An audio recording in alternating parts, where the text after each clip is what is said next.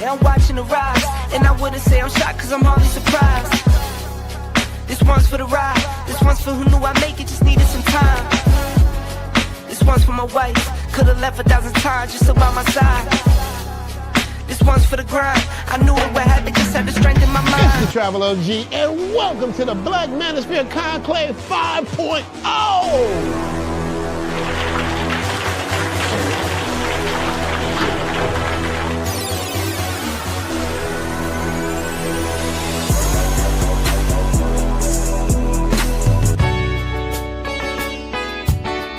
We got started in 2021 in Atlanta, united in the pursuit of excellence in all things. It's been one hell of a ride. Can I tell you what's on my mind? 'Cause I've been thinking about it for quite some time. Hey, can you give me a moment to declare my love? Can I tell you what's on my mind?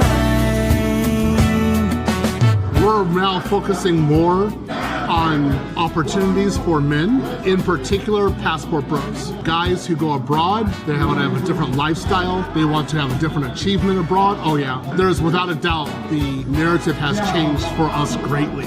I just finished speaking and having a chance to tell individuals about how to live the American dream outside of America. And I was here to help so many men when it comes to understanding what they need to do in order to relocate. With the political climate, things that are happening worldwide, guess what? Nobody's coming to save us. So it is indicative that we all bound together, tighten up like a fist, and strike a mighty blow against everything that's fighting to stop us, man. It's nothing but good, positive people, good, positive energy with one goal in mind, and that is to make money, get the hell out the matrix, and enjoy your life. You dig? So shout out to all of y'all. Theme music. Yo, what's going on, y'all? This is your man Marcus A. Brown, and I'm here to tell y'all that I just got done with my first consultation with the brother Andre of Love Crossing Borders. I just wanted to give him his praises. I need y'all to do two things if you haven't already. If you haven't, subscribe to his YouTube channel, Love Crossing Borders. Also, if you are going to Colombia, if you're thinking of going anywhere, traveling internationally, please consider booking a consultation with the OG Andre of Love Crossing Borders. You will not be disappointed. And y'all, get in tune with him if you haven't already. Tell him MAB sent you. Peace. Where are all the black men? And I'm not talking about the scammers, the drug dealers, the robbers, and the crooks. Well, actually, they're here with Andre and Andre's Love Crossing Borders. Shout out to you guys that are here.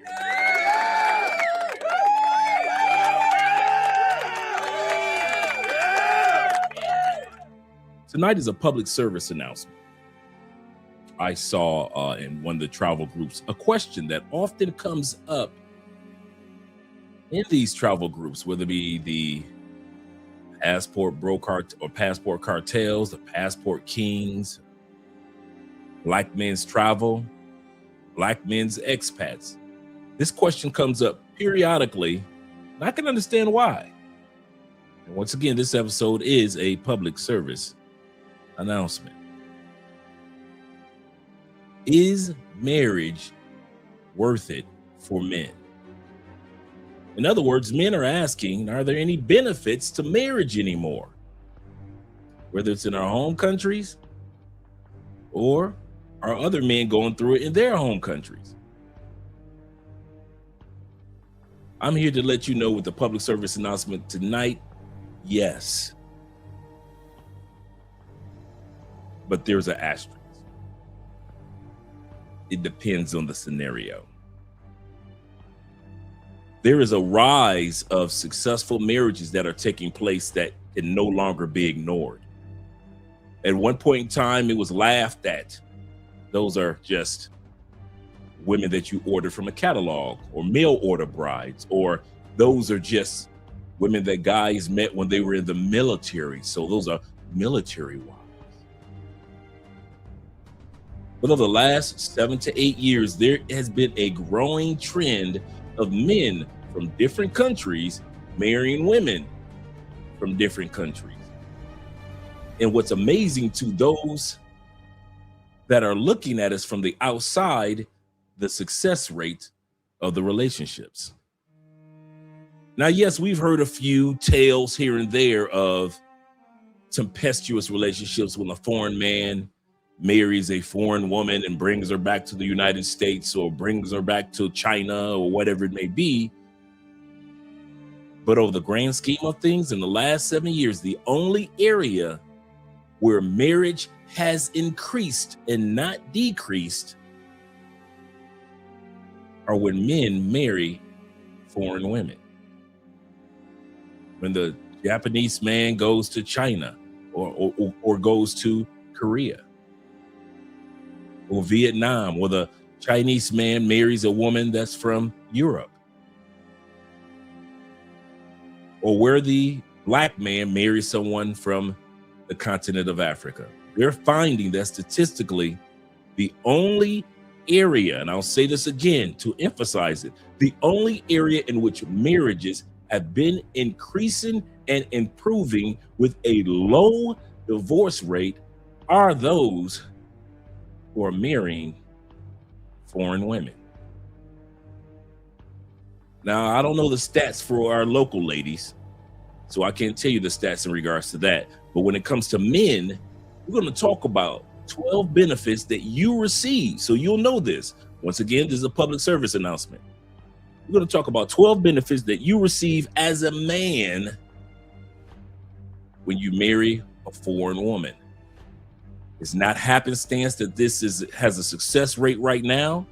We don't know what the future holds, but we can say today, while around the world, people are saying, I do not want to get married. And the divorce rate's over 50% in other countries. But when it comes to men marrying foreign women, you'll be amazed tonight at the stats that you're going to see. So sit back, have a pen in hand.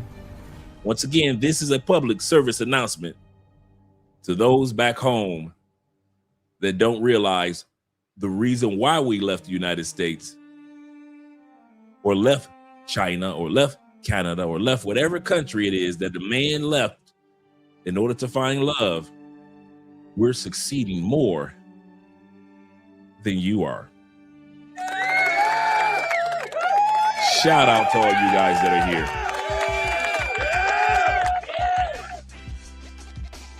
Shout out to all you guys that are here, rocking my Zoom to Thailand shirt.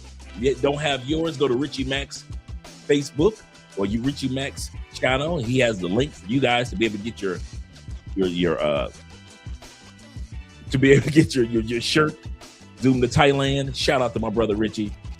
And salute to all you guys that are here. Tonight's going to be a great episode. We're addressing a question that's, like I said, often pops up on Facebook platforms. TikTok question popped up. They even do shows on them. Is marriage worth it anymore for men? Is it worth it, gentlemen? And even though it may not work in some marriages for men who marry foreign women, we understand that nothing has a 100% guarantee. I'll say that again. Just because you marry a foreign woman does not mean that a divorce might not take place. But statistically, the numbers we're going to look at tonight, you'll be amazed by. Shout out to all you guys that are here. Let's get started with our brother Kenny People, numero uno. Kenny People's in the building. Glad to see that you're here, Kenny. Appreciate you being here, brother. Always. He said that'd be one day to marry overseas and be in a country with better laws. Like I often say, in America, you might find a great woman, but you won't find great laws. You find a great ladies, but you might not find great laws. And the women will take advantage of them like they have. So good evening to you as well, Kenny. Glad to see that you're here. We got 29 in the building. Do us a favor, guys. Click that like button. Shout out to my Uncle Ghostface who's watching over there from Andrea's channel. Let me drop the link over there if you guys want to support by just watching from Andrea's channel.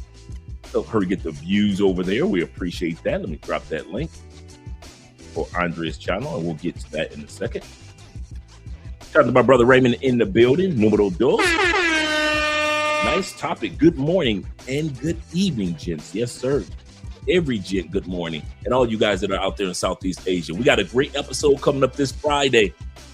You know, we already did the Blasians in South America. We did the versus Venezuelan women versus the Colombian women versus the Peru women versus the Guyanese women versus the women in Brazil. And Guyana came out on top. Shout out to Guyana. And that was the Blasian episode. Well, this Friday, we're going to go straight to the source. We're going to go do an episode where it's just man, I'm just okay, let me get the words out. The Battle Royale. Okay, there we go. And the Battle Royale that we're going to have is Asian ladies in the Asian countries. So it's going to be Cambodia versus Thailand versus Philippines versus India. Why do we choose those? Those are the most common ones, and those are the largest ones. So yes, we could have put Malaysia in there. Oh yeah, we got Vietnam in there as well. So we got Vietnam, Cambodia. We got Vietnam, Cambodia, Thailand, Philippines, India versus each other this Friday. We're going to see who the winner takes all. Who has the baddest of the baddies? Shout out to you guys. So be ready for that episode this Friday. Shout out to my brother Tevin King in the building. Always supporting the channel. Appreciate you gentlemen being here. I really do. Shout out to my brother Bobby Coltrane of the Coltrane family in the year of our Lord, 2026. Glad you're here, Bobby. Hope you guys had a great day. Hola to you as well, brethren. Hola to you as well. He said, how we doing? We're men, ain't we? We're men, ain't we? Absolutely correct. This episode is dedicated. We're going to talk about that before we get started. It is dedicated to encouraging men to know your value. It's as if when Kevin Samuels died, we fell off when it came to understanding our true value. And women have been attacking us, and we've been going for it. We've been going for it. Well, enough is enough is enough. It's time for us men to realize how valuable we are. And I mean on a global scale.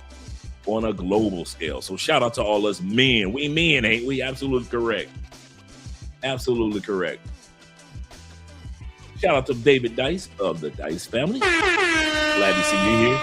He say, Dre, I'm going to ask for that video for Friday's live stream early, family. Yes, we're going to be doing that live stream at 6:30 Eastern. So we'll be starting that one at 6:30 Eastern. It will be a lengthy one.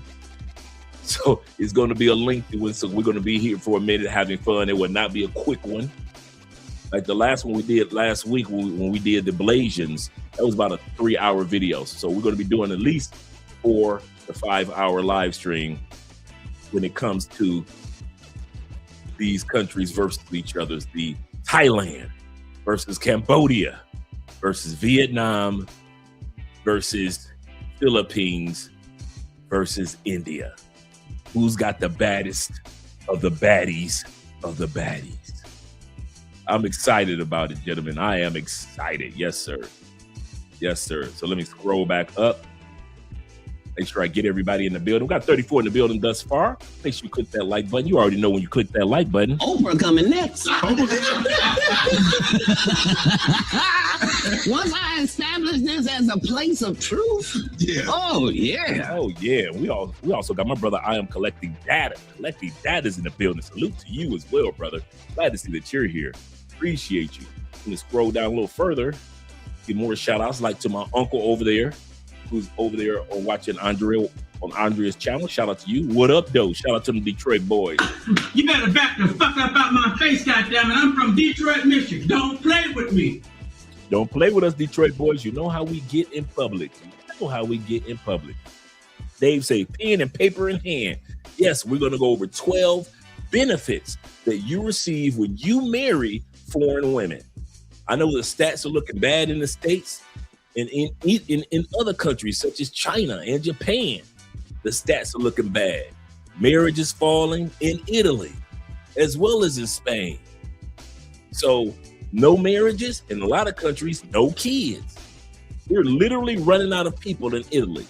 Italy is the oldest country in the world. And I'll tell you what I mean by that. Italy has the most senior citizens than any other country because the young people are born and they're leaving Italy in record numbers for jobs and other opportunities.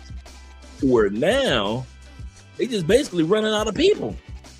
They got all these lands and all this property and all these buildings. That's why they're selling certain property for $1 because they're running out of people. You got countries that are willing to pay you to move there because people are not marrying and having kids with their locals anymore. But the only area, it seems, and I researched it, the only area of marriage and childbirth that continues to increase as the years are going by are interracial children and men marrying foreign women. That's on the uphill, and interracial children are on the uphill. Every other group is on the decline. Black marriages and black children on the decline. White marriages and white children on the decline. European marriages and European children on the decline.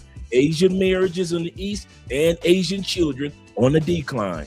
The only group that is growing are interracial children being born in record numbers and men marrying foreign women. Notice I said men on purpose because there are not as many foreign men marrying our local women. Nobody's flying to America to marry American women in record numbers, and American women aren't being married to foreign men in their countries in record numbers compared to how many of us are getting married. Because even Kevin Samuels used to say that men control marriage where women control access to sex. So I can understand why it's like that for the men. Shout out to T-Mac in the building, my Medellin brethren. Glad that you're here, brother. Really, I'm glad. And the official one, Kobe, that is. Shout out to you, Kobe, man. I watch a lot of your videos, Kobe. I come across a lot of your videos, man. I kid you not, man. Keep up the good work. Keep up the good work. And you ain't never in the same place, I swear. You like Ace Live, man, and Check in Effect. You always somewhere where don't nobody know where you are. Shout out to you, brother. David says this. He said, I'll entertain the idea of marriage overseas, and that's it. Absolutely correct. Shout out to my brother Sean, my friend, my mentor, guide, my brother Sean D. Upshaw. In other words, make sure you subscribe to his YouTube channel that's just started, or his Facebook page, which is This Is Going to Get Ugly. Yes, This Could Get Ugly is his new YouTube channel, the TCGU. This Could Get Ugly, which is great content over there. And shout out to you guys who are following over there on Andrea's channel. Make sure you, if you decide that you want to support the channels, plural, then also watch over there from Andrea's channel. We got 44 people in the building. Yes, sir. We also got Bobby Coltrane in the building, who's always here, of the Coltrane family, as I gave you a shout out earlier, and my boy, my SpaghettiOs.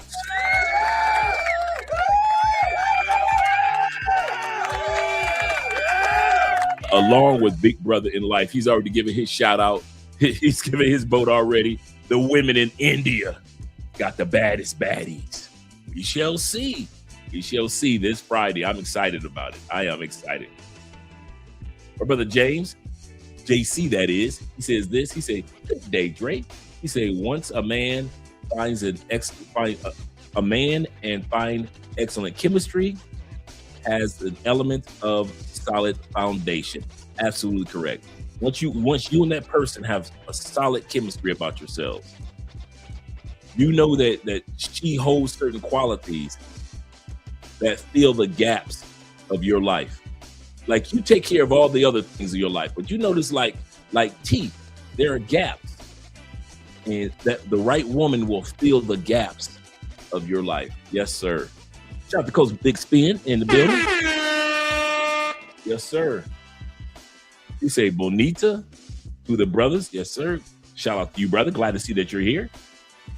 He said, living the married dream here in Brazil. Yes, sir.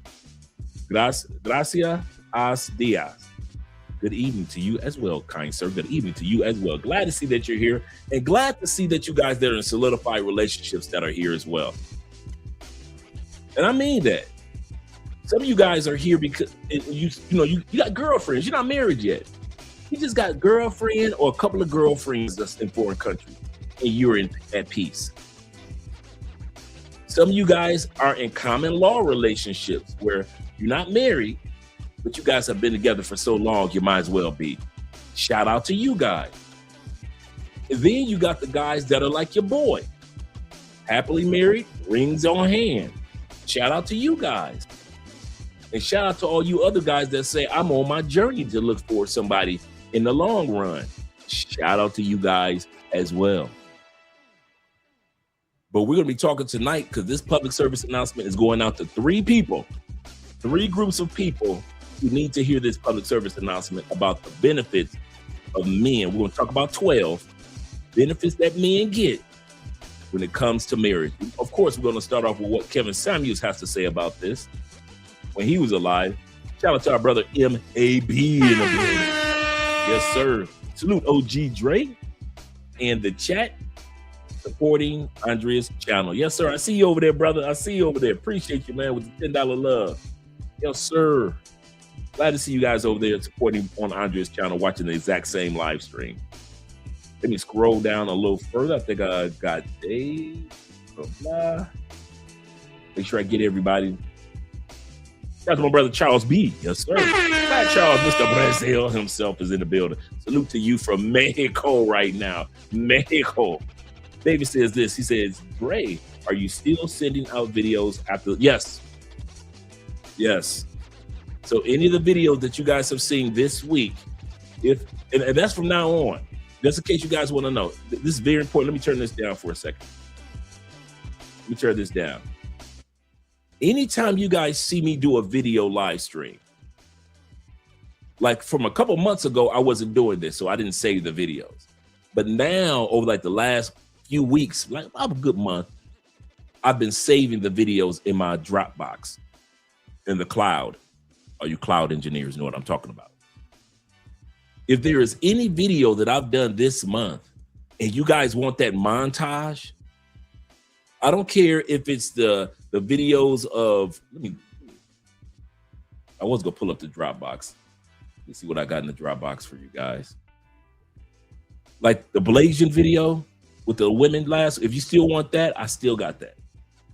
If you guys are looking for, let me pull up my Dropbox and let's see what videos I have. 7 things women want that most men ignore. I have that one. I still have the one that we did with Applebee's. I still have that one. I still have the bamboo pole. When the ladies go to Jamaica and get the bamboos, I still got that one. The big girls for tax season. I still have that one. Black Americans versus black expats. Still got that one. The Blasian one. The girls trip, when the girls go on their trip and everything keeps falling apart, I still got that one if you guys want that one. Another one is about good women. The Blasian one that we did last week with the Latin Asian women, I have that one too. So we have the Blasian one and we have the Blasian one. I still have that one. I still have men no longer date lazy women. That's still here. Men reset your life. I have that one. I still have the one with the passport sis went to jail for 4 years in Costa Rica. Still got that one. Bitter truths about passport sisters. I got that one. Remember the bitter truth is about the sister, the light-skinned sister that just moved to Medellin about a year ago, and now she bitter. All the passport bros keep going in my comments. Da da da da. Remember that one we did? The light-skinned pretty chick from the States with the daughter. That's the one. So the passport sis with the bitter truth, I still got that one. The real truth about being born Blasian, I've got that one. Oh, the one we did with T.I. and Corey Holcomb talking about what countries they would live in if they would leave the United States. I've got that one. I've got the Dr. Umar versus Kevin Samuels when it comes to interracial dating. And I also have Western women shaming men for not dating them in Thailand. I still have that one. When the women were just tripping, like, y'all come to Thailand, y'all want these Thai women, but y'all won't touch a black woman. Y'all don't want to be with a queen no more. Yeah, that's why they came to Thailand. If they wanted somebody with some complexion, they just get with a darker Thai sister. Why would they fly all the way to another country to get with the American woman? I don't know. But so I have those. So any videos that you guys want from that collection, just shoot me an email. I'll send it to you. For free, no calls. Hey, what am I going to do with them? Just keep them in my Dropbox? I'm not going to do anything with them. So why not share it with other content creators? So even if you're starting a channel, man, you're like, hey, let me use some of that stuff that Andre used and I can make YouTube shorts out of it through Opus clips. So whatever it may be. But don't feel, I'm not one of those hoarder type dudes. You know, even though I put in a lot of work of creating these clips, I don't have no problem with sharing them, bro. I kid you not. I'm not funny style like that. So anytime you guys see a video that we have done that particular day or night, you're like, hey, Dre, I would love to use that on my channel. Hit me up in the email and you'll get an email by way of WeTransfer. I transfer all large files through WeTransfer.com. So you get an email from WeTransfer with the whole file that you can the whole video, in other words, that you can download. Now, I'm not talking about the live stream part. I'm talking about the video clips that I put together for every show. That whole like 40-minute video clips or 50 minutes of clips. That is what I'm talking about that I'll send to you guys. So shout out to you guys. And if you want the one for tonight, you can get that one too. Yeah, that's one thing I'm not funny style about, man. I'm like, it's like a wedding dress. You know, you're only gonna wear it one time. The woman's gonna wear it one time. That's why men know to rent a tuxedo, because we're gonna wear it one time. And so why not share? Shout out to you guys. So yeah, he said, I'm definitely going to ask you for the video for Friday if possible. Let me know which one that is, and I got you. And I still have the one for the hotels.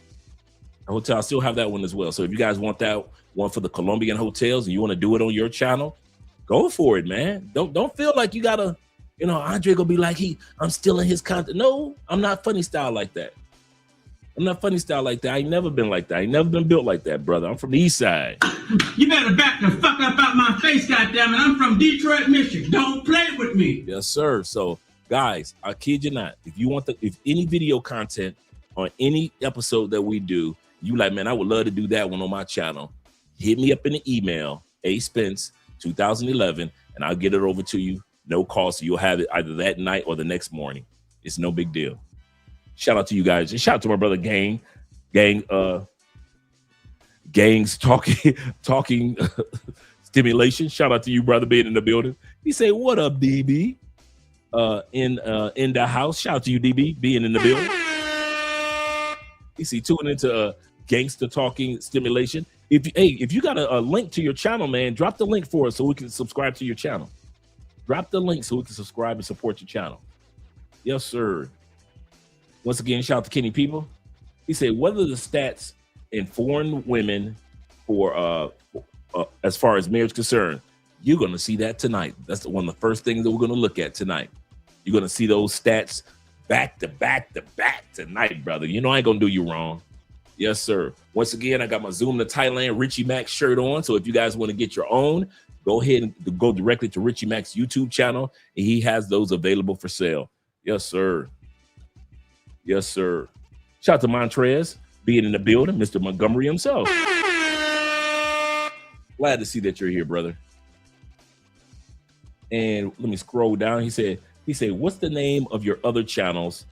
Are you still uploading videos there? I've got a couple of channels that I'm actually going to be launching next month. So I don't want to talk about them yet. But the other channel is Andrea Wallace TV. So you can support by either watching a live stream from Andrea's channel, or make sure you subscribe to Andrea's channel, because that channel is growing fast.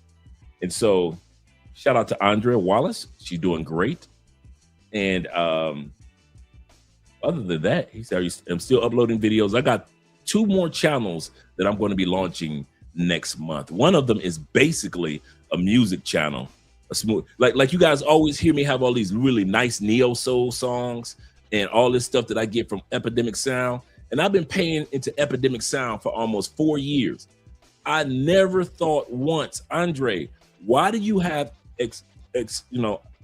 access to over 30,000 songs and you haven't made a music YouTube channel? I'm always sitting up here doing Theo's homework, class for cloud engineering, and I'm listening to smooth jazz or old school R&B or whatever it may be, right? And a lot of the times you guys will ask me, hey, Dre, what's that song that you playing for the Cowgirls? Or what's that song you playing on the outro? And I'm thinking to myself, like, why am I paying to have music that I only use for outros? Why don't I just create a YouTube channel that's dedicated to music, just like the Loaf Beats and all those other YouTube channels, smooth jazz YouTube channels? Why not just create one with the music I already have access to anyway? And so I've got a music channel coming out, and I also have late night conversation, TikTok conversations channel that's coming out. I already have over 30 videos already uploaded on that particular channel. It is nothing but men and women going at it late at night on TikTok. And I kid you not, they say some of the craziest stuff to each other in the United States, to where you like, man, I'm glad I'm getting out of here. Yes, sir. Shout out to you, brother. And once again, big brother in life, glad you're being here as well. He said, interested in that topic for tonight.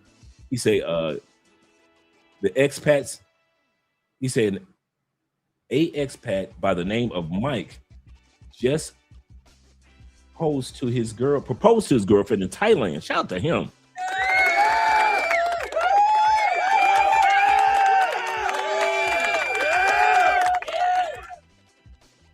Her name is Fafang. Is that the sister in Thailand? I mean, the young lady in Thailand with the short haircut, with the little short old school Halle Berry / Toni Braxton haircut? Let me know if that's her, man, and that's him. Seems like a really nice couple too, man. Shout out to them if that's who it is, man. Really nice couple. I might even reach out to them for an interview. If that's the couple that we're talking about. She's the one with the little short, cute pixie cut, if I'm not mistaken. Shout out to NBA. He said, I love that Detroit drop. Yes, sir. Yes, sir.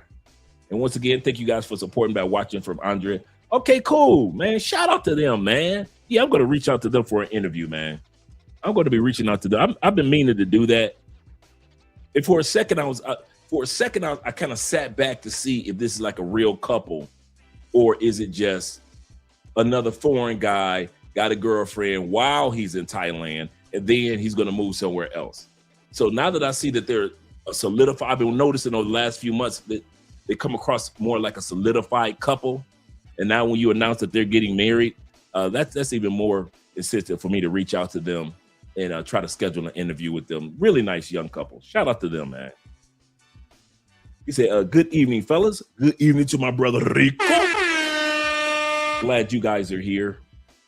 Let me scroll down and get ready with the live stream. Now, let me change the music up before we get ready to go to the video. We got the video already set up with the Godfather. Shout out to the Godfather. And make sure you guys go to Amazon and get your copy of some of the greatest quotes and some of the great story that explains about Kevin Samuels and some of the things that he said in the book that Obsidian wrote, which is The Gospel According to Kevin Samuels. Excellent book. It's a really good read. It's on Amazon right now. Just go look for The Gospel According to Kevin Samuels, or The Gospel of St. Kevin Samuels. I said according to, but The Gospel of St. Kevin Samuels, with some of Kevin's greatest quotes and statements and words to encourage men in here. Everything from you got to watch your diet to the fact that you got to work out every day He's talking to the ladies about making sure that they got pretty faces, make sure they take care of that, take care of them ankles, them cankles, them chins, that back fat. He talks to the ladies about that.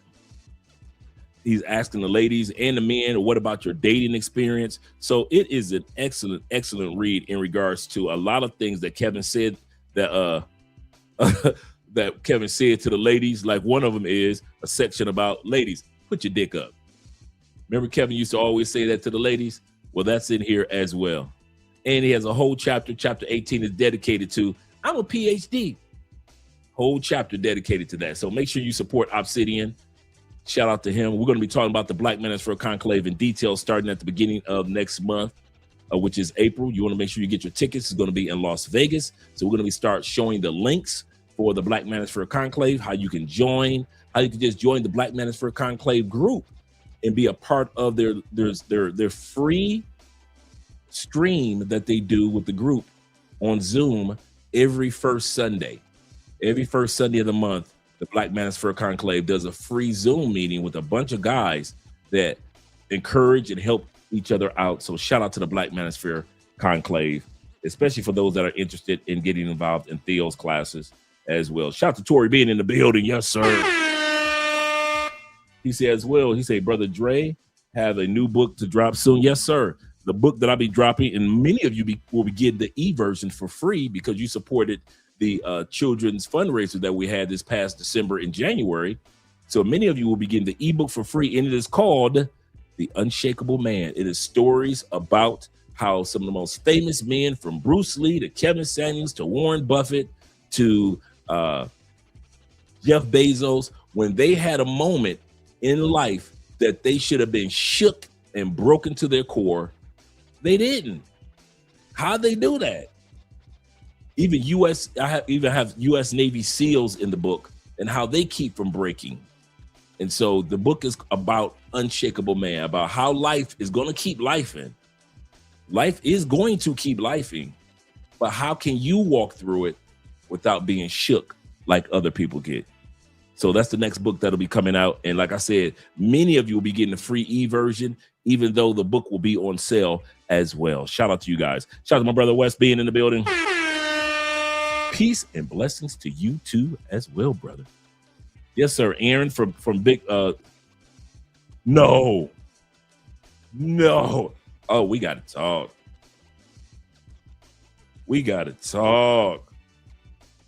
You lying. And I just talked. Oh, yeah. Me and Aaron got to talk. Yes, sir. I didn't know he got married, man. I knew some other things that were coming down the turnpike, but I didn't know that Aaron got, man.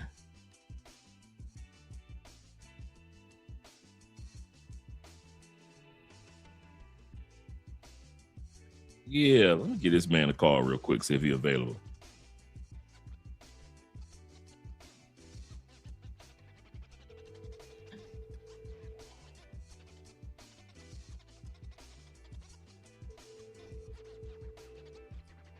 Wow.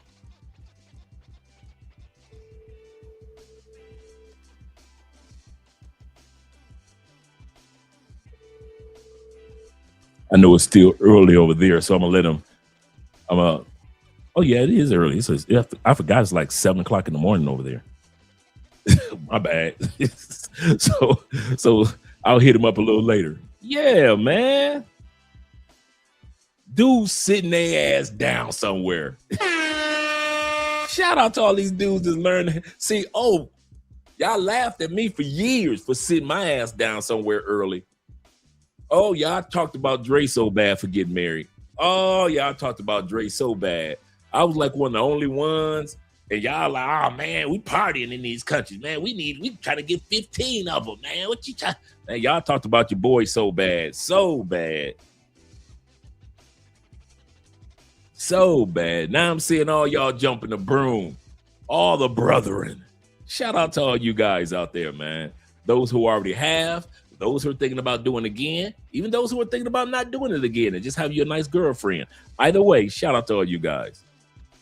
He said, what's Chris Shields need to do?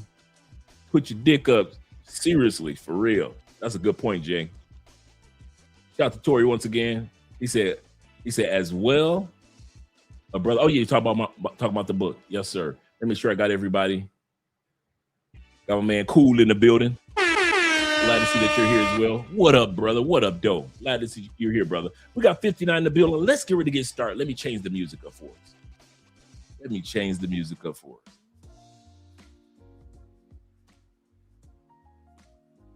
Once again, I said this live stream is dedicated to a question that was posed, and quite often is posed on Facebook, in the Facebook groups, the travel groups. Is marriage for men worth it? And we all understand what guys are saying, that they're talking about in the United States, but I'm seeing around the world, men in their home countries feel just like men in the United States, like, man, it ain't worth it. You got the dudes in China saying the same thing American men are saying. You got the men that in Morocco are saying the same thing that the Chinese men are saying. The Moroccan men are saying the same thing that the Italian dudes are saying. These dudes are saying, my local women ain't worth it, bruh. But then there are countries that you can go to and find quality women if you are on a quality woman journey. And so I decided to put together a public service announcement in regards to, it's worth it. As long as you're not in westernized countries dealing with westernized women. Now, it doesn't mean that you could just land on a plane, as we all know, and just walk up to the first woman and she's going to be the one. Normally, it doesn't work like that, no matter where you go in the world. But when it comes to the percentages of opportunities that you get to marry a woman or find you a common law woman or to have you a girlfriend or girlfriends or wives, plural, the percentage increases in other countries compared to some countries. But before we get started in regards to that, we're going to talk to, because this public service announcement is dedicated to 3 groups of people. First group of people that we want to address tonight before we even get started are the ladies back in the States. We do not care how many videos you put out on us when it comes to Passport Bros, Blue Book Gentlemen, Passport Kings, Passport Cartel, Black Expat Men. We do not care. Ladies, we are not coming back. You might as well get used to that. There are men that are in the cubicle next to you. They might work in the States, but their mind and their lives are out of the States. There are men that are, ladies, they ain't coming back. You gonna have to find somebody else to marry. You got the men in this on the plantation you can still marry, you can still be happy with. We don't know why, ladies, us dudes that travel, we don't know why the men aren't going to the dating events, to the meetup groups. We don't know why, and we don't care. We don't know why they don't go to the parties with y'all anymore. We do not know why they don't take y'all out to dinner anymore. We do not know what's going on in the States or in Canada or in UK, in other words, the West. But what we can tell you, there is a growing group of men that are done. And just because you see them in the cubicle next to you does not mean that he wants to date you anymore. He's dating overseas. He's taking his sex life overseas. He's taking his mindset and his money overseas. Ladies, no matter how much you complain about it on TikTok and on YouTube and other platforms, it's never going to change. It is done. The Pandora's box has been opened and men are not coming back. And the more you complain, the more you ladies are doing nothing but confirming to these men they made the right choice. The more you call them out their names, the more you put them down, you just letting these men know, thank you, ladies. I am leaving the United States and I am going to find love in another country. That's the first group that this live stream is dedicated to. Ladies, we ain't coming back. Number 2 group that this live stream is dedicated to is Passport Pookies. Bruh, y'all gonna have to come to the conclusion. Everybody don't move like you. Everybody don't act like you. No, everybody doesn't want to get drugged. Sorry, that's your thing. Everybody doesn't want to throw money in the air like they just don't care. Everybody doesn't want to jump from country to country to coochie. Been there, done that. Some of you passport pookies, y'all are bitter. And I mean bitter. I thought the women were bitter. You passport pookies are bitter because some dudes are deciding to solidify themselves into solid relationships. Doesn't necessarily always have to be marriage, but at least they get a girlfriend in DR. Y'all get pissed at your boy who got a girlfriend in DR. And I mean a real girlfriend. You get pissed at your friend in Colombia who got married in Colombia. You get pissed at your boy who partied with you like a rock star for 5 years. And then he said, you know what? I want to get married in Thailand now. Or I want to get married or be with a girlfriend in the Philippines. And you pookies are pissed because you ain't got no more party partners like you used to have when all this travel experience with black men first started. Now you bitter. Now you making videos. Now you hating on dudes in Facebook groups. Y'all got to come to the conclusion. There's a time period of partying for all of us. But guess what, passport pookies? Ray-Rays, Nook-Nooks. And this is ageless. Some of us know how to grow the hell up. And y'all don't like it. Some of us know how to just get a girlfriend or maybe 2 girlfriends, maybe 3 in different countries, and just sit our butts down somewhere. Some of us get married and have some kids and sit our butts down somewhere. Some of the brothers take the ladies home, and some have bad experiences, but many that I know have great experiences with their wives that they got from foreign countries. They learned, I party like a rock star. Now I'm sitting my ass down. Shout out to our brother El Guapo. El Guapo got a million stories to tell of his adventures. But the greatest story he always tells is the relationship he has with his wife and his son and the life that he has now. That is his greatest story of all time. And you passport pookies and you Ray-Rays, you Nook-Nooks, you cannot stand to see another man happy unless he's doing it your way. The last group that's bitter. And you worse than the passport pookies. And you worse than the women in the States. You broken, bitter bros. I'll say it again. Some of you dudes, you tried to get married to a Filipina, and she got you for $50,000. So now you mad at every damn body and anybody that could get married to anybody in any country. You had your girlfriend in DR. And she got you for $10,000. Or you had you a wife in Medellin and yours didn't work out. So you think all the women in Medellin, anybody that get married to a woman in Medellin, you a sucker. I got married to a woman in Medellin, it didn't work. Just because yours didn't work, bruh. And maybe just because the next man's didn't work. That don't mean all of us gonna falter. Social media has some of the most bitter, broken men with passports that you will ever see. They cannot, you dudes, some of you dudes, we gotta keep secret that we're about to have some kids. We gotta keep it secret that we got a girlfriend.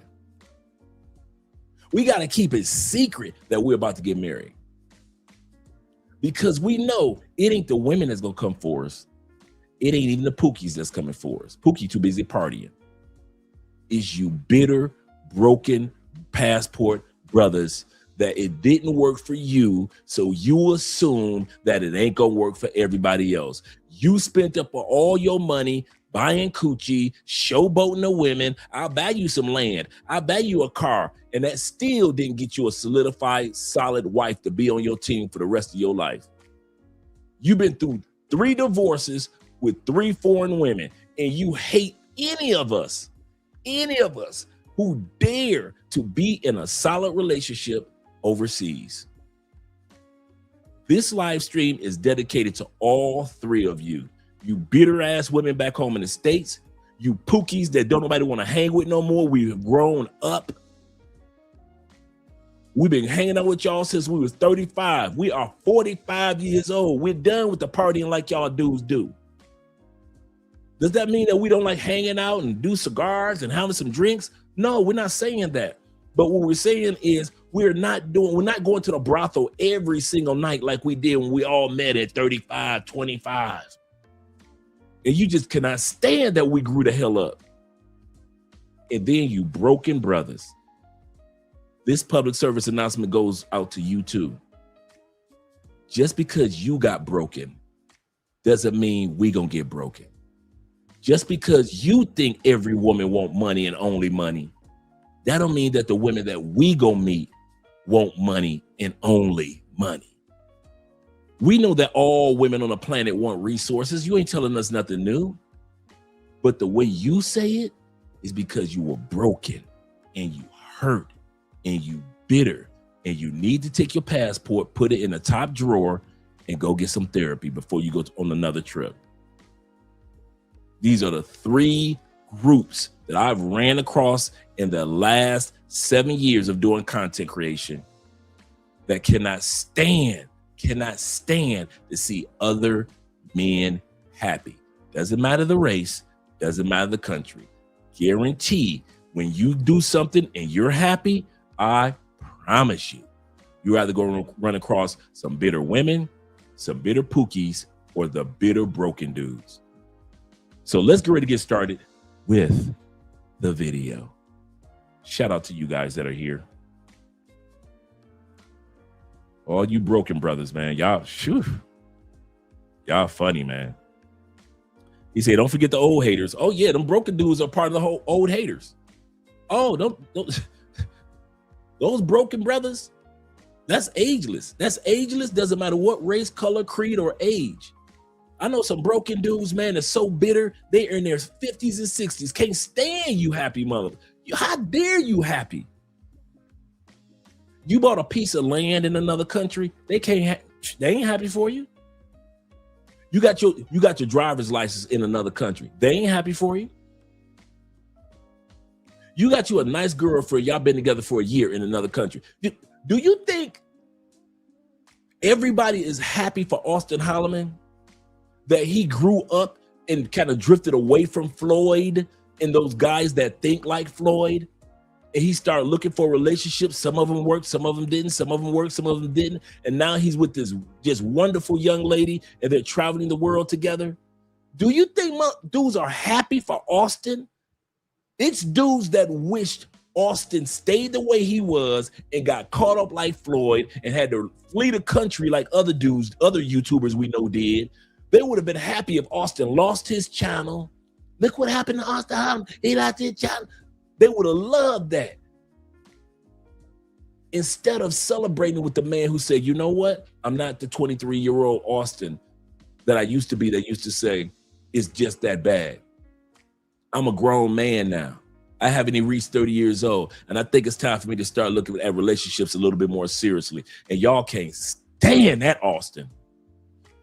You bitter dudes, you cannot stand seeing that young man happy. Can't stand it. And that's of all ages. Some of you dudes are 60 years old, bitter at a young man under 30. Uncalled for. Now, I'm used to the hatred. I ain't gonna lie to you. I'm used to it. Me and Richie Mack, we be laughing at y'all now. Remember, dudes got so many, there are content creators to this day that are still making anti-love crossing borders, anti-Zoom to Thailand videos. To this day. People we've never met in our lives that we've never said anything to. So if you guys think that it's only women that are upset that we are solidifying good relationships in other countries, Pookie mad at y'all that y'all don't hang with him no more. Ray Ray and Nook Nook, they mad. Ray Ray and Nook Nook would have rather you had gotten drugged with them in an Airbnb and woke up 12 hours later with all your stuff gone. Nook Nook, Ray Ray, and them and Pookie with the passport would have been happy with you getting drugged with them. With you getting robbed with them. They would have been happy if you was in Parque Yeris with them getting scammed by the Colombianas for higher pay-for-play prices. You think them dudes happy that y'all left pay-for-play? They got y'all a couple of real girls? Oh, no, y'all don't think these dudes be talking? Dude, I promise you, take it from Dre. These dudes talk about you so bad because you decided I'm gonna leave the pay-for-play world alone. I got a little Spanish down pat and not in Medellin anymore. I'm gonna go and walk up to local women in Barranquilla. You think them dudes happy that you got you a girl in Barranquilla? Hell no. They wish you was still in Medellin getting drugged and strung out on Tootsie like them. They wish you was still popping bottles in Medellin like them. How dare you get your Spanish game up and leave them alone? How dare you meet some women, not just a woman, but some women that's really on your team? They would rather that you hung out with beautiful bottom feeders for another 10 years, just like they're gonna do. And for the bitter dudes, it's dudes, the bitter broken dudes, man, it's dudes that's licking their chops, can't wait for Richie Mack and Elle to break up, so they can say, I told you so. Cannot wait for me and Andre to break up, so they can say, I told you so. All the foreign women are alike. I don't see why them brothers even got involved in that. It's dudes that's waiting because they shit didn't work out. Those are the three groups I constantly come across in these last 7 years that will not give you a pat on the back or congratulations. Bitter motherfuckers, pookies, and the ladies back home. He said, yo, Dre, he said, Dre live in Barranquilla. Leave Barranquilla out of this. Shout out to Barranquilla. I love Barranquilla. Yes, sir. Yeah, that pink Coke. Yeah. They want you to be out there with them. They want Austin hot. They would have loved to see Austin get locked down with Floyd. Y'all think they wanted Floyd to go down solo? No, they would have wanted Austin to be, I told you, I told you. Just so they can sit back and say, yeah, look at him now. You think them dudes put on a show when Austin left Brazil the first time? Just imagine if he had went back and got arrested along with that Floyd mess, even if he didn't have anything to do with it. Or let's say he ran out of Brazil, like a couple of YouTubers that we know about that ran with their tail between their legs, no longer talking about Brazil. What if he'd have ran up out of Brazil, just left Floyd there? Y'all have talked about him then. But because Austin stayed in one continent and just took his time to develop his manhood, y'all can't stand that. Y'all can't stand the fact that that young man has decided, I want to grow the hell up. Can't stand it. You hate to see that man. You hate to see men happy. I can't stand men that hate to see men happy. That lie to men. If you ain't got no money, she ain't gonna come your way anyway. The only way you can get a foreign wife, you gotta come out of this type of money. The only way you get any woman, you gotta have a certain amount of resources. That's everybody. So what are you crying about? All you do is talk about money all the time. The only reason she with you because of money. All women want resources. What are you crying about? You just looking for something to cry about. That's the part that gets me. Men that hate to see other men happy. You were born with enough pressure on your life as a man. Society doesn't even care about you. They care about children. They care about women. They care about old folks. They care about special needs people. But a man, your butt's supposed to run into fires. You're supposed to jump in front of bullets. You're supposed to drown in the flood trying to rescue somebody else. You were born, for the destruction of wars. You got bodies being shipped back to the States and on a regular basis, day after day over the last few weeks. Born a man. So you should sacrifice your body for your country. All of that. The pressure that you're born with as a man, and to sit, the economic pressure, the social pressure. You can't tell somebody when you're feeling good because they're going to hate. You can't tell somebody that you're feeling weak because they're going to gossip. You can't tell your woman everything because she might throw it in your face as a man, but she can tell you everything. Old people can tell you everything. Kids can tell you everything. Special needs people can tell you everything. But let a man try to tell the world what he's going through. Why you think we're the ones that's always jumping off of somebody's bridge? There's already enough pressure as it is to be born a man. And here you men, I'm not talking about women, men with passports, fussing and cussing and putting down and belittling other men.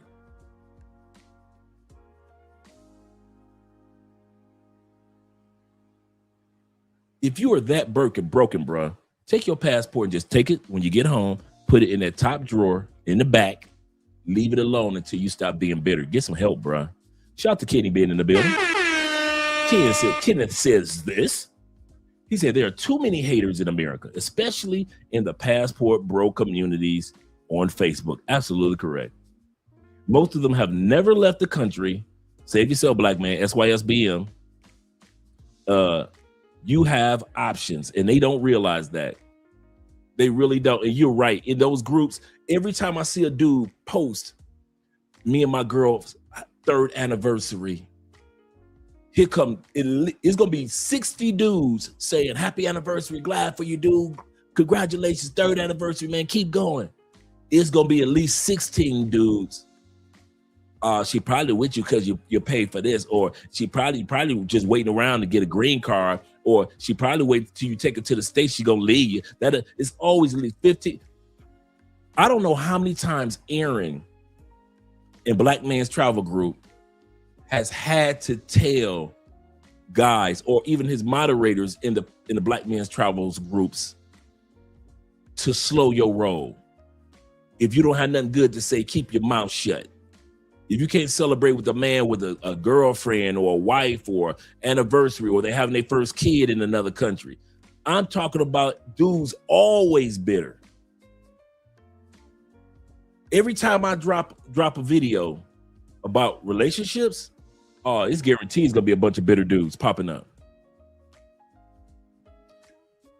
It's dudes that's so bitter, they will watch this live stream. There are bitter dudes that have been watching our channel for at least 5 years, yet they're bitter. And when I drop a video or a happy anniversary, or me and Andre went out to dinner here or there, those dudes can tell me stuff about us that we've only revealed on the channel, and it'll be stuff from 3, 4, 5 years ago. And you're thinking like, you've been following us for 5 years and you're that bitter? I mean, it could tell you everything. And you'd be feeling like, who the hell is watching our shows just to hate? Just to hate. Never met me, never met my wife, never met Richie Mack, never met Elle, and they will watch our shows for years in the background and will quote stuff that I said like 2.5 years ago. You be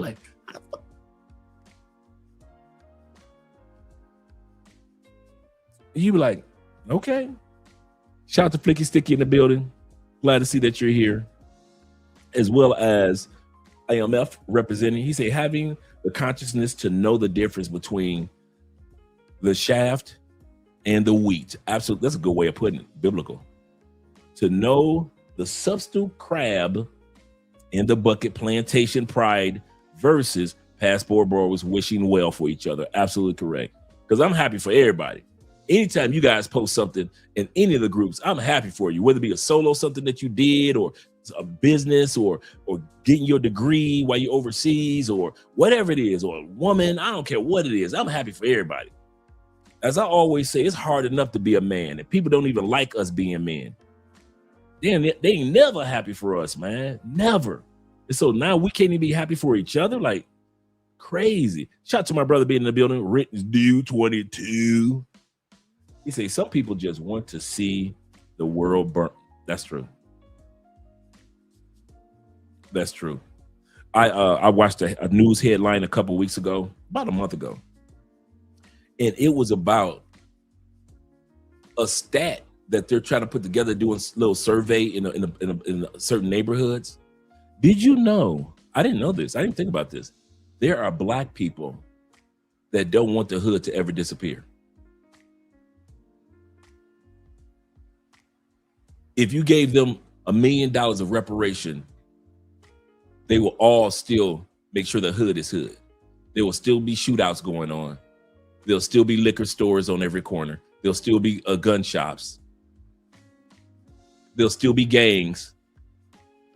You give them $1 million, they will not leave the gang. They'll stay in that gang. And I mean violently. There are statistically certain people that I don't care how many Malcolm X's you put out, how many Stokely Carmichaels, I don't care how many times you say I'm put on the t-shirt, I'm a man, and how many Martin Luther Kings you have. There are Black people that are dedicated statistically to watch the Black community burn. And if it's like that in our community, it's probably like that in our country and among brothers with passports. We're going to actually tomorrow we're going to be doing the episode on what happened in Houston. We all know what's been going on with Houston. Like over the last week, I don't know what's going on with Houston. They came out the new STD stats for Houston, the new stats. Wrap it up, Houston. And then they had to cancel the Black rodeo for one of the first times in history of the event. They had to cancel the Black rodeo because the ninjas showed up.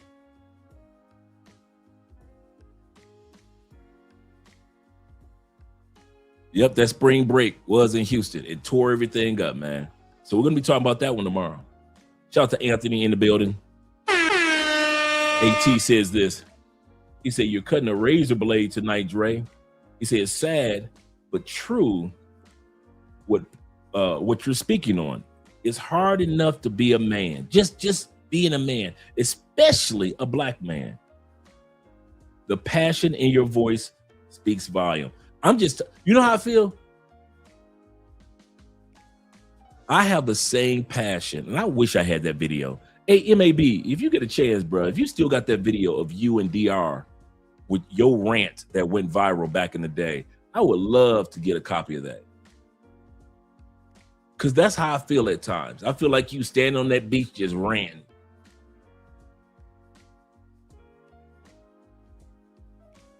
Just tired. Just tired.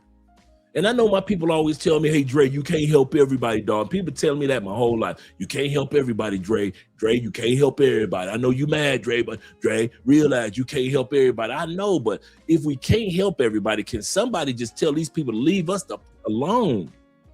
If y'all want to stay hood, stay away from the Black Spring Break in Houston. If y'all want to keep everything hood, stay away from us when we go to DR, when we go to Thailand, when we go to parts of Africa. Let us Black men enjoy it. We don't want. Do you Negroes? Do you ninjas realize Black men don't want to be around ninjas all the time? Sometimes Black men and Black women just want to be around Black men and Black women. No violence, everybody having fun. We taking photos and photo groups, and we just having a good time in Cartagena. We just want to be Black people. We do not need you ninjas around us all the dang time.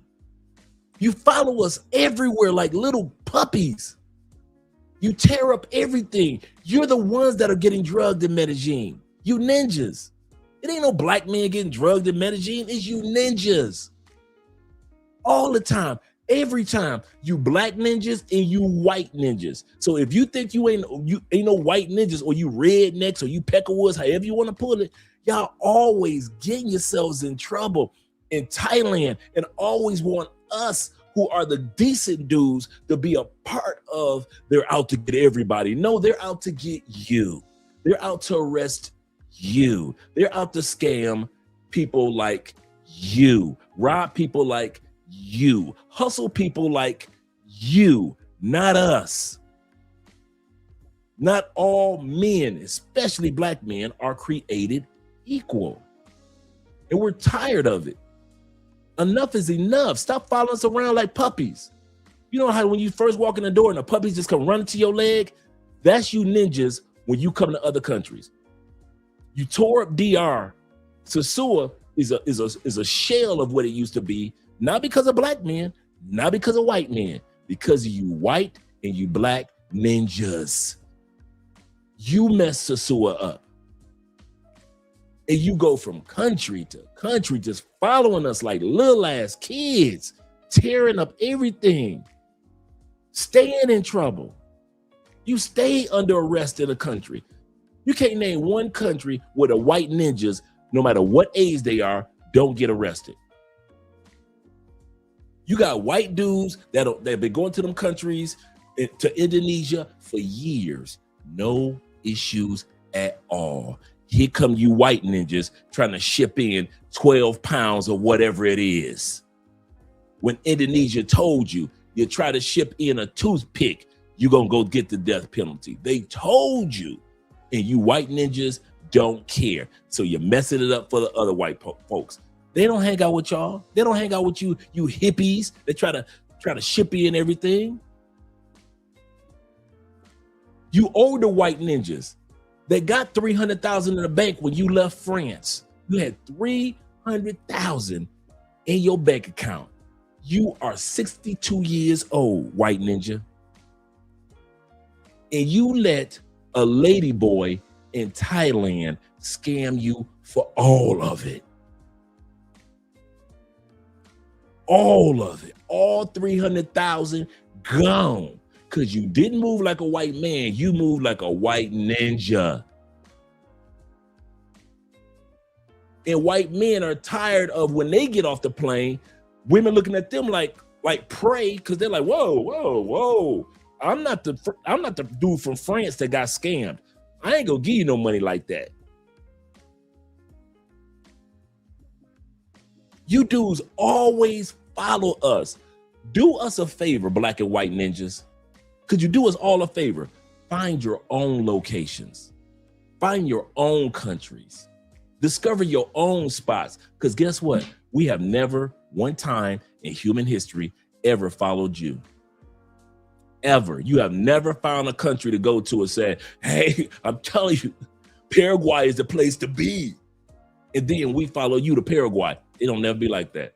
It's always good black men, good white men, good Asian man, good Latin man. We go to a country, we have a great time. Everything is going great. Prices are great. The food is great. The women are great. Everything. Here come you ninjas.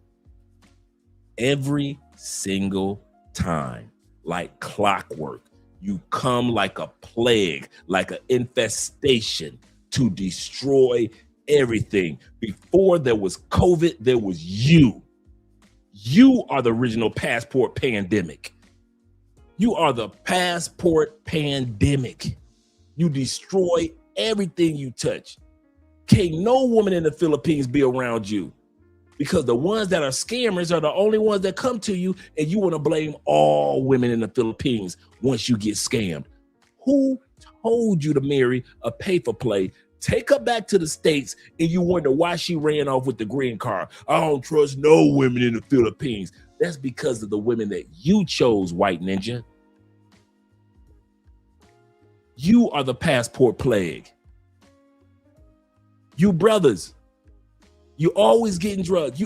How many years do dudes got to get drugged to Medellin for you to wake up? How many years? Thousands, almost millions of us come to Colombia every year. No issue at all. We don't come close to getting robbed, close to getting scammed, ain't never been close to getting drugged. You have been here 3 times and got drugged twice. because you like to throw money in the air in the club in Medellin. And the gang member said, girl, I want you to do me a favor. You see that foreign food, that gringo? Get him. And she sit, and then them gang members sick them girls on y'all like pit bulls. And you wonder why you got robbed in Medellin. I ain't going back to Colombia because I can't trust to Colombia. Colombia dirty, man. F Colombia. I ain't never going back. Colombia wasn't made for ninjas anyway. It was made for good people. I don't know why y'all keep thinking you could come down here and do what we do. I don't know where y'all get that idea from.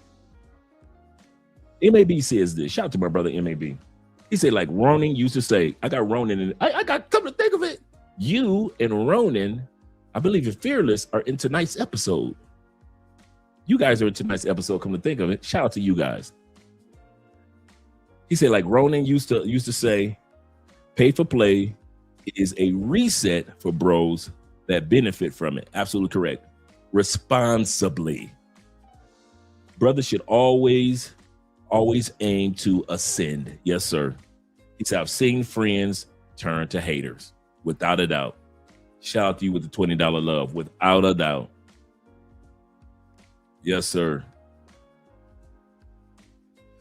Shout out to my brother Guy Incognito. Guy Incognito says this. He said, too many dudes are more emotional than women. We're going to do an episode on that. I got a Black Men versus Ninjas episode coming up. And from doing the research, they talk about, one guy was talking about how emotional Black men have become compared to Black women. You think Black women were more emotional? Black men of that Generation X in the last end of the millennials, not all millennials, because you know millennials got that split. So millennials, you have the first half and the second half. That second half millennials and Gen X, very emotional, far more emotional than their mothers and their sisters. Far more emotional. So we're going to be doing a special in regards to that. MAB also says this. He said that was a rant from when I got back. He said I lost my voice. I didn't know that. It's called I'm Not Rich, I'm Single. I'll send it to you. Cool. Send that to me. I've always wanted to do an episode that's centered around that particular rant, man. Classic. That made me a fan of yours, man. Right out the gate. I kid you not, man. You snapped off. And it was well deserved for many men. Shout out to Father of Many Nations, my brother Abraham. He said the gray beard gang represent. Yes, sir. Yes, sir. Shout out to all the truck drivers out there that are listening in. Appreciate all you guys, man. Appreciate all you guys. Shout out to Kofa being in the building. Kofa says this with the $5 love. He said, gotta put something in the collection plate for that. He said, before there was COVID, there was you. Yeah, seriously, man. These plantation, plantation passport plagues. That's what they are, man. They are passport plagues. Everything, everywhere they go, everything they touch, everything that they do is always an excuse behind it when it doesn't work out. Always got an excuse for everything. You think women don't take accountability? These dudes that got passports take no accountability that they chose the wrong woman. They went to the wrong club on the wrong side of the city. People have been telling these dudes for years, average Colombianas don't go to Parque Aries. T-Mac has been saying it. Will has only been in Colombia a few years. He's been saying that. Dudes have been telling y'all for years, stay out of Parque Aries. Nobody who's truly Colombiana that lives in Medellin goes to Parque Aries. The quality women do not go to Parque Aries. They got other areas that they go to party. Here y'all go. Get y'all asses right off the plane, and where do you run to? To the pay-for play in Parque Aries. And then when you get drugged or robbed or scammed or overpriced by that same pay-for play, you want to blame all the other women in Medellin who don't even go to Parque Aries. You got women that go to Parque Yeras maybe once a year for their girlfriend's birthday, or coworkers are hanging out one night. They don't never go. And they will tell you, I don't go to Parque Yeras. You got couples, Colombian couples that haven't been to Parque Yeras in years, and they go out every weekend, go out dancing. They just don't go to Parque Yeras. We've been saying that for years, but y'all don't want to take accountability. Tell us we don't know what we're talking about. We just a bunch of haters. Y'all just hate. Y'all think y'all know everything because y'all live in Colombia or y'all live in Brazil, blah, blah, blah, blah. You bring your ass down here, go to Parque Yeras, take the chick back to your Airbnb instead of the love hotels we were talking about. And what happens? You end up on the Colombian news in Spanish. And your family got a phone call from the U.S. Embassy because your ass ain't make it out the morgue. But we haters. When are y'all gonna wake up and realize there's nothing that y'all got that we want or didn't already have? I'm serious. When are y'all pookies and you bitter, broken men gonna realize anything that you do in these foreign countries, we've either already done, already had, been there, done that. We're not jealous of you. We're not envious of you. We're not sitting around with our wives thinking, man, I wish I was in them streets again. I wish I was flying from country to country and being with our, dude, we fly with our wives. We fly with our girlfriends. We still enjoying life. We still getting stamps all over our passports, just like you are. I don't know why y'all think that somehow, some way, you gonna have the upper hand if we get jealous of you. We're not jealous. We're happy for you, dude. And that's the part that's really blows your mind. As much as y'all put us down, we're still happy for you. Because anytime a man can do some of the things that we are able to do with passports, we got to be happy for each other. We got to appreciate each other. But stupidity, don't realize I always got a big bowl of popcorn when you're doing something stupid, because I'm gonna sit back and laugh at your ass. Don't think I ain't laughing at your ass with my big bowl of popcorn.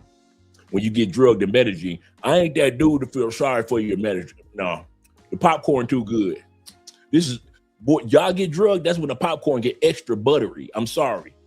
It's extra buttery. Am I supposed to stop eating a big bowl of popcorn and laughing at your ass now that every time y'all get drugged every 2 weeks? Hell, robbed in Brazil. You think I'm gonna stop laughing at you older white men in Thailand, the Philippines? You getting hustled out of $300,000. I want to watch this. How did it happen? What was her name? When? How tall was she? A lady boy. 2 lady boys. So you got by 2 lady boys? Damn. This popcorn is buttery with the extra salt.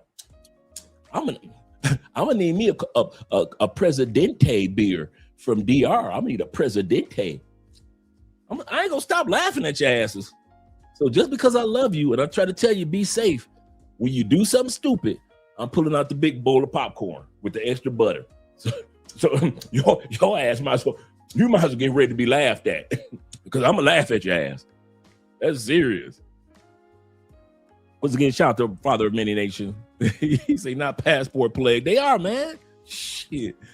He say that's tough. Shout out to Proto be in the building.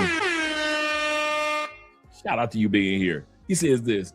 He said they see everything that's happening in the U.S. and then are too proud to say that you guys were right. That's a good point. He said, I'm gatekeeping for my mental health. Absolutely correct. That's exactly how I'm doing it. I kid you not, man. All the pressure that I see men going up under in the States. That's why I say, men, get your money in the States, man. But build your social life outside the States. Nothing wrong with getting your money in the States. Use the United States for what it's for. It's a corporation. Get your money. But all that stressing and being on suicide watch in the States, man, don't sacrifice your life making mistakes, for those ladies out there. Shout out to MAB over there on Andre's channel supporting, as well as the rest of the guys that are over there. Shout out to Tori Brown over there on Andre's channel. Shout out to JC over there on Andrea's channel. Shout out to Tori once again. Shout out to Jeffrey. All you guys that are watching from Andrea's channel. Appreciate you, gentlemen. Yes, sir. And Abraham says this. He says, I ain't telling these ninjas that I'm going when. He said that I'm gone and when I'm coming back. He said, get Colombian friends and see how much easier it is to meet great women. You ain't never lied.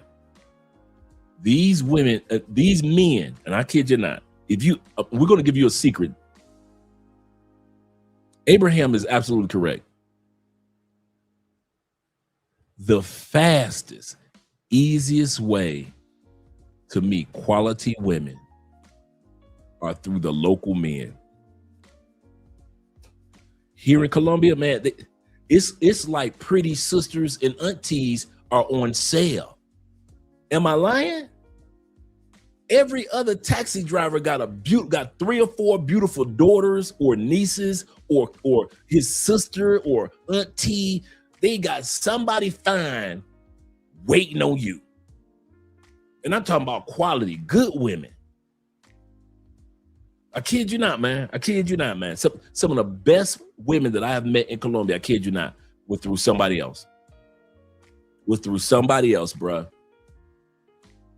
I remember I told y'all that before we go to the video, y'all know I got a story. Remember the story I told about when I met the one baddie? I was out dancing in a club. This is way before I met Andrea. I was dancing in a club in Medellin. And I got this baddie, man. We talking, we hitting it off, everything is going good. I'm like, yeah, I'm about to get to know this one. I mean, she was nice. And after the dance, she take me to the corner area where it's kind of quieter. And I'm walking behind, I'm looking at that butt just go, ooh, it's looking all good. I'm like, oh yeah. And realize this before everything was dangerous in Medellin, right? And I'm thinking, we about to holler. And she walked me directly to her sister and put my hand on her sister's lap. And me and her looked at each other. And bro, we kicked it. It had to be like 6 months when I was in Medellin. Because you talking about somebody used to preach the gospel of Medellin, your boy. Probably about 6 months, me going back and forth to trips.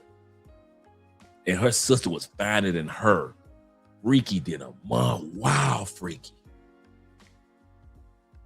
So the one I wanted, who I thought I wanted, she was like, I got something even better than me. Better than you? My sister. Me and her sister danced the whole night, exchanged information, met up the next day, we hung out, and we started just slowly but surely just kicking it every time I went to Medellin. Kid you not. And at that time period, I was also kicking it with this attorney and a chick that was from Cartagena. She was a professional ballet dancer. But yeah, bruh. He is 100% correct. When you get cool with locals, they will introduce you to some good women. They will introduce some good women, man. And the sister was like 40, she's fine. She's 41 years old. And she was a manager for the corporation that she worked for. So she was in management. Real cool, real cool. Kid you not, man. Shout out to her. Yep. So yeah, they're quality women. They really are, bro. They're quality women. I kid you not.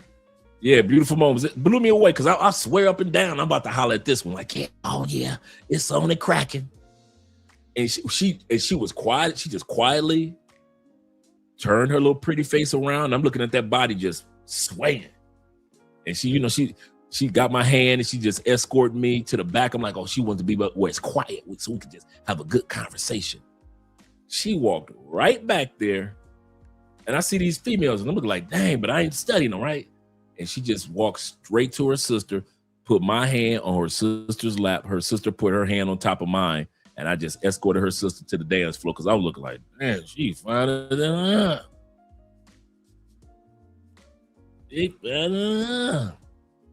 Whatever, Mr. Spence. These were my Medellin days.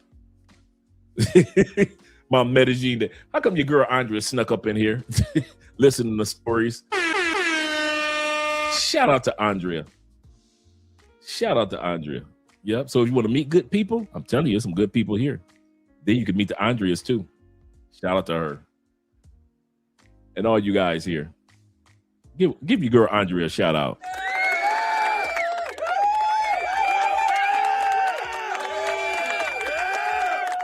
Oh yeah. I met a lot of people before I met Andrea. I always tell guys the first person that you meet is not going to be the last person that you meet. It doesn't work like that in the world. It doesn't work like that at home. It doesn't work like that away from home. Let's get started with the video, gentlemen. Let's get started with the video. First of all, Kevin Samuels is going to encourage us when it comes to, remember, tonight's topic is the rise of foreign marriages. Do men still benefit from marrying foreign women? Groups of women who are taking the high value men. There are three groups of women: Latinas, Asians, and Eastern Europeans. These women are taking all the high value men, no matter where I go across this country. And I'm just gonna marry someone that's not from America. Reason being is, countries overseas have seemed to do a better job at preserving their culture and sticking to their core values. So much so that if you're looking for a long-term partner and someone that you're actually gonna marry, be the mother of your kids, to me, it makes more strategic sense to marry someone that aligns with those same core values. A lot of women, black women, need to understand something, that your biggest enemy is not a white woman. Your biggest problem is not, N-O-T, not a white woman. Your biggest enemy is Marisol. Your biggest enemy is the Hispanic woman. She understands how to season food. She understands sensuality, femininity, and she was raised in a patriarchal environment. The difference between femininity and fake femininity is amazing. The Latina problem. Black women, you have a problem. Her name is Maria. Marisol. Love some brothers. And if you notice, they are the old, go to the old black side of town and you will see Hispanics. And the difference used to be the Hispanic men, and the men of each group used to kind of keep each other out of the way. Now, interracial dating, intercultural dating, whatever, is not as taboo as it used to be. And when you're talking about what you bring to the table, these women are bringing tables. Oh, shit. Oh, my God. A lot of women get upset when you ask, what do you bring to the table? And these women are bringing tables. Adios mio, papi. How are you? Yeah, your lead speak that shit. Yeah, they bringing tables. I don't like hot food, but trust me, I will get over it. I'm going to learn how to eat. I'm going to start. How come he just gave the lead a shout out? I didn't realize that.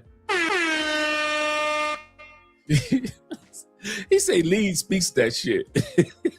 See, when he said that back then, a lot of us didn't catch on because lead attorney hadn't blown up yet.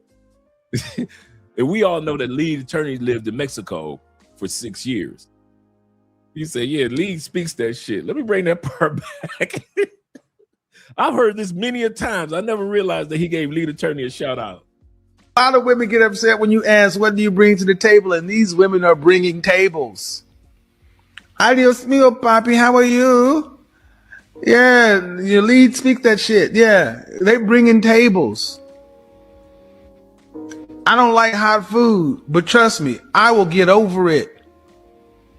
I'm going to learn how to eat. I'm going to start. You hear me playing bossa nova music? I already do salsa and the tango and the merengue and the samba. I'm fuck around starting. You know what, man? Y'all get mad when brothers date out. Hey, well, split the difference. Get Maria. Get Maria. It's not really like dating out. It's not really like dating out if it's Maria, is it? Watch this. How much shit if you don't feel like you belong to anybody else? White women, do white women act like they belong to white men? Yes. Yes or no? Do Hispanic women act like they belong to Hispanic men? Absolutely. Do Asian women act like they belong to Asian men? Definitely. Do Middle Eastern women act like they belong to Middle Eastern men? Yes. Do black women act like they belong to black men? By and large, no. But those... The fact that you had to even put a modifier on there says you are still conflicted with the reality you are seeing. There was no modifier ever before black people. You haven't gone out abroad. You haven't traveled. You haven't met women outside of America. You are eating dog food and you're paying filet mignon prices. I will never He said y'all back in the States eating dog food on the plantation. Damn. marry an American woman ever. You can bet your fucking last cent on that. I am 100% marrying a foreign woman. I just got to choose which one. All right, let's go back. I kind of dog food and you're paying filet mignon prices. I will never marry an American woman ever. You can bet your fucking last cent on that. I am 100% marrying a foreign woman. I just got to choose which one. All right, man. I don't know why I clipped that so fast. That was my bad. Dog food and you're paying filet mignon prices. I will never marry an American woman ever. You can bet your fucking last cent on that. I am 100% marrying a foreign woman. I just got to choose which one. Okay, here we go. Got it. Whew.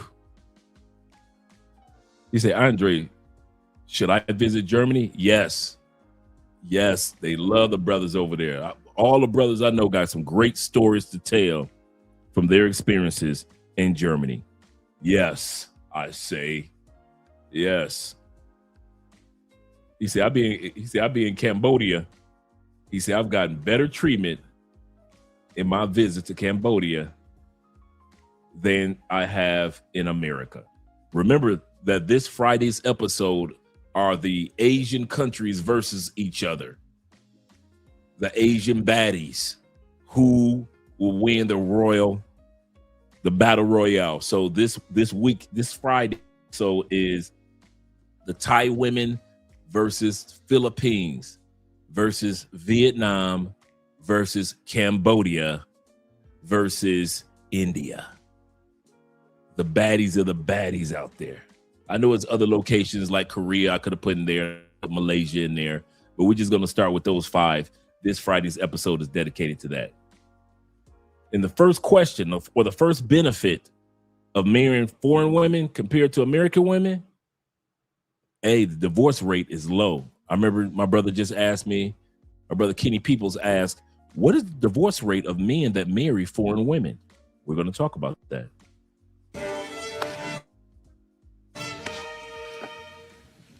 It's showtime. Let's take a look. The divorce rate in America of men who marry women in the United States is 45 to 51. I actually know that it's up to 57%.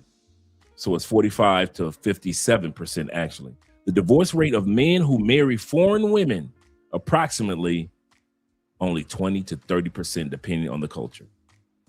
I've seen it as low as 10% in other countries.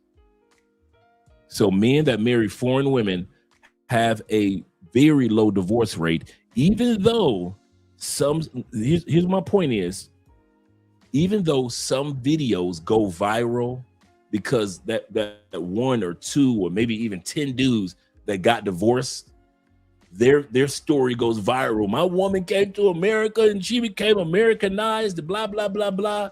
Statistically, that doesn't usually happen with most who are with a foreign wife. Most of us are in solidified relationships. And when I use the term wife, I mean the common law, like if you live with your girlfriend and y'all been together forever and y'all happy, it doesn't necessarily mean you jump the broom either. So those of us who jump the broom and we're married, or those who are in solidified common law, happy relationships, you got a girlfriend and y'all doing the do, I consider you guys part of the trend as well. And it is only 15%. It's as low as 15%, but on average is between 20 to 30%. That's it on a global basis. So just in case you guys are wondering, and we're going to talk about tonight some of the reasons why. Cortez says this. He says it's the same thing with black men and white women marriages. People only highlight the negative, but it's the ones of the it's one of the lowest divorce rates. Absolutely correct. Good point. Good point. Let's continue on, gentlemen. Look at me. What about me would make you think that I care about your opinion of me? Your opinion of me is not the opinion that I have. Once again, he said the data shows passport marriages rose. Remember, I told you that everybody else is going down when it comes to getting married. Passport roses marriages, or marriages of men marrying foreign women, rose 25% in 2024, with the divorce rate only 29%. So as I was saying, between 20 and 30%, but yet the marriages, our percentage is the only ones that's rising. No other, and that's global. That's the crazy part. Globally, nobody's getting married by record numbers except for us who are marrying foreign women. Just imagine that. Everybody else's, you go to their country, marriage is on the decline. But then you got us guys that got passports, ours is on the uphill climb. Many reporting happy and passionate marriages. He said, I'll take a white European. My brother almost retired says, shout out to almost retired in the building. Yes, sir. He said, my wife Maria and I were laughing as soon as we watched brother Kevin Samuels drop that shout out to your wife. Drop that Maria shout out. He say thank you. Thank you, Cali, for your for my loving bride. Shout to Cali, Colombia, for my loving bride. He say on our 5th year anniversary now. Yes, sir. Yes, sir. Montrez says this once again. He said, I'll take a white European woman any day. Yes, sir. Yes, sir. And Zeta says this. Zeta says, yeah, I'm hip. He said, I'm not going to lie. I'm debating Thailand because I like it there. But Thailand is kind of exposed now to too many people. But yeah, I'm aware that that's a cool part. That's a cool part. Absolutely correct. Shout out to you guys. Shout out to you guys. And shout out to my brother Jay and his girl. And this is who this is in the video.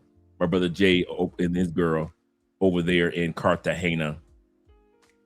And Jay is the one that owns the rooftop hotel that is open right now. Really good spot that you guys want to, when you go to Cartagena, make your reservations through Airbnb.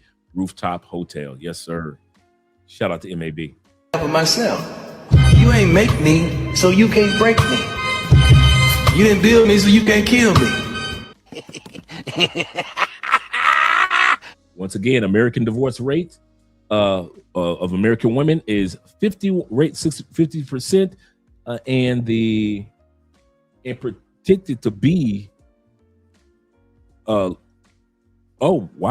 60 in the 60s, in the low 60s by 2035. So right now, they say it's 51% divorce rate in the United States.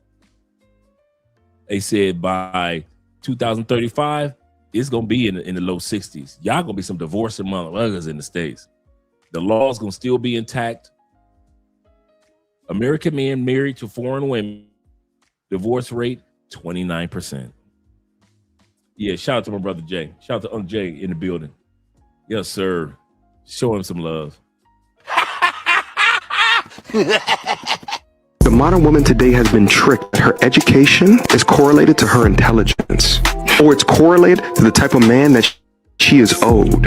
Modern women today will shame and guilt you out of your standards. And that is why men are flying over from the West to another country and getting play. The women from the West, they can't fly over somewhere else to go and get men. No. They're pushing their men away to these other countries and then cursing them out for going to these other countries while pushing them away. We feel like we own our men in our culture. Mm-hmm. They don't want you having more options outside of what they're giving you. If Western men are not wanting us and can't deal with us, we can't get a man here. Men from more traditional countries, which the vast majority of the other countries in the world are way more traditional than the West, especially the U.S. I don't know about the UK, but the U.S., if the men there say that you're a hot mess and they're not wifing you up, you're not going to go to Italy, Portugal, or Brazil and get a man unless he's trying to get a visa. Let me ask you a question. Why the hell do people keep getting married? You know, isn't anybody looking at the stats? People, if you were going skydiving and they told you half the parachutes weren't going to open. And he married to a sister. Shout out to him. He married to a sister. This dude is funny. He's married to a sister and he still is complaining about marriage in the United States. Shout out to my brother Ben Dixon in the building. Good morning to you too, brother, and all you guys out there in Southeast Asia. He said from hot ass Philippines. Yeah, I've been hearing about that heat. Let's continue on. You'd be like, yo, fuck that, I'm not going. But there's something about getting married. People just have to do it. They're just like, is this the line to lose half my shit? Awesome. I can't wait to lose my car, my money. Oh, look, the line's moving. One step. Even when they're in a relationship with you, even whenever they sign up to be your wife and bear your children, they want to have that autonomy within a relationship that says, I do what I want when I want because I'm an adult. But I guarantee you, if men knew that these type of women that move like that had this mentality prior to saying I do at the altar, I don't believe any of those would have moved forward into a marriage, knowing that you're going to make decisions autonomously for the best interest of your individual self. I had a conversation like that on TikTok so many times, and so many women would try to say that, yeah, they would. I'm like, and then I invite the guys up and they said, no, we won't. Because we wouldn't even do that. We always make decisions for the best interest of the entire household, not just us. There's things that we want to do that we just shut off. Yeah, because we got business to take care of. We got responsibilities. Yeah. So I didn't like that. And by the way, that's the way it should be. I mean, I think that, and I was just talking to some brothers about this recently. Listen, if you're not the type of man to understand and be willing to make the needed sacrifices for the sake of the family, the children, the wife, they come before you. If you're not that type of man and you can't handle that, it's better for you just don't get married, man. Don't get married. Don't do it, because you're going to do that. You're going to mess around. You're going to mess it up. You're going to mess the wife up. You're going to mess the children up. Just don't do it. Just don't get married, because it requires a lot of sacrifice. That's what it is. That's what it is. Yep. So any man listening, and you got to talk about something, you need to talk about it right now. You need to push the issue to, hey, look, we need to talk about this right now. Damn, whatever this man's saying in this video. Let's get back into that. Somebody. So, like, whenever my friends talk about their dating, like the few men who is not going to live their life like that. Whenever a woman wants to open up and talk to you about certain things, that's when you want to talk about it. Like, you can't be overbearing, because with patriarchy, with masculinity, it's kind of like you trying to talk about something you want to talk about and shouldn't even want to talk about that. That's you exerting your masculinity over somebody. So, like, whenever my friends talk about their dating, majority of my friends are introverts. They're real kind of like to themselves. They don't like to talk about their business. When they do open up, that's when I ask, like, hey, like, you know, you have X, Y, and Z. Is he providing you what you need? Or is he just a placeholder until that right man comes? So sometimes it will be different. It just depends. Yeah. Because you got to be the person to say it. Yeah. I would say too. You got to go ahead. No, I want to see what you're going to say. No, I'll go ahead. And placeholder might not be the right thing. It might not be the right thing to say, but. You know, I was just talking about, I'm 70 years old. So I come from a whole nother era than any of you Negroes is talking about. And what I've learned, and I'm not saying I'm right, I think everybody is right.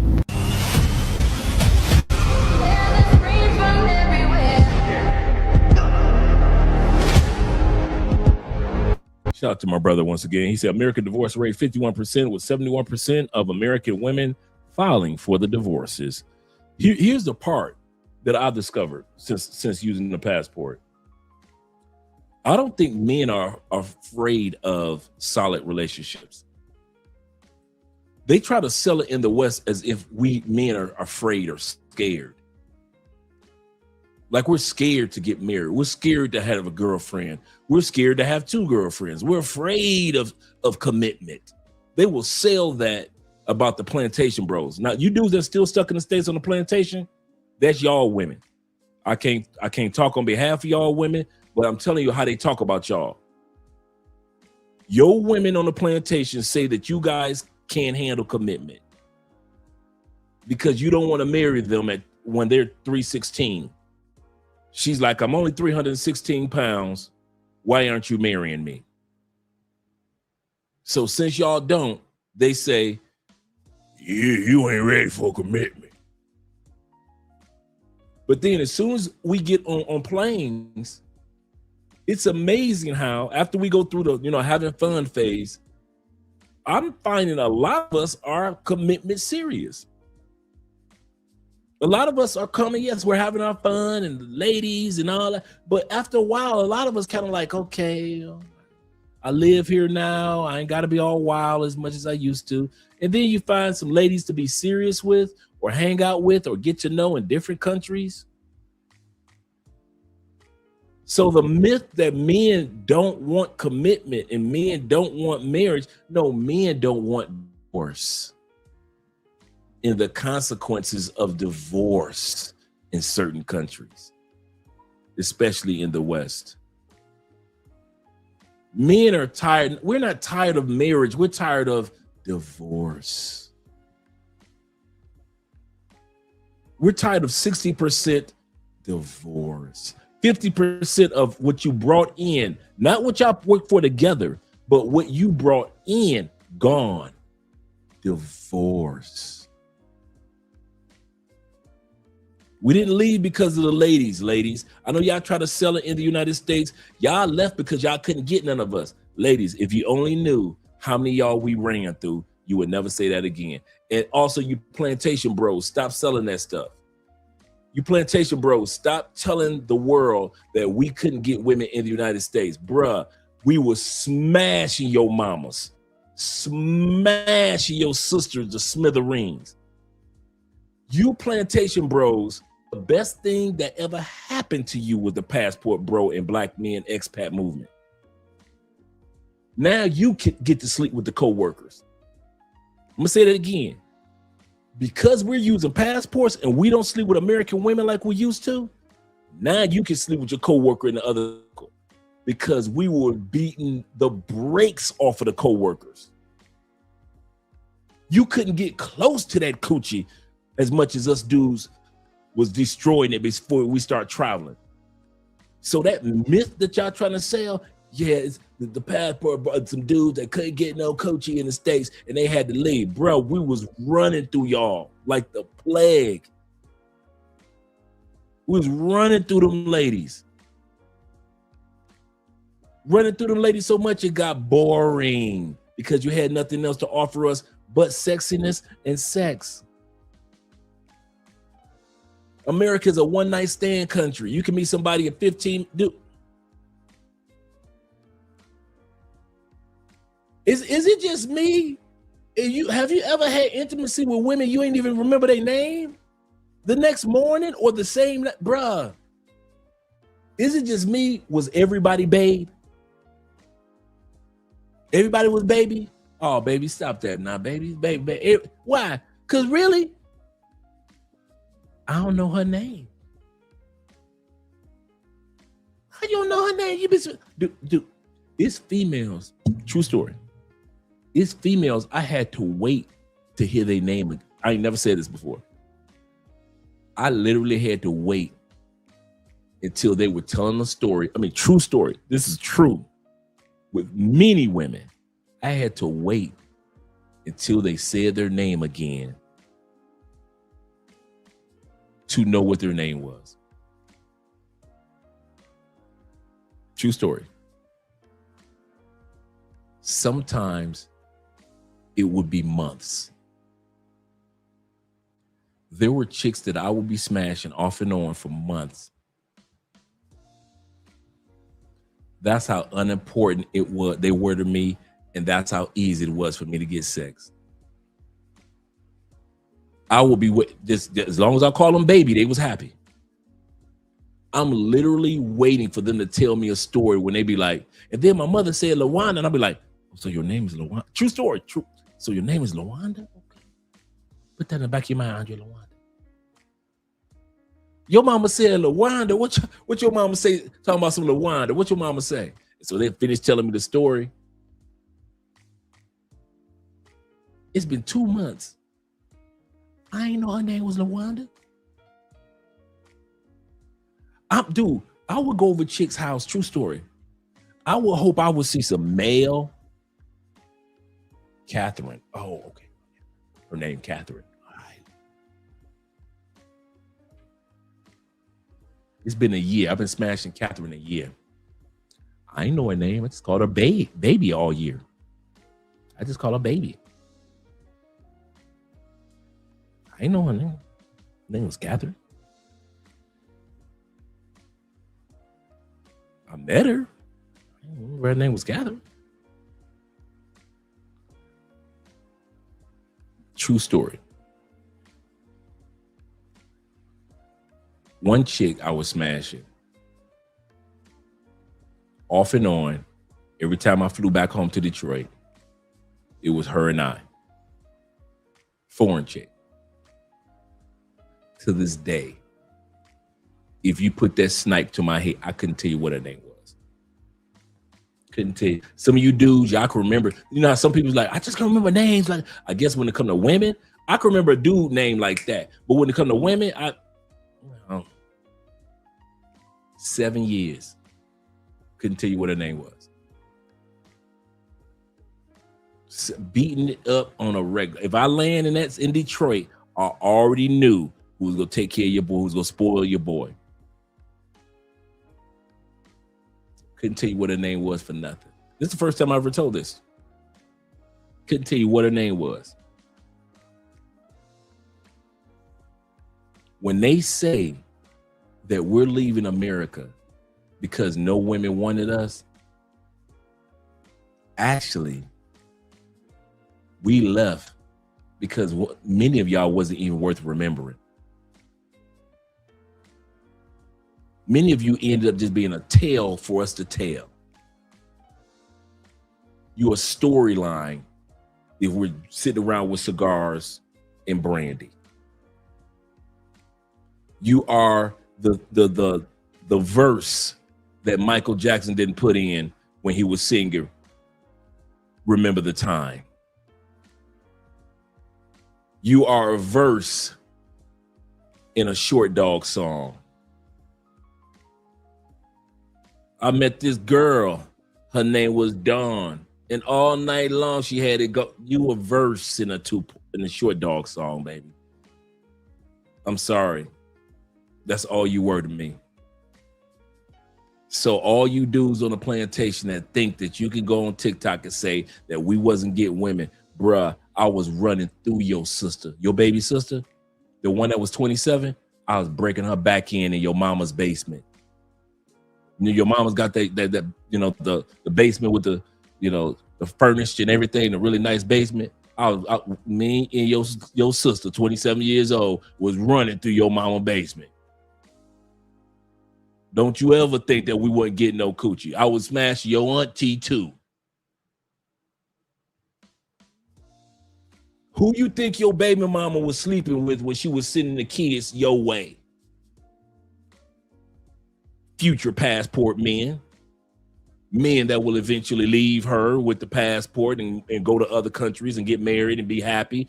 We was running through baby mama. Running.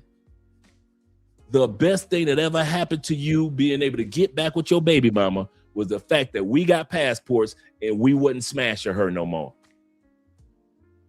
Because if we hadn't used passports, you would have never been able to get near your baby mama coochie ever again, as much as we was running through her. Your baby mama didn't tell you one time she told me to invite a friend, male or female. She ain't never had a threesome with you, but she was definitely doing with me. I'm bringing all the dyke friends over to your baby mama house. Every dyke I can find. Hey, girl, hey, I got one. Stop playing, Dre. I got one.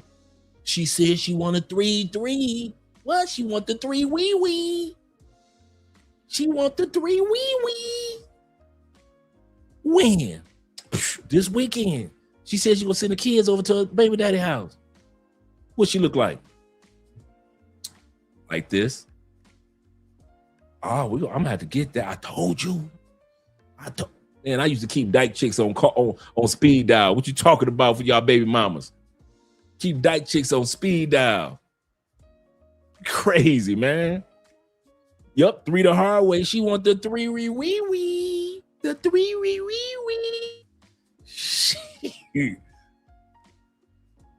The best thing ever happened to you dudes is us dudes got passports, and now you can get back with your baby mama.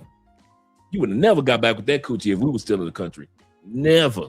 Not the stuff we was having her do. We kept your baby mama at the adult toy store, kept her with a dog chain around her neck. And you want to sit up there and talk about we wouldn't get no women? Shh. Okay. Okay. I'm not black, I'm OJ. Okay. Let's go back to the video. These dudes be funny, man. Shout out to my brother. He's absolutely correct. 51% divorce rate and 71% of the marriages or divorces are filed by the ladies in the States.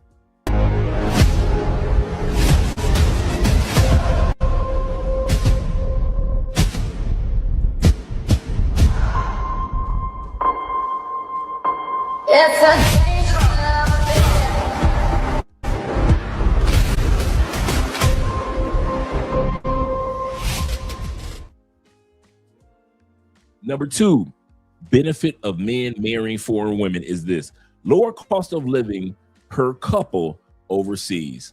It's one thing to be married and you stuck in the expensive United States, but it's another thing to be married overseas or have a girlfriend or solidify a relationship overseas compared to the unnecessary costs for the exact same products. That's probably the part that blows me away the most about living overseas. That we back in America brag about the fact that, yeah, we spending money like that on the exact same products that you can buy in another country, pennies on a dollar.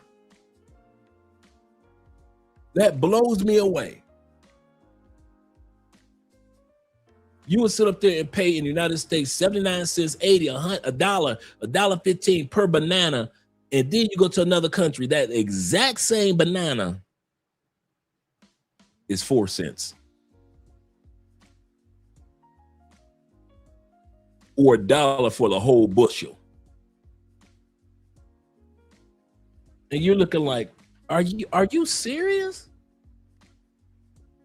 Are you serious? Do you really expect me to think that it's a flex to pay prices in the United States? And I see that all over social media. You guys act like I went to them other countries because you can't afford to be here in America. No, we're not stupid enough to pay the prices for the exact same product. It's not gasoline, it's gasoline, it's gasoline, it's gasoline. It's not a Chevy or a Ford, a Chevy or a Ford, no matter where you put it. It's not a Mercedes, a Mercedes, a Mercedes, a Mercedes. I'll show you the difference what I'm talking about.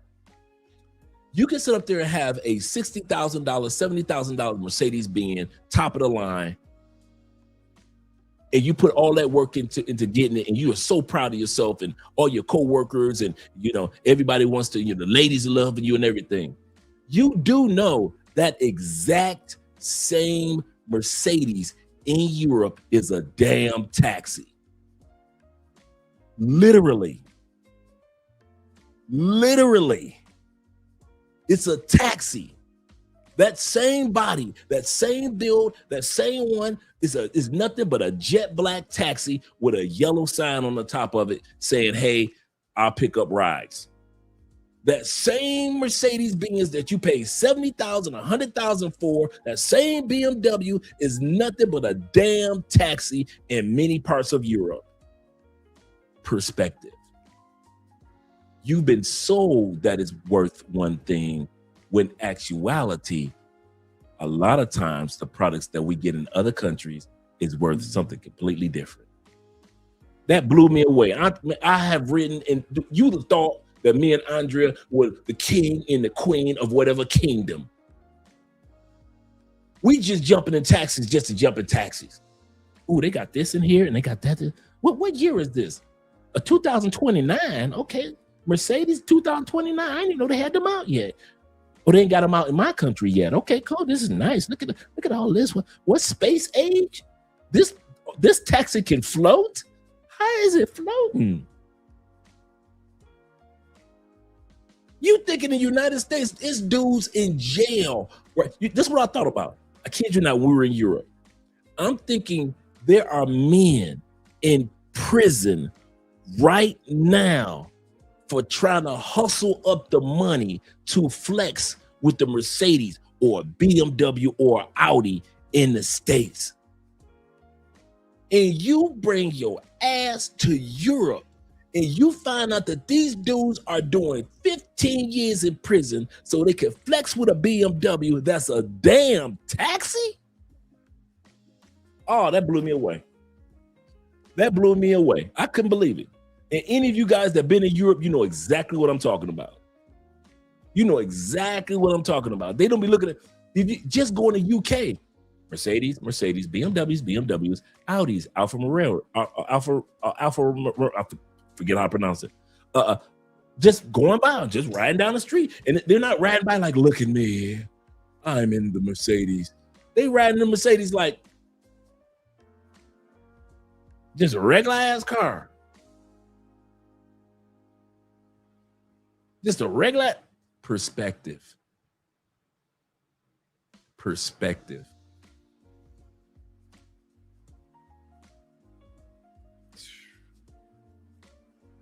It's amazing. So when I say number 2 benefit, shout out to MAB. He said I pick flights over car notes every time. Absolutely correct. Yep. Absolutely correct. Let's continue on. I know you guys got other comments that you put in. Shout out to you guys for the support by way of PayPal, Cash App, and Super Chat. Appreciate you guys. Yep. Absolutely correct. Unless I'm in Europe, that's the only time you would ever see me with a BMW or Mercedes-Benz or an Audi. Them days are over. When I'm jumping in them taxis and I'm looking like, and I'm talking about top of the line. You looking like, how the hell are these taxis? And Andrea's laughing at me because I'm just flabbergasted because I'm thinking about how much these would cost in the States. So she laughing at me the whole time, every time I bring it up. And I'm just looking at these taxis just lying. Dude, you thought it was like presidents and kings and prime ministers were inside the building. No, these are the equivalent of yellow taxis in the Americas. I say, this is some more bull. Yeah, I said, man, they done lied to us. They got us thinking that these cars were like all that. And then you come to Europe and you find out that they like, it's just a regular car. What y'all tripping on? You will go to jail for this? You will go to jail for stealing this? This is just a regular old car.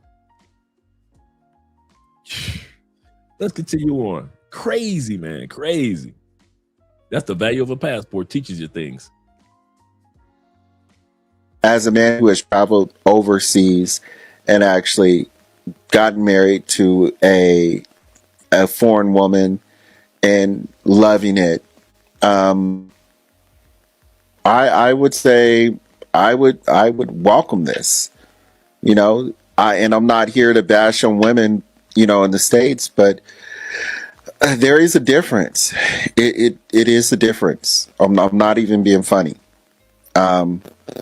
And if you ever want to see what that difference is, I mean, it's all over the internet. The only thing I would say for women is, instead of, you know, taking it as a slight, take it as constructive criticism. But I digress. Let's go on to the next one, you guys. You marry any of these Western modernized women, you're a fool, because you ain't getting a real wife, not a traditional wife. You're not getting it here. which is why passport bros are a thing, and guys are going to get foreign women that are raised with traditional beliefs. The traditional belief system here, dead, over with. Number two, a man's success isn't defined by marriage, a woman's is. Our success is defined by the success we create for ourselves. Your success is defined by, can you get a husband? Did you procreate? Because let's just say, even if you got rich, if you never procreated as a woman and was a mother, you're a failure. Because you were put here for a man and to repopulate the earth, to reproduce. So even if you go get all the money and all that shit, what does that mean for real? Then what's your purpose now? If I take your career away, if I take your degree away, what's your purpose as a woman? There's no Birkins, no nothing. We just humans.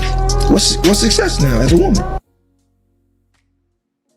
Number three of 12 that we're looking at tonight. She cooks healthy meals. She cooks, I meant to say healthy meals. I say health meals, but healthy meals. And that's important. A lot of times women in other countries realize the expression of love is not just sex or when you say that you love him. But women in other countries have been raised that there are non-verbal ways in which you show your man that you love him. One of those ways is not just cooking, but cooking healthy meals. Some of y'all are gonna get mad at me about what I'm about to say. I'm not even gonna talk about the food. I'm gonna talk about the food that your woman chooses for you in the United States. Some of us are so programmed from childhood to eat unhealthy food that when your woman do cook you a plate and make you a plate in the United States, she don't even care that if it's healthy or not. Many women in the United States have some of the most unhealthy recipes for men on the planet. Oh yeah, it tastes good, but your butt gonna die at 55 eating her recipes. You keep on eating the recipes some of the women in the United States feed y'all, man. It is crazy the stuff that they put together. And it tastes great. I ain't gonna lie to you. But many of those recipes are unhealthy because the food in the United States compared to other countries is unhealthy. I bet you oxtails in Jamaica are more healthier than oxtails in the States. I bet you when I make macaroni and cheese for Thanksgiving here in Colombia, I bet you the cheese is a lot more healthier than it is than the cheese that y'all, that Velveeta bull did in the States. On every package in many countries, they tell you, hey, before you buy this, that's extra sodium. They don't put it on the back only. They put in Colombia, you get that black logo. That black logo lets you know if it's extra sodium, if it's extra this, if it's healthy for you. They're on every, I don't care if it's on whatever it is. From the Kool-Aid, the tea, to the cereal boxes, to everything has those black, in the grocery store, potato chips is warning you, hey, you know these potato chips, right? You know it got extra sodium and extra this and that. I mean, then they'll put another one on there and say, hey, this is really not good for you. America, they ain't put no labels on there. Go and buy them. Hey, Detroit, go and buy them better made potato chips. Go ahead, eat them chips. I know they're extra salty, but go and eat them anyway. Get the barbecue flavor. America don't care about you. Since America doesn't care, America and more like the West have a tendency of only allowing women to give us recipes with unhealthy foods. So even if your woman does cook for you in America, she dang near killing you off the planet anyway. So my woman cook for me, what she cook for you, bruh? I love when you dudes tell me, my woman cook for me in America, she make my plate, what she cook for you? She make you beef? That's illegal in most countries of the world. American beef is illegal. She make you pork? American pork is illegal in most countries in the world. What else? Poultry? American poultry is illegal to even bring in many countries of the world. What else? Come on, what else? The fish? American fish is illegal to ship into most countries in the world. What else? The canned foods? Anything with GMOs You can't even bring that to Colombia because Colombia is most of South America. GMOs are illegal. A company will be shut down for shipping that stuff. Anything with GMOs to South America. What else? What else your woman make for you that's so good in the United States, but yet your heart and you can't sleep. You wonder why you got anxiety. You wonder why you got liver problems, intestine problems, bloated, overweight, big feet. You wonder what the hell is going on, but you sit up there bragging about your woman made you a plate. What she make you a plate of? What you get? What she make you a plate of? If your woman make you a plate of poison, does that make you equivalent to the women in Thailand that where the food is so healthy to where the woman in Thailand, when she makes you a plate, you know that food is there to help your body have longevity. Compared to if a woman in the United, you're not equal. I told you I'm about to hurt somebody's feelings. You're not equal. If a woman in Brazil makes you a plate, or in the Caribbean makes you a plate, that's healthy, homegrown food. Not that pesticides and plastic filled food that we got back home in the States. So go ahead, brag about your woman make you a plate. I'm asking, a plate of what? A plate of poison? You got bragging rights because a plate of poison? You wonder why do you guys ever wonder, as soon as you get on the plane, you lose 10, 15 pounds. Most of the countries y'all go to, y'all be like, man, I came to Colombia, man, I lost 10 pounds. I wasn't even trying. I went to Brazil, man, I lost about 15, dog. I lost about 22 a whole month in Brazil. I lost about 22. You ain't hit no gym. You ain't did nothing different. But now you're in an environment with healthier air, healthier food, healthier water, and now you're walking a little bit more than what you usually do. And now all of a sudden you've been to Brazil 1 month and you done lost 22.3 pounds. With no effort, no gym membership, no nothing. And you wondering, the reason why is because what she feed you in the state? What's she feeding you? All you do is just bragging about what your woman made you in the plate in the States. What she make you? Like I said, beef, pork, chicken, fish. You can't even get that shipped into most countries. Most countries say, if you don't get that shit, that American poisonous shit up out of our country, that's not real fish. That's not real beef. You want real beef? Go to Brazil, go to Argentina, go to Uruguay, go to Paraguay.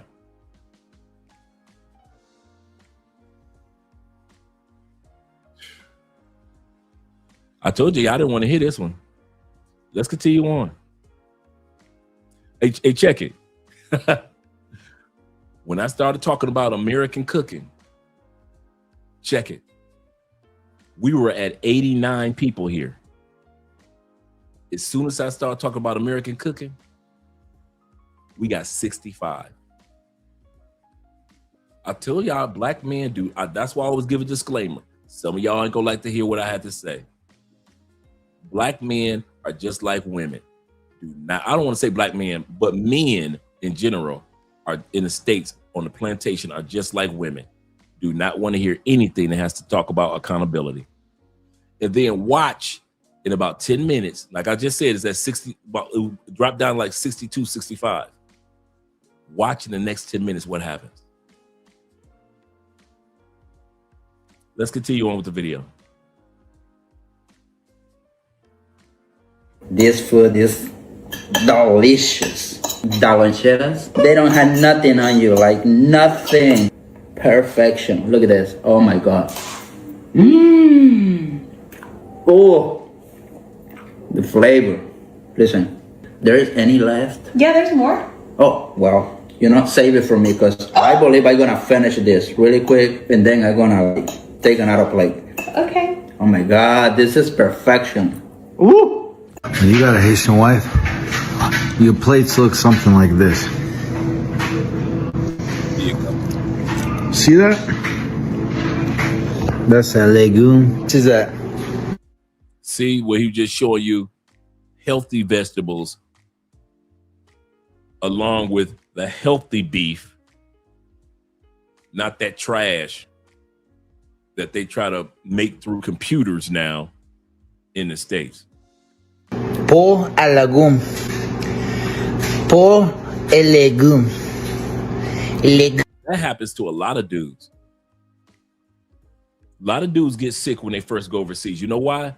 Our bodies are so programmed to trash that when we do eat healthy foods, our bodies say, what the hell is that? And he rejects it. I know a lot of dudes that happened to them.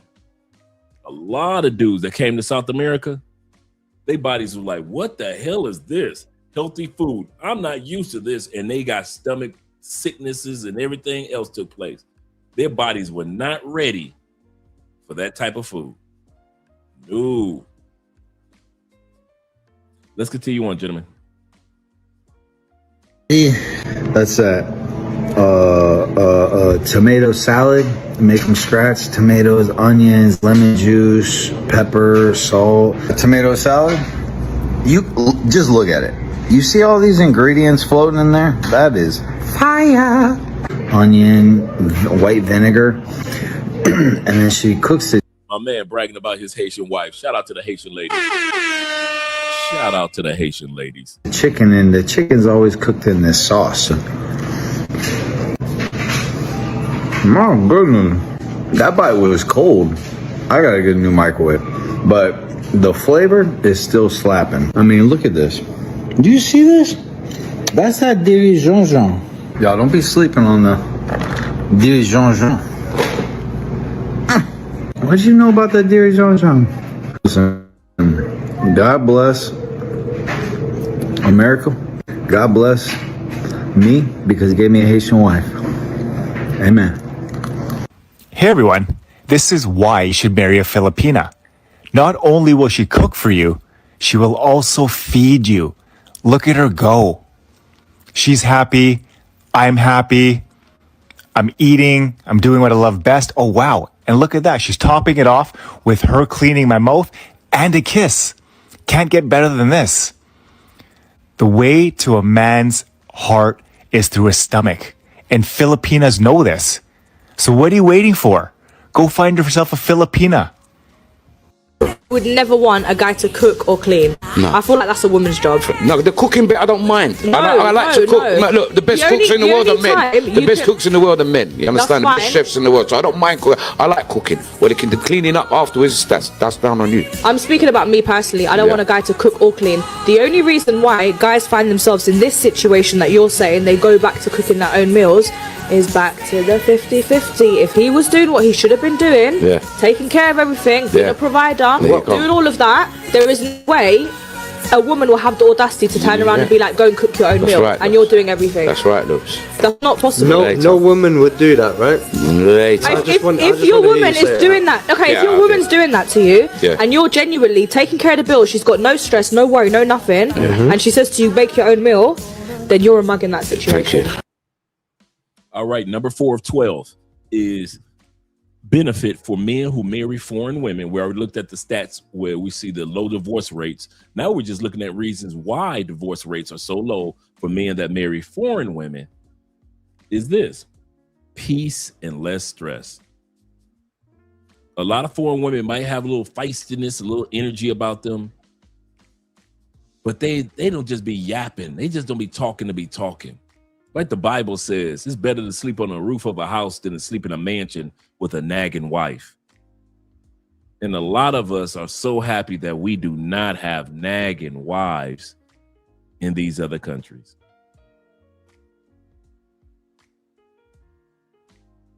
Imagine getting divorced and walking away with only what you personally paid for. No 50-50 split. Sounds wild, right? China has just passed a groundbreaking new divorce law that's making headlines worldwide. Under this law, when a couple splits, they no longer divide property equally. Instead, you walk away with only what you personally bought or contributed to financially. That means if your partner bought the house and your name wasn't on it, you don't get half. Supporters say it promotes fairness and personal responsibility. Critics argue it could leave stay-at-home spouses, often women, with nothing. It's sparking huge debate about love, money, and power in relationships. What do you think? Is this the future of marriage laws or a step backward? They should have it, not the future of marriage laws. These should be the laws of yesteryear and today. They should have already passed these laws on a global basis. That's the fairness. Like my brother just said, he said, that's only right. That's only right. If that house he purchased or she purchased prior to marriage is his, let that man have his house. Let that woman have her house. So, and this will cause a lot of incentive of women to sit their butts down and not try to leave these men so easily, so early.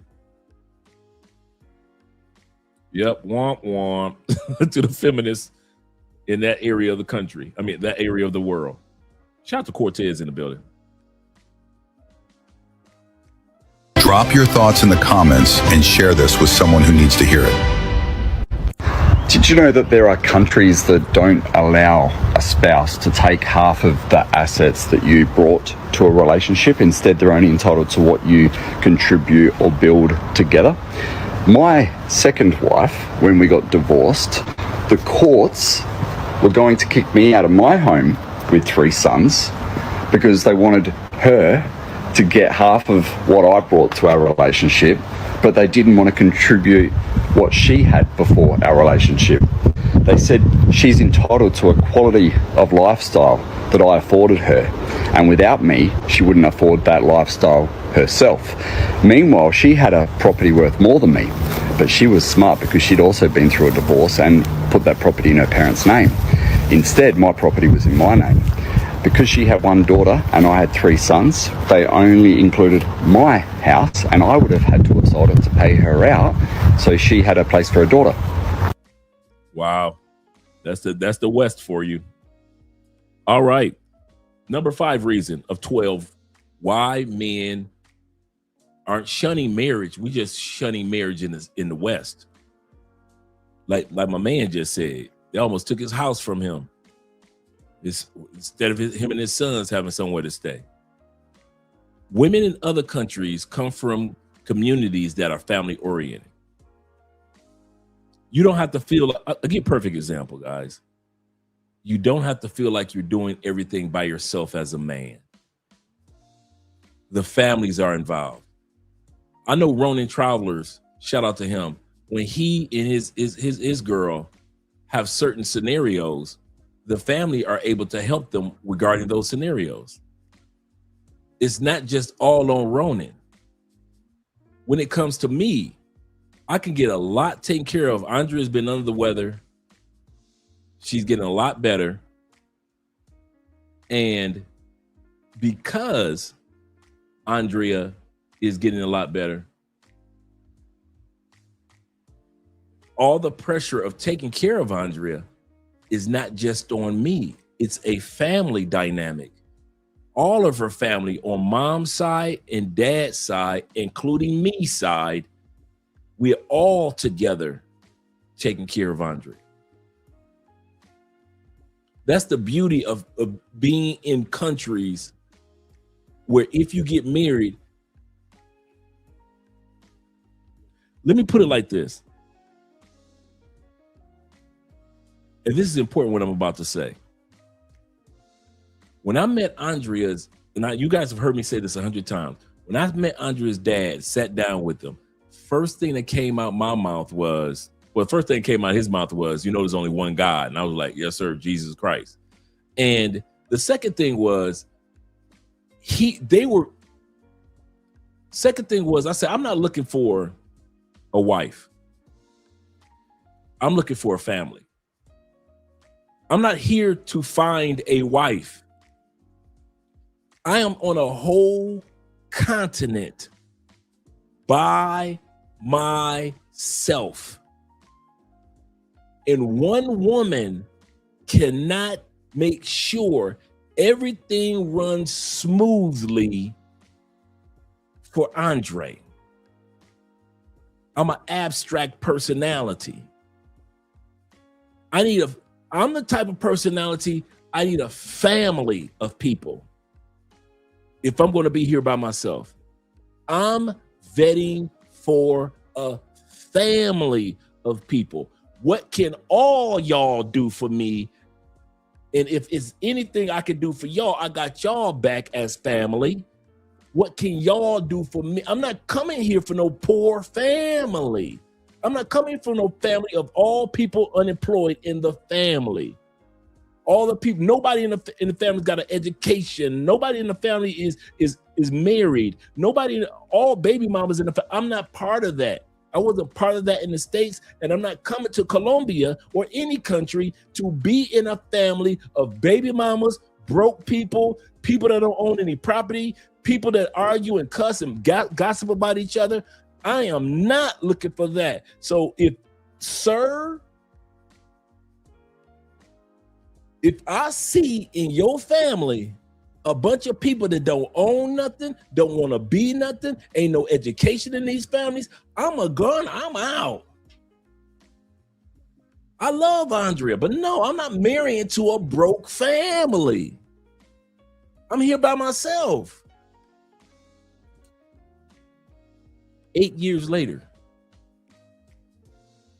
this will be our 7th year of marriage. We've been together for 8+ years. These people have done far more for me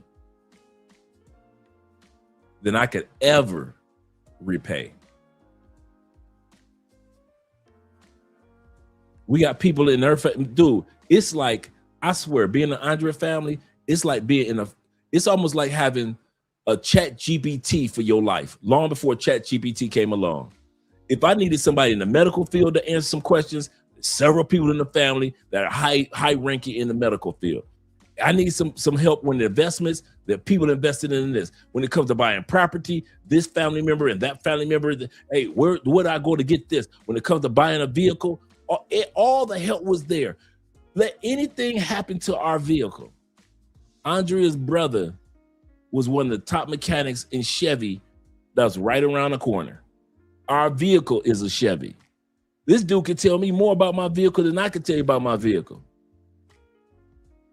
Anything happens, the other day, I said, we need to get I said, it's been a couple years. I said, we need to get the software updated in the because a car is nothing but a rolling computer now.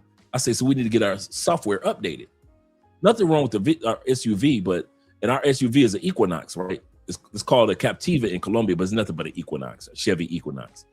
And so, every few years, you got to get the software updated. He got on just a couple days ago, got on his phone, called his boys up in Chevy. Hey,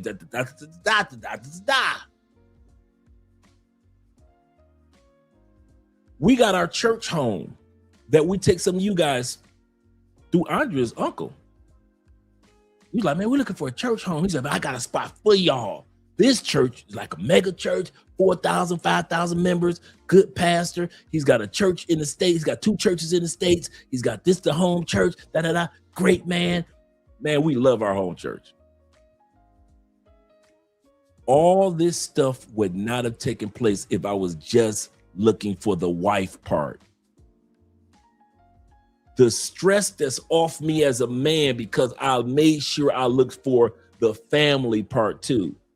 Some of y'all falling in love with women too fast that come from raggedy ass families that don't own nothing. Ain't nobody working in the families. On mom's side or dad's side, ain't nothing but baby mamas running through the whole thing and you in love with her. And the cool part about it is this. In South America or the Latin community, they introduce you to the family soon enough to where you don't have to fall deeply in love with her. In other words, you could have left. Some of y'all met the mom and the daddy in the first 3 days. Some of y'all met the mom and the daddy and the cousins and the uncles and the brothers in the first 3 weeks. You wasn't even madly in love like that. And you got a chance to vet and say, yeah, this ain't what I'm looking for. Her uncle on drugs, her grandmama is a retired alcoholic, and I don't need all them headaches, man. I don't need all, no family is perfect. So don't think I'm saying perfect family, but But to sit back and move to another country and ain't nobody got your back, and you trying to depend on let's say you like younger women, right? Let's say you're 50. I'll give you guys a good scenario.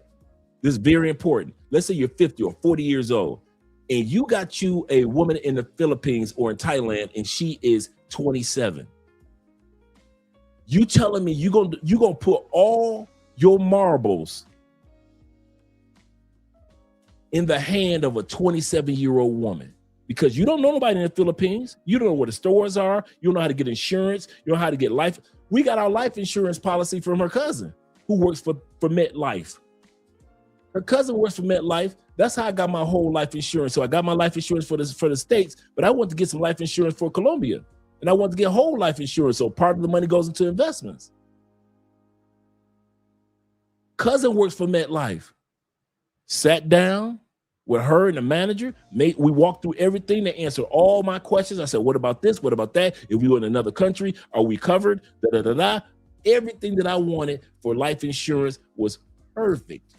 If anything happens to me, this is how much Andrea would get. If anything ever happens to her, this is how much we would get. This is how much is going into your investments.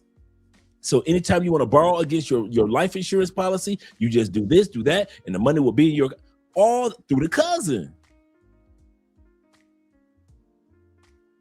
I got a ChatGPT family. I could have did all this by myself. Y'all try to come down here and be with women that ain't shit.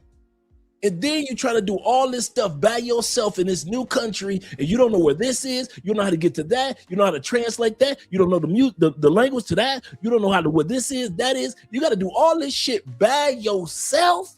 Hell no. I watched y'all and I said, I'm not going out like that. You won't see me going out. Hell no. No. I don't need a woman like that. I've had enough women. I need a whole family. I need everybody. I need everybody to be on point. Not just my woman. I need everybody to be on point. I don't need to go to a family with a bunch of juvenile delinquent kids that get kicked out of school all the time. I don't need to go into a family where nobody graduated college. Nobody. I don't need that unless I'm going to marry somebody that's like in a rural country area or something. I'm telling y'all the truth, man. This is literally how I did it. This is literally how I did it. That's exactly everything I'm just telling y'all. This is exactly what I said to Andrea's dad. We sat right in front of each other. First conversation. By the time we got done with the conversation, Mom had reminded me that Dad had cooked dinner for me. He made a seafood shrimp meal from really good, stir fry for me. Welcome to the family. Here's the other part. They were also vetting me. This is the most important part. They were vetting me. If we have all these benefits to offer you, Andre, what do you bring to the table? Are you just one of those Americans that's going to use Andrea and toss her to the side like a lot of dudes when they come to Colombian women? Are you with Andrea because she's a Latina and you really don't really like her like that? You just like because you could have something to brag about? So they were vetting me. Are you one of them dudes that's too cool for school? Oh, let me have, dude, my salsa, I wasn't even good at salsa. Moms, cousins, aunts, everybody, Dre, get on the dance floor. They dragging me to all the time. Let me have been one of them dudes like some of you dudes, too cool for school. No, I don't dance. No, thank you, ladies. No, I don't dance. I wouldn't have made it in that family. They'd have told her, yeah, we ain't feeling him like that. He wasn't a too cool for school type dudes. So while I'm looking at them, they were looking at like we got all these things to offer somebody. What do you have to offer? If we need something done, Andre, what do you offer the whole family? If we need some advice on something, what do you offer? So now that Andrea's under the weather, the family's like, hey, we are a unit. And we all make sure that we're all on point. Andrea's grandma just turned 97 2 days ago on her dad's, I think 2 or 3 days ago on her dad's side. Shout out to her. Still getting around. And wish you would talk about nursing homes in Colombia. Even though they're here, they're nothing like, they're like houses, like a real house. Not like that nursing home prisons that we got back home in the States that look like a real prison. What's my point in saying all this? My point in saying all this is right here. Family-oriented stability. Marrying foreign women, one of the benefits that you get is people who are raised to think family first. To where we don't do that anymore in the West. That's why I brought up our story. And a lot of you guys know exactly what I'm talking about because you're experiencing the blessing of family-oriented women that you are dealing with. That you're dealing with in the countries in which you're in.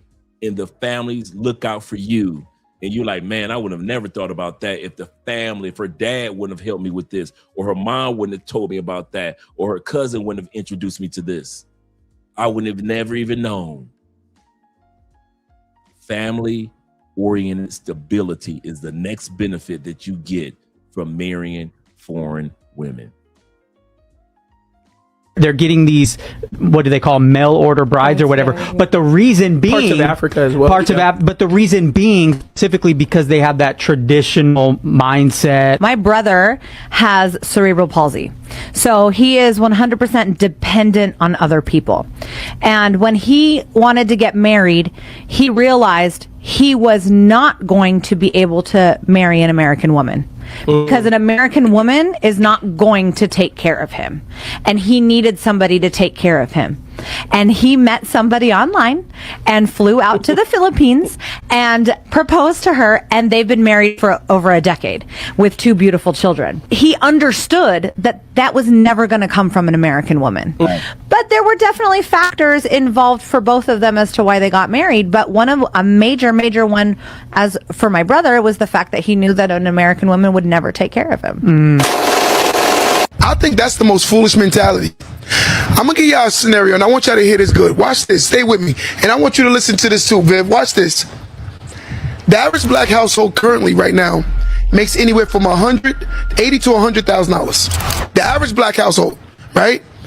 Black culture for years have laughed at the Spanish culture for living with so many people in the house, not realizing that if you have 30, let's say 10 people in your house, and each one of them making $30,000, that's $300,000 a year in one house.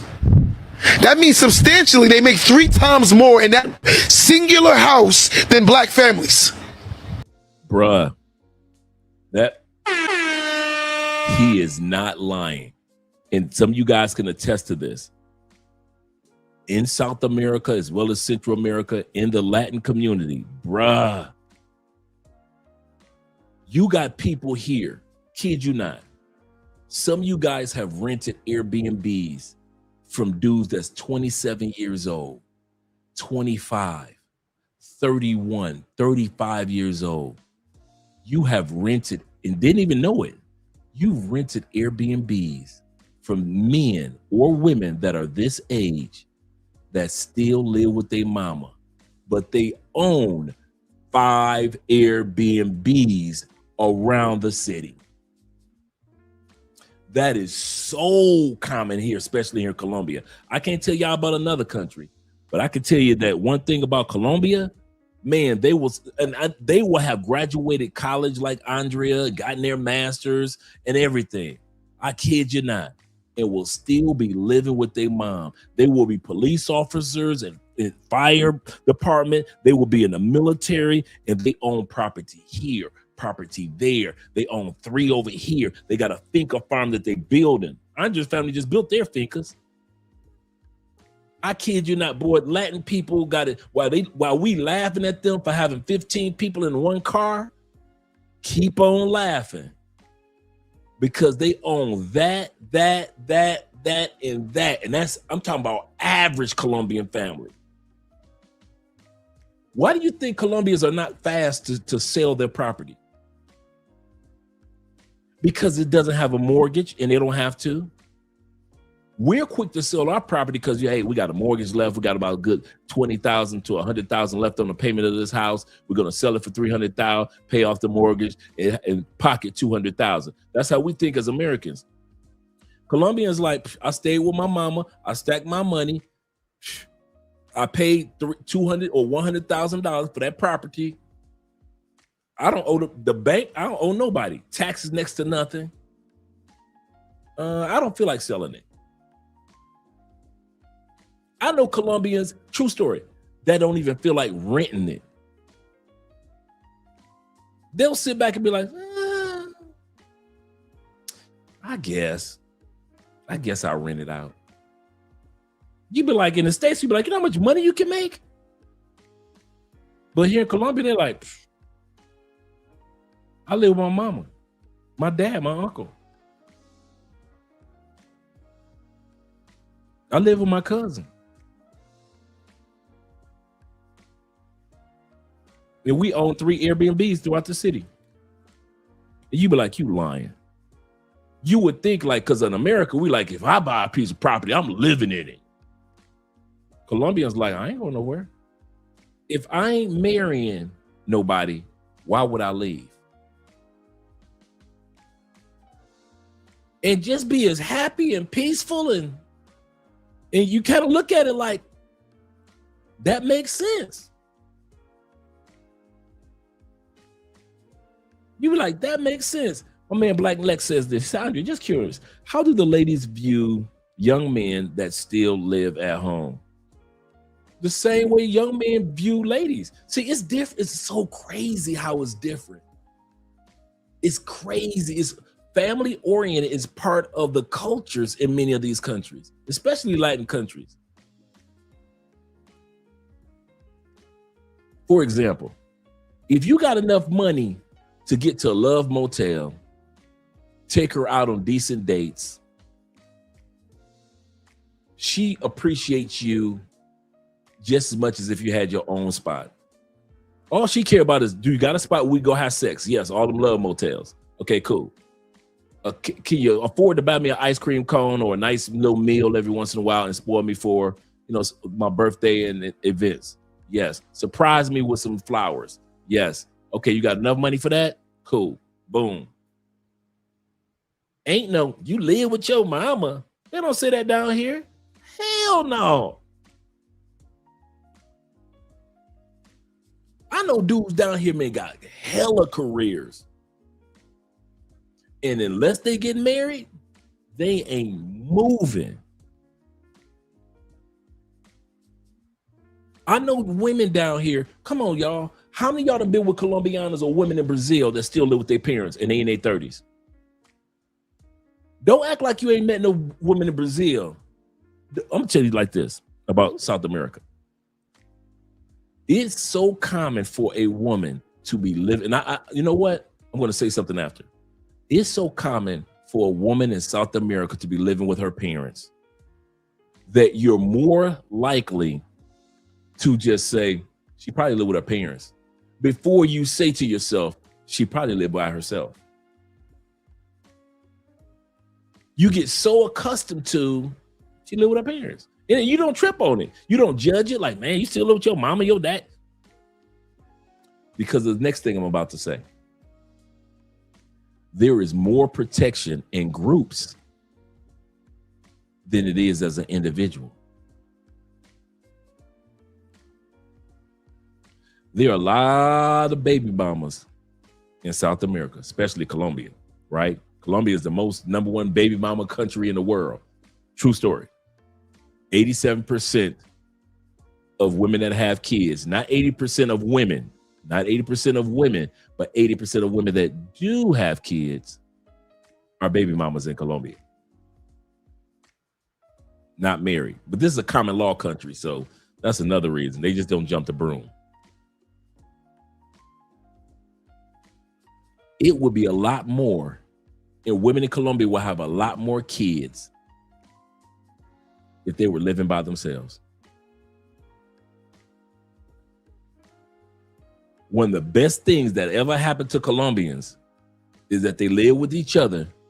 And if they do have one kid, the family's like, okay, all right now. And you ever notice that Colombians have like one or two? It's rare you see it, but 3 kids. But if you ever notice, Colombians usually just have 1 kid, maybe 2. They'll stretch it to 2, but you don't. Every once in a while, maybe in the Black community, you'll see a lot more. But for the most you see in Colombia is like 3 kids. Ain't no 5, 6 like in the States. You know why? Because the women in the States don't have a shield over them. They don't have anybody to protect them from the next man that's coming up the bat. And then the next man that comes, then the next man that comes. Colombian women, the family gonna be like, okay, you can have this one. You gonna have this one. But you ain't gonna be running through here with no 4, 5 kids. That ain't gonna happen. The family protects them from themselves. I'm gonna say this again. Quite often, family protects women from themselves. They have their brother there in the house. Sometimes the uncle is there. Sometimes a cousin is staying there for a couple weeks. They've got so many males that can direct them that even if they do get pregnant, they ain't gonna have no 4 or 5 kids. Ain't gonna be no 2, 3, 4, 5 baby daddies. Not in Colombia. You might see 2 baby daddies, but 3? Hell no. No, you ain't gonna see that. MAB says this. Shout out to MAB.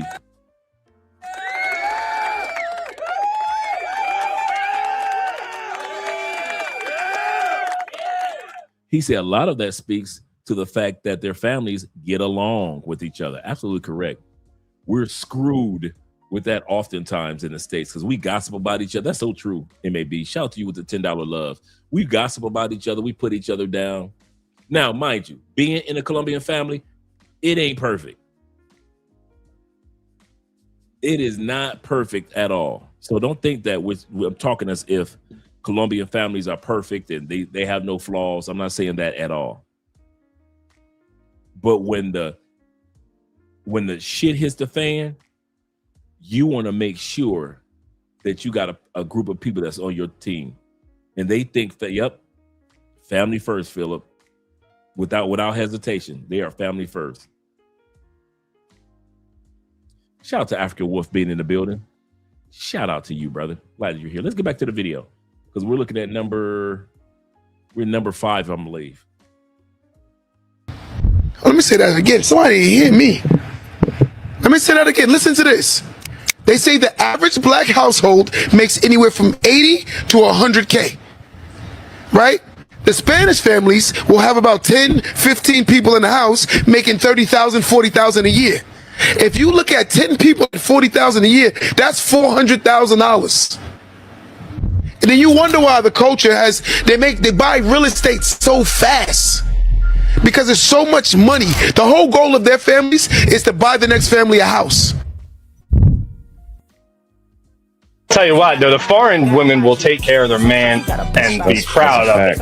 Like a lot of times, these Americanized women, no offense to, I'm just saying in general. Fuck it, talk your talk, Joe. Talk your talk, man. Let's go. It's like this whole thing where it's like I ain't no stay-at-home mom.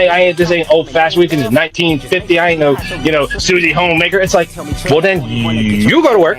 I'll stay home. I'll watch the kids. I'll raise the kids. I'll cook. I'll take care of the house. That is the most important job in this life, is raising a household and raising a family and making sure everything's good at home. That's the most important job you can possibly have in this world. And it's like, all right, I'll do it then. You know what I'm saying? The whole idea of all that, you know what I'm saying? Like, that ain't, you're sexist, you're this, that. Like, I'm not sexist. I'll stay home and do, you know what I mean? I'll be putting on Miss Rachel. I'll be running around and be like, You know, whatever is needed. You know what I'm saying? Whatever's needed. Because when you grow up here, you are trained. When I tell you trained, I tell people this and they're so shocked. You are trained on how to be a wife.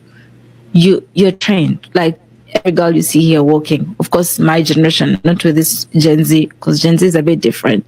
With my generation, you are trained on how to be a good wife. So you know how people have like summer school? We have a thing here called it's Sagati. You know, it's like no summer school, but it's like, They have a summer school for training women to be wives.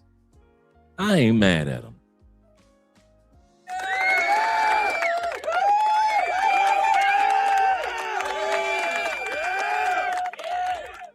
That's what we need in the United States. A summer school to train wives. But it's so too late that if you had that, women in the United States would protest. How dare you train my daughter to be a wife? What programs are you trying to program my daughter? like where your parents could send you so you can like get additional skills, you know, on how to be a better wife, on how to just be good to your husband, and whatnot. So all that is information. These girls are, it's like a boarding school just training women to go out there and just collect whatever it is they can collect. So you can come here thinking you've made it in life and you land on a humble woman and whatnot, forgetting the whole time she's just working you. Number 6, where we're looking at, so we're halfway through. With number 6, she helps establish your positive routines. There are so many women in the West that will help you with your routines, but they're not positive. You be in the routine of soon as you get home, you got to be ready for an argument. That's a negative routine. You got to be in a routine of eating unhealthy foods. That's in the West. You got to be in the routine of being a stepdad and dealing with the woman that may have 3 baby daddies on average. That's in the West. But then you go to other countries and all of a sudden you got positive routines that bring you peace, health, happiness, joy. You communicating with new people. You're traveling to countries that you didn't even think you wanted to travel to. And all of a sudden you're traveling to that particular country. You can see this in our brother, Austin Holloman.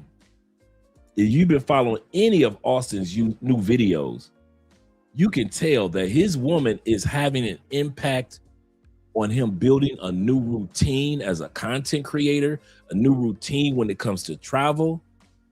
He even said on the video a couple weeks ago, he said, I don't even drink. He said, man, we have a certain day when we go out and have drinks like a Long Island iced tea.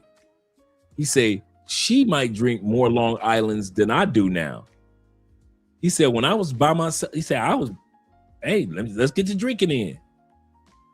He said, now, he said, because being around her just brings me so much happiness. I ain't really tripping on the drinking part as much. Good foreign women will cause you to have positive routines. Help you get your sleep on track. You know, when you were by yourself, you were a single man, you used to just sleep any time of the night. It's any time of the day. I'm up all night. We partying till the sun comes up. Then you get you a good woman and you take your ass to bed at a proper time. All of a sudden you in Thailand, and you know Thailand got some of the best medical, Philippines got some of the best medical, Brazil as well as Colombia. And all of a sudden now you're starting to get checkups on what that pain you used to go through while you was in the States, that little pain on your side, but you never got it checked out while you was in the States. Now you in Thailand with all that good medical that's not expensive. Now you get everything checked out. These women help you establish some of the most positive routines that you will ever have. And I'm not saying that you couldn't have did it on your own, but if you could have done it on your own or would have done it on your own, you would have done it by now. If you would have had that proper dieting, that proper sleep, proper routine of how you carry yourself, if you, I can do that, you would have done it by now. especially when it comes to getting our bodies examined as men. You would have done it by now. If you could do it, you would have done it by now. Most of us men, we don't get checkups like that. And all of a sudden, you get, dude, Andre got to follow me like this, man. As much as she's always got me getting this. I'm like a car. I got doctor's appointments all the time, even when nothing is wrong. Now she got me. Now she got me at the point. If I feel one thing that I don't like, because our insurance covers everything, bruh, babe, we need to schedule a doctor's appointment. I kid you not, I'm scheduling doctor's appointments now, bruh, like never before. I don't wait for Andrea now. I'm scheduling them now. Hey, babe, we need to make sure we take it. I felt I think I noticed my arms are sore from lifting weights. We need to go to the doctor. I kid you not, man. Shout out to Black Chairman in the building. And T-Mac. He said, feels good to return to breathe. Feels good to come back to Colombia. Breathe, my brother, and breathe. He said, my Nove came to visit me the next day, and she showed me that she missed me because she kept following me. That's another thing. Following me around the apartment. Then she came over and cleaned my apartment. Shout out to you, T-Mac. That's what's up. He said, yes, my girl got us in bed at 10 or 11, right? Yeah. Your woman, a good woman, will help you build positive routines. You had routines before. We've always had routines or habits. Now your woman is helping you in this new country build positive routine. And you wonder why it's so easy for you to lose weight now because of this. Isabella, I have a question for you. Yeah. What do you do for your man? Okay, yeah, so obviously, like I said, I cook and clean, do the laundry, that's the typical stuff, but kind of like what you said, you want to make your house like a safe place for your husband to come home to and just make him comfortable and serve him. So every morning and every night, I literally massage him until he goes to bed. So every night I put my daughter to bed and then I massage my husband to sleep and then I go to sleep. And that's what I do because he wakes up and he works hard to provide for the family.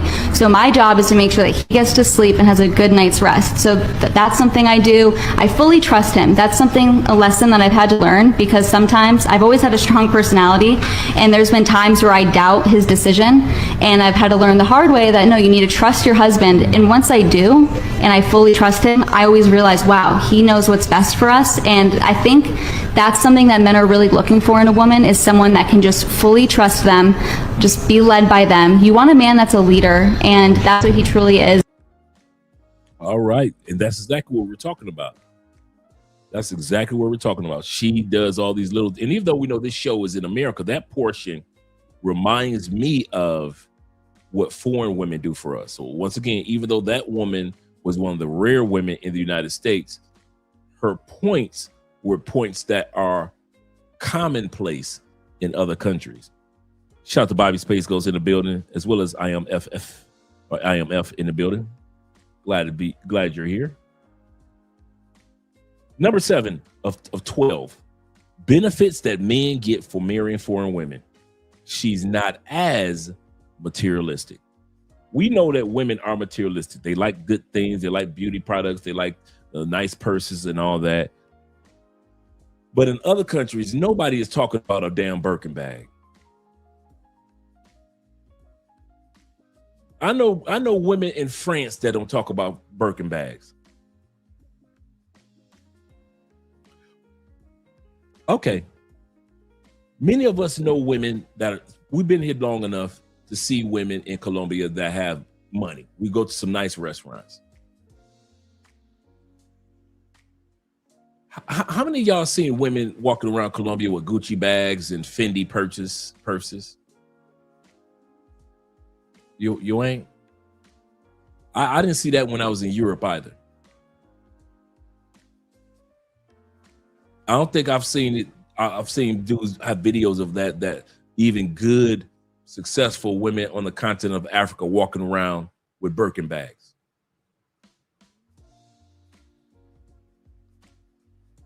Women and men in other countries like style and fashion more than they like what's on the tag. European women, their style can't be competed. Their style is amazing, how they just dress just to get up to go to the grocery store. Their fashion sense in Europe, I gotta give it to. They might not take showers like they're supposed to. They might not use a face towel like they're supposed to. But when it comes to fashion, it ain't all about what's on the tag. It's mainly the styles that they put together. Black people in the United States.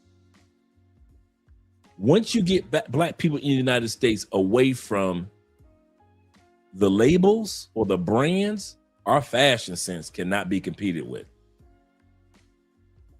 Hip hop was built off of fashions that weren't necessarily always the brand. It wasn't necessarily we built it off of the brands all the time. What's my point? My point is, if you date in another country, she's not asking you to spend your money on major material things until other things are established. She's not asking you to go broke. She's like, listen, can we go get some ice cream here in South America? In Europe, women say, can we go on a walking date? I'll say that again. It's very common in Europe to go on walking dates. Nobody's cussing you out because you didn't take them because you took them to the cheesecake factory. Nobody's fussing at you because of that. Yet we talked about this earlier, AMSM. Say, Andre, from your perspective, and we talked about perspective earlier. He said, why do women in America complain about doing household chores in a shared space with men? I'll tell you why. Not because of men. Most women, no matter what it is they're doing, it's not about us men. It's about each other. Women dress for each other, put on makeup because they judge each other, wear a certain weave or wig because they judge each other, wear the eyelashes, so forth and so forth, whatever car they buy, whatever career they go off into, most of the time has very little to do with us men. Most of the time in the West, in UK, Canada, Australia, United States, it has very little to do with us. They care what other women think. And if other women in this era is saying taking care of your man is slavery, they will not take care of your men, you men. They will mock women that do. There are a lot of women in the States that love taking care of their family and take care of their man and making their man a plate. But there are a lot of women in the United States. I ain't making no man a plate. You a grown man. You got hands. Why can't you make yourself a plate? You do know in the milliseconds that it takes you to argue with me about making a plate, you could have made that plate. That's probably the craziest thing about the making a plate argument that gets me. She literally will argue with you 3 to 5 minutes about making a plate that only takes 3 to 5 minutes to make. So it's not about making of the plate. It's not about wasting time. It's because they care what other women will think if they find out that she is cooking, cleaning, supporting her man, and being there for her family. They're judgmental. Women are judgmental and jealous of each other. They judge each other and are jealous of each other. He said, but don't complain when they do those same household chores and stay by themselves. When it's time, when they're by themselves and they got to watch the on Sunday and they got to do all their chores, washing clothes and do all that. No complaints. Because these are mine. Your man is not yours. Your kids is not yours. A woman will leave washing clothes for her family just so she can wash clothes for herself. A woman in the States will leave cooking a meal for her family just so she can sit alone, complain on social media,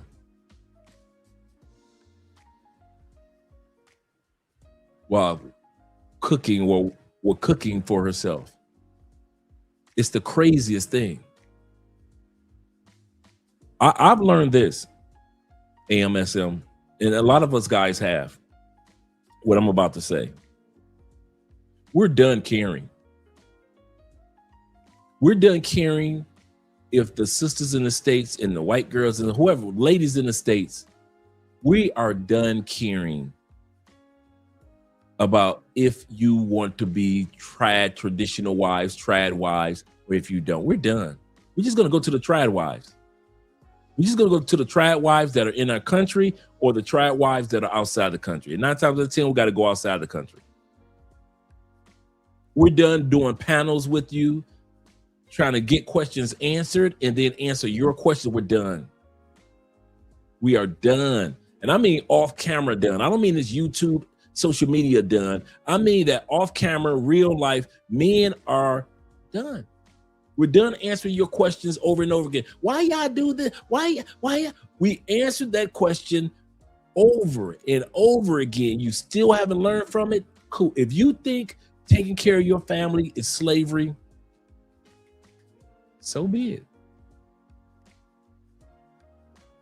If you think being supportive, submissive is a curse, we are not about to shout you down. We're just going to go to places where women are submissive and supportive. And you can mock and talk about those women all over TikTok. And guess what? Those women still get the ring. You can laugh at them. Y'all getting these women in other countries that ain't got that. We already know that our women are highly educated, insightful. We know that our women have focus and drive. We know that women in other countries mature faster than Western women. We already know that. So when you ladies sit back and try to criticize women in other countries, even though you try to claim that you're pro women, no, you only pro the women that you want to be pro for. Because if you were pro women, really supportive of women, you will be supportive of women on a global scale. You talk about women in other countries like they are trash, as if they aren't even women. Do it. We don't care anymore. All the men that are doing videos about how much the ladies talking about us passport bros, you ever notice those videos are slowly disappearing? Nobody's responding to you all anymore. Nobody's in your comments. Put out all the passport bro videos you want. Nobody cares anymore. We're not coming back. We're still going to marry who we marry in other countries. Y'all can talk about the 1 or 2 or 3 drug dudes that got drugged and robbed, the pookies who are not even a part of what we do. You can, hey, we don't care. We're still not coming back. We don't want y'all back. You can't use our line on us. We said we're not coming back. We don't want y'all back. That's using our lines on us, ladies. So whatever man that you find to marry you on the plantation of the United States of America, enjoy them. You got enough men on the plantation to enjoy. You don't have to worry about what we're doing on this side. It's over. And I mean, it's over. And it's growing. More and more men, once these lights and these cameras go out, more and more men are still going to be leaving you ladies in the West and marrying women in other countries. We are not anti-marriage. We are anti-marriage in the United States.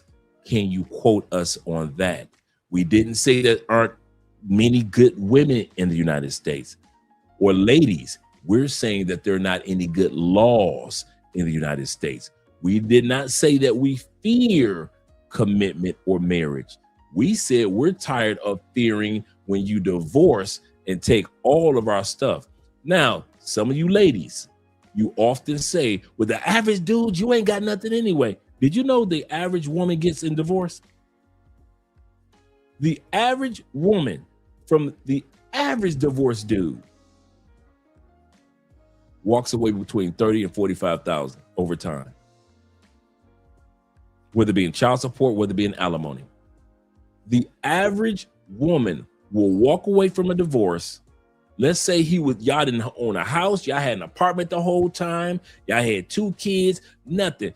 You still in child support will walk away with $40,000. And 9 times out of 10, he'll end up paying the court costs or the attorney fees. So all you ladies that say the average dude ain't got no money anyway. Well, the average dude has children by you, and the average judge will make sure that he pays for 18 years child support, depending on the age of the child. So ladies, we're done. We don't care. If you really didn't care, you wouldn't still be making videos talking about men traveling. You wouldn't be following us to other countries, making content. Ooh, I saw what the passport bros are doing in the Philippines. I saw what the passport bros are doing in Cartagena, Colombia. I saw what the passport bros are doing in Brazil. Nobody's making videos talking about, I saw what you did. We see y'all get in trouble all the time in these other countries. You talk loud in these other countries. You don't pay your bill at restaurants in other countries. A lot of the time, ladies, we see how lonely y'all are when y'all be in the clubs in these other countries. Y'all be in y'all little circle with your little drink in your hand and don't nobody talk to you. We see how but we don't do videos on you. Lonely women this. The sister got in a fight for that. We don't. But y'all always got a camera in our face talking about what we're doing as men in other countries. Here's the kicker. We don't care. We're still going to be who we are. And you can be angry with us, and we understand. And I'm going to end it with this. I understand, ladies, why you're angry with men. Men with passports slept with you and beat your coochie up and broke your back in and broke your heart. No, they didn't. Yes, we did. None of these men running around with passports are virgins, and neither are you. Whether it be black, white, or whatever culture, none of these men are going to other countries because they couldn't get you. They are going to other countries because they got you and it wasn't worth it after the sex. You brought no value to him after this. Well, he ain't bring no value to me. We're not talking about him right now. Stick on the topic. We're talking about you, ladies. Stick to the topic. I know it's hard. Stick to the topic. I understand why you're upset. He sexed you. You fell in love. You may even had children together. And now he's in the Philippines and he smiles on photos. And you couldn't get him to smile on a photo no matter how much you did for him. And now every time you see him on Facebook, because you're still connected to your baby father on Facebook and other social media platforms, that pisses you off. We don't care. Once again, if you didn't care, you would not be making all these videos talk about how much you don't like, or look what the passport bros or the black men with passports are doing. You're constantly crying about what these men are doing. I understand. I'm serious. I understand. These men sexed you down so good. They flower card and candied you. They took you to the movies. They met your parents. Y'all went to the temple and the church together and to the mosque. You thought that the passport bro that you lost was the one. You thought he was the one. And then he got a passport and he left. He left you with a 17-year-old son and a 21-year-old daughter. He left. He left you when you guys owned a house and you filed for divorce and now you live in an apartment. He left. You still have college debts to pay. And he left. You don't want to go to Applebee's or Cheesecake Factory. And he still got his passport, got on a plane, and he left. And the sad part is because he lives in the United States, he does it over and over and over. And you need to see him on Facebook. Every time you see him, he's getting on a plane heading here and a plane heading there and a plane. In other words, you thought his life was going to fall apart after you divorced him. And come to find out, his life just started once you divorced him. So I get it, ladies. Hey, ladies, here's the kicker. Keep making more videos. We're not upset. Make all the video. If it's therapeutic, if it helps you sleep at night, make all the Passport Bro videos you want to, because we know how much you cry once that cell phone camera goes off. And that's the truth. And you can tell me I don't know what I'm talking about. He's a liar. It's not true. That's not how we feel. But the proof is in the pudding. And so I call to action, you ladies. If everything that I just mentioned over the last few moments is a lie, stop making a video. I ain't got to stop. You can't stop. That's the problem. You're so hurt, you can't stop. And that's why these women are acting the way that they are. My brother Dave says this. He said, Dak Prescott, Dallas Cowboy quarterback, walked away. Yes, he did. Shout out to Dak for that one. Shout out to Dak. He said, walked away from getting married to a chick, didn't want to sign the prenup. Dak said, I'd rather do this child support before I deal with this mess that you're dealing with. Yep. Marriage in the West is legal institutional theft. Absolutely correct. The judges get paid. The court system gets paid. The friend of the court's child support system gets, everybody getting money off of you. I mean, everybody loading up off of you. The attorneys get paid. Get paid. He say, and you face dudes still get spellbound by the idea. I don't see how they do it. Shout out to Ben once again. He say, smiling pictures with a girl half her age. That's a good point. In bathing suits. You ain't never seen your girl as big as she is in the States in a bathing suit. On the beach. It is absolutely burns them because you out here out of their reach. That's so true. That's so true. Let's continue on with the next one, gentlemen. Number 7.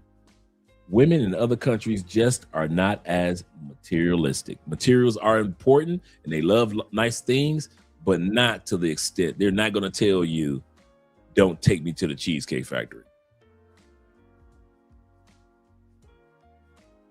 I can say the best decision I've ever made in my life, from a peace standpoint, convenience standpoint, and definitely from a financial standpoint. I'm in the best financial position of my life ever since I moved outside of America and living abroad. It's allowed me to save so much money. I've even made more money, which for most people it's not gonna be the case, but I have made more money living outside of America than I have in America. And life is just truly great. I'm super blessed. And I want to say this too. Like, I don't want you guys just to see where my life is now and go, oh, okay, it's easy for you to say, listen, I was enjoying life when I first got to Southeast Asia, even when I was making a lot less money. Life was still good. Life was good when I was living in a $245 a month apartment in Pattaya. You know, like when I'm only making a couple grand a month, life was still lit. Like I still felt great even in the process. That is one thing that, man, he made a great point. And I'm going to bring that part back. We rarely talk about those first few years of living in a new country when everything is new. No matter how much money you've got, everything is still new. Life is so good. Even though you don't know where the best fruit markets are or where they go get their meat yet, or you don't know where to get your medical insurance quite yet. You don't know if I should buy a car, should I not buy a car? Should I buy a motorcycle or a scooter? That those first couple of years of just being inquisitive it gives you more peace than the stress that you would feel back home in the United States, and you know where to go get everything. You even got the hookup. Hey, I got a partner that got the hookup on the right? I got a partner that got that hookup. You know you know your routines, you know the ladies, you know what women look for this, women look for that. You know everything about the United States, born and raised, the music, everything. It's crazy how you are stressed the hell out in a country you are so familiar with in Canada or UK. You take your butt to another country, you would think those first 2 to 3 years will be stressful, you nervous, you don't know what this is. Some of the best years of your life will be when you first go to a new country and you officially living there. That adventure of discovering this and discovering that and new recipes and new foods and new people and new this and new music and new locations and new ways to travel and discount travels to this part of the country and that part of the country because it's not expensive as it is to travel throughout a country as it is in the United States. That first couple of years of adventure of meeting new women. I like her, but I really like her. Or I like both of them. That experience, man, you would think it would be stressful to move to another country. It is more stressful to stay in the United States than to leave the United States. He is not lying. He is not lying. That experience in the beginning, if I had to put it on the Libra scale, being a Libra, it is far more stressful to live in the States than to discover a new life in another country. United States far outweighs you in your stresses. He is not lying. Yes, sir. Because you're dealing with more people, shout the observer. You're dealing with more fit, feminine, and friendly women. Yes, sir. Yes, sir. Let's go back to the video. I don't want to hold you guys up too much. Like, I just felt like I had so much more freedom. Even though I didn't have like a whole lot of money, I still felt more free. So yeah, guys, if you're watching this, I suggest if you're in the position and you qualify, to do it. I mean, to really consider it. Like, you will save yourself a lot of money, and I think you'll really enjoy your experience of life out here from every aspect. But life outside of America can truly be lit. There are so many reasons why men should exit the West, but one of the most basic ones is just how expensive it is living in America versus in Latin America. I just went to dinner with my wife in Santa Cruz, Bolivia. We got steaks, got desserts, we even got an appetizer. I ate the appetizer before I had a chance to take a picture of it. It was just that good. Over here, I don't know if I showed it or not. This is one of the nicest restaurants in Santa Cruz, Bolivia, like ranked like number 5 on TripAdvisor. So it's the nicest restaurant in the city, got 2 entrees, an appetizer, and a dessert. We don't really drink anymore, so we didn't get any drinks. And the total of the entire meal was like $40. Come on now. $40 for 2 steaks. Now, mind you, Bolivia is down there with Argentina and Peru. We're talking about some of the best steaks because of the soil and the grass that the cow eats in that part of South America is some of the best soil and the grass in the world as far as raising cattle.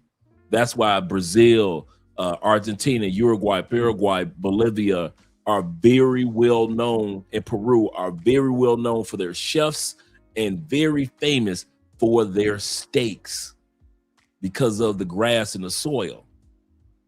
This dude him and his wife are literally eating some of the best steaks in the world with the ice cream and the chocolate mousse. He said we didn't get a chance to eat. We didn't get a chance to take a photo of the appetizer. He said we didn't buy any drinks for $40.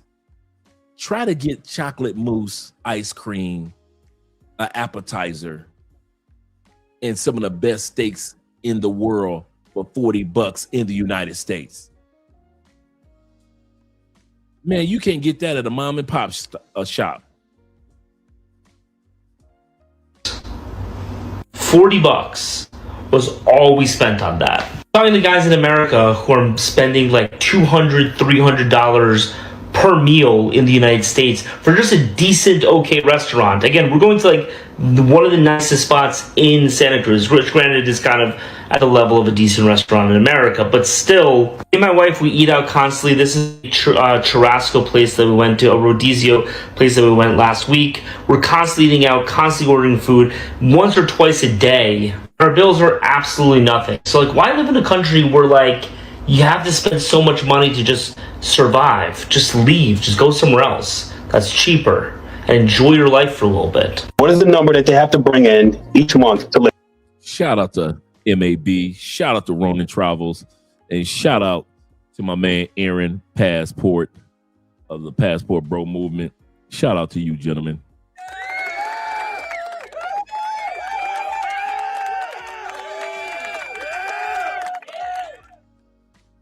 Right. I'm going to say all these countries, really, Colombia, Brazil, Thailand, I think the DR, I would say if you can bring in $3,000 a month, you'll be, and you got medical insurance. You're exceptionally doing well. I think you'll be doing good. Better than good. You'll be an exceptional. You're already going to be top. You'll be top five. You'll be top to 5 to 1 percentile at $3-5 a month. That's facts. Yeah. In most countries, you're already at top 10, top 5%. You live in like a G. I guess the question is, what would be the minimum, right?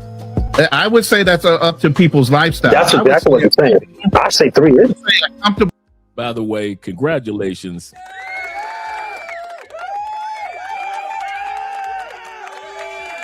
Let's bring this back. Congratulations to my brother Aaron, man. We've all supported him by way of the Passport Bro Movement, the Facebook page, the apps. Shout out to him for being married now. He's officially married. He just texted me. He just texted me back. Shout out to him for the newborn. Shout out to him for his marriage. They're married now. So he's built his life in Thailand. This is what I'm talking about. There's a time and a season for everything. There's a time where some of the brothers that you hang out with the most, they will grow up. They will grow up. They will have families. The Aaron that first started the Passport Bro Movement is a completely different man. He's a family man now. Ronin Travelers is one. MAB is on his way. Fearless, him and his, goodness gracious, Fearless, his daughter growing up fast. What are they feeding that young lady? Shout out to Fearless Travelers. We men are growing up. I don't know why y'all expect us to still be out there in them streets with the rest of y'all. Shout out to you guys that are in them streets. But the rest of us, we growing the hell up. So shout out to the family man. Shout out to the family man. Yes, sir. Yes, sir. Living his best life, man. T-Mac says this. See, my daughter in Colombia will be 3. That time flies by, doesn't T-Mac? Will be 3. She bawled her eyes out when she left my apartment. I know she did. He said, I'm on kid number 5. Shout out to the dad right there. Yes, sir. Yeah, we are growing up around these parts. I don't know why y'all keep thinking that we're going to be the same person who we were when we first started traveling at 32, 37, 29. A couple of you guys have reached out to me in regards to marriage advice and, hey, what should I ask or what should I do or so forth and so forth, or, you know, things are going great, man. Shout out to my man in Cartagena, Crypto Los, man, Crypto King. All these family men, man. That's why I say let the women in the States talk. Let them talk. Let them talk. Because we just gonna do our thing no matter what they have to say. Shout out to my brother again. Insurance. You're exceptionally doing well. I think you'll be doing good. Better than good. You're doing exceptional. You're already going to be top. You'll be top 5. You'll be top to 5 to 1 percentile at $3,000 to $5,000 a month. That's facts. Yeah. In most countries, you're already at top 10, top 5%. You live in like a G. I guess the question is, what would be the minimum, right? I would say that's up to people's lifestyle. That's exactly what I'm saying. I say 3 years. A comfortable lifestyle for somebody. If they're only doing a 1-bedroom apartment, most apartments will run $300-$400. It's halfway decent, and a nice condo living environment or whatever. If you go out to a province, you should be able to get a 2-bedroom house for that. You get what I'm saying? So you're looking at, I would say, comfortably $1,800 a month at the bare minimum. Then, based on your extravagance, how much you want to go out, how much you want to party, how much you want to rip and run, whether you want to rent a vehicle, whether you want to do whatever those other things are, step it up to about, like you said, BMT, $2,500, $3,000. Now you living like a king, literally. And whatever else you got. Also, you should be bagging it, and I'm telling you, you come over here, you should be paying down your debt. You should be saving some of it. You should be doing some investments. You have that money to do that while you're living comfortably over here. So those are ideas. And you better have over 10 grand in the bank before you leave the U.S. You better have 10 grand in the bank, no debt. No debt. Zero debt. That's going to be a stretch for zero major medical problem. That's going to be a stretch for a lot of those dudes, James. But I get what you're saying. Yeah, trying to live debt free. But Ronan, we keeping it 100. We keeping it 100 on the show right here. That's why I came on. I was like, I should come on because this is the keeping it 100 episode right here. Is it not? As an entrepreneur, I would say definitely manage it. Number 8 of the 12 benefits that men get from marrying foreign women. Foreign women help men live longer. Yes, the statistics show that married men in the States too live longer than single men. And that goes back to what we were looking at before when it comes to routines. Your woman, if she's the right woman, she helps to build your routines. If she's the right woman.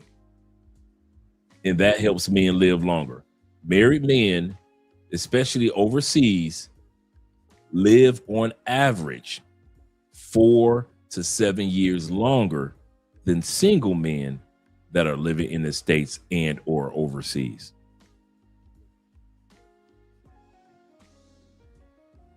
Basically, the stats say all men should go get married today.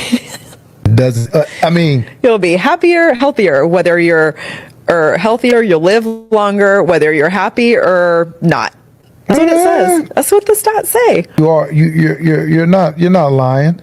Get you a wife. Get you a wife. Says married men live longer, healthier lives on average. It says it lowers the suicide risk for men, better mental health and stability. And men often earn more and advance further in careers. It says the benefits from emotional support, healthier habits, and it encouraged by the spouse. So maybe they do better in careers because you know what you have to support. But overall stats, single men face higher risk of poor health, loneliness, early death compared to married men. Like men, you make better decisions, better choices, which is why you live longer when you have a good old woman at the house. You just die faster. This has been my big complaint about living in the United States, that you have no access to any kind of decent foods. This is called San Miguel Market in Madrid. Tapas for $2, olives, dumpling, meats, like all kinds of things. That's what makes a nation great, not when you provide fast food joints that cause cancer for your people. That's not a nation, that's a system. This is a nation where people care for each other, they have great access to food, the best food. Matter of fact, they ban a lot of foods from the United States, and everybody just... Did I not just say that American foods are banned in many countries? Come here, you'll spend not even 15 euros and you'll eat the best tapas of your life. Pick and choose, right? You can come here with a family of 6, everybody's gonna have something for their taste. Why does a self-proclaimed greatest nation on earth doesn't have access like this in every major city? Why? Put it in the comments below. Maybe it has something to do with the fact that American government wants people to be sick and eat crap, cheap food with high margins. This is beautiful. Glad to see there's still places like this that are for the people. Even America for my mental health. Like, seriously. It's draining here. Everything is so fast paced. And before you get into the next day, you're into the next week. Time is going way too fast, and it's never been like this before. What you experience being in another country, there's no going back. It's just, you see things in a totally different way, and you cannot unsee it.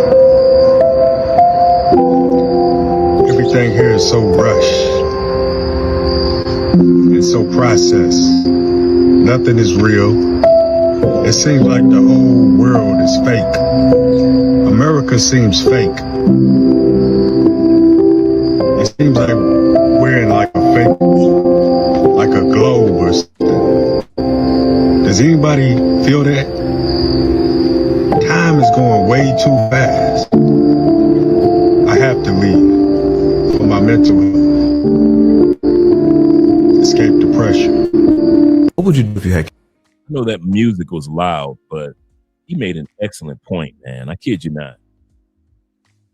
He made an excellent point on, like I said before, especially men of color. Let's just talk about most of us that are here tonight. The stats are the stats, man. Men that leave the United States do live longer. I wish I could put it another way to where I love the United States like the rest of you guys. I could call it a plantation because it's the plantation that I come from. But the facts are the facts. The food is healthier outside the States. People are friendlier. It's not as much noise pollution. You can say a lot about Medellin, but the one thing you can't say about Medellin is that it's loud compared to the New Yorks, Detroits, Chicagos, LAs, Dallas, Miamis. A lot causes men to be able to, you aren't in much of a, here in Colombia, and I know you guys can attest to this too, that in Southeast Asia, I've had to learn to slow down and accept and appreciating slowing down. Colombians don't walk, ever, ever. You will rarely see a Colombian that walks, ever, ever. They stroll. These are the most strollingest people. I thought they strolled in the South, in the States. Y'all don't stroll. These people in South America stroll. And don't let it be like 5 or 6 of them on the sidewalk talking and just having a regular conversation, strolling. You might as well be ready to stroll. They stroll on the elevator. They stroll off the elevator. They stroll on the escalator. They stroll off the escalator. They stroll into work. These people do not walk, not what we call walking. They stroll. And you know what you learn to do? You learn to stroll. I have never strolled a day in my life. I'm a big city boy. Cleveland, Chicago, Detroit, Indianapolis, like Chicago, Chi-Town, Atlanta, Yay Area, San Francisco, Tampa. I'm a city boy. I'm used to brisk walk. We got to get there. We got to get there. I have never strolled a day in my life. I'm a walker, right? Like a lot of you guys. And then we move to these other countries and they don't walk. They stroll. And you learn that life is good and you don't have to rush it. That 24 hours ain't going nowhere. It's still going to be 24. That 24 hours ain't going nowhere. It's still going to be 24. And so they stroll. And so you learn to stroll too. I kid you not. It's the crazy. And you be mad at them. Like, and they be walking with their grandmama or their granddad and just be strolling. Or be some teenage kids strolling. A person walking with dogs strolling. The only time you see Colombians move fast is in a car or on a bus. The bus is moving fast, or cars are moving fast, and the bikes. But other than that, everything else is strolling. That's a tip for some of you guys that are thinking about moving to certain countries. You better find out if that country walks or if that country strolls. Because in that first year, you're going to have to learn to stroll. Just take your time. That 24 hours ain't going anywhere. AMSM says this. Shout out to my brother being in the building. He says, not out of the country. He say, but recently I moved downtown to Atlanta to Kennesaw, Georgia. So he moved out of the A to downtown. He said moved from downtown Atlanta. He said it's quiet as F. I know that feeling. When I moved out of Tampa to Ruskin, to the suburbs of Tampa, yeah. He said, especially when I lay down to sleep. That is so true. That is so true. That's one of the reasons why I love living out here in North Cali, because everybody will work out here, but by the time like 7:30 hits on this side, bruh, it is church quiet. Church mouse quiet out here on this side of the city. Our apartment, I mentioned this before, our apartment does not allow women to wear heels, except for on the weekends, after 8 o'clock. That walking through the hall and somebody hear a woman walking through the hall with heels, that's not even allowed in our building. Have your dog on the balcony. That's a no-no. Ain't gonna be no dogs barking at other dogs on the don't play that. Your kids too loud after 8. Weekend, everybody loud and partying and having a good time. Soon as Monday hit, Monday through Thursday, can't even wear heels. I love it. I love it. I feel what you're talking about. It's a nice territory. All right, that's what's up. Let's continue on, gentlemen. He said, oh shit. He said, that's nice. He said, no loud heels, pure. Yeah, man, quiet. Why do you guys think when I'm on a live stream, Andre will come in all the time? Come in, Andre. Because even though, everything's kind of soundproof, Colombians aren't used to hearing loud voices. So even if I'm not trying to be loud, And you guys are like, hey, that's how we talk in America. Andrea's like, come on, dude, really? And so I've yet to get my Colombian voice down packed. I don't know if T-Mac and you other guys, well, you know what? T-Mac does. T-Mac kind of like a soft-spoken type of dude anyway. So is Will. But big mouths like mine, I got to like train my mouth to be quiet. I got to ask myself, am I being loud? Am I being loud? Some of you dudes are laid. My Uncle Jeffrey Ghostface, he's like that too. He's laid back, so he's not a loud type dude. Me, my voice just bounce off of Lear jets, walls, everything, right? My voice is always bouncing off something. He said on the weekends, they will blast music for the whole neighborhood. Yes, they will. Yes, they will. That is so true. So just in case you guys wonder what novia is girlfriend in Espanol. So his novia. Yep, novia. Let's continue on. This brother's asking Dr. Bobby what he would do if he had cancer. Cancer. If I had cancer, I would immediately get out of America because this is a stressful environment, and stress does, cause cancer to exacerbate. So I would immediately leave here, go somewhere indigenous, where I can be around fruits, vegetables, easy.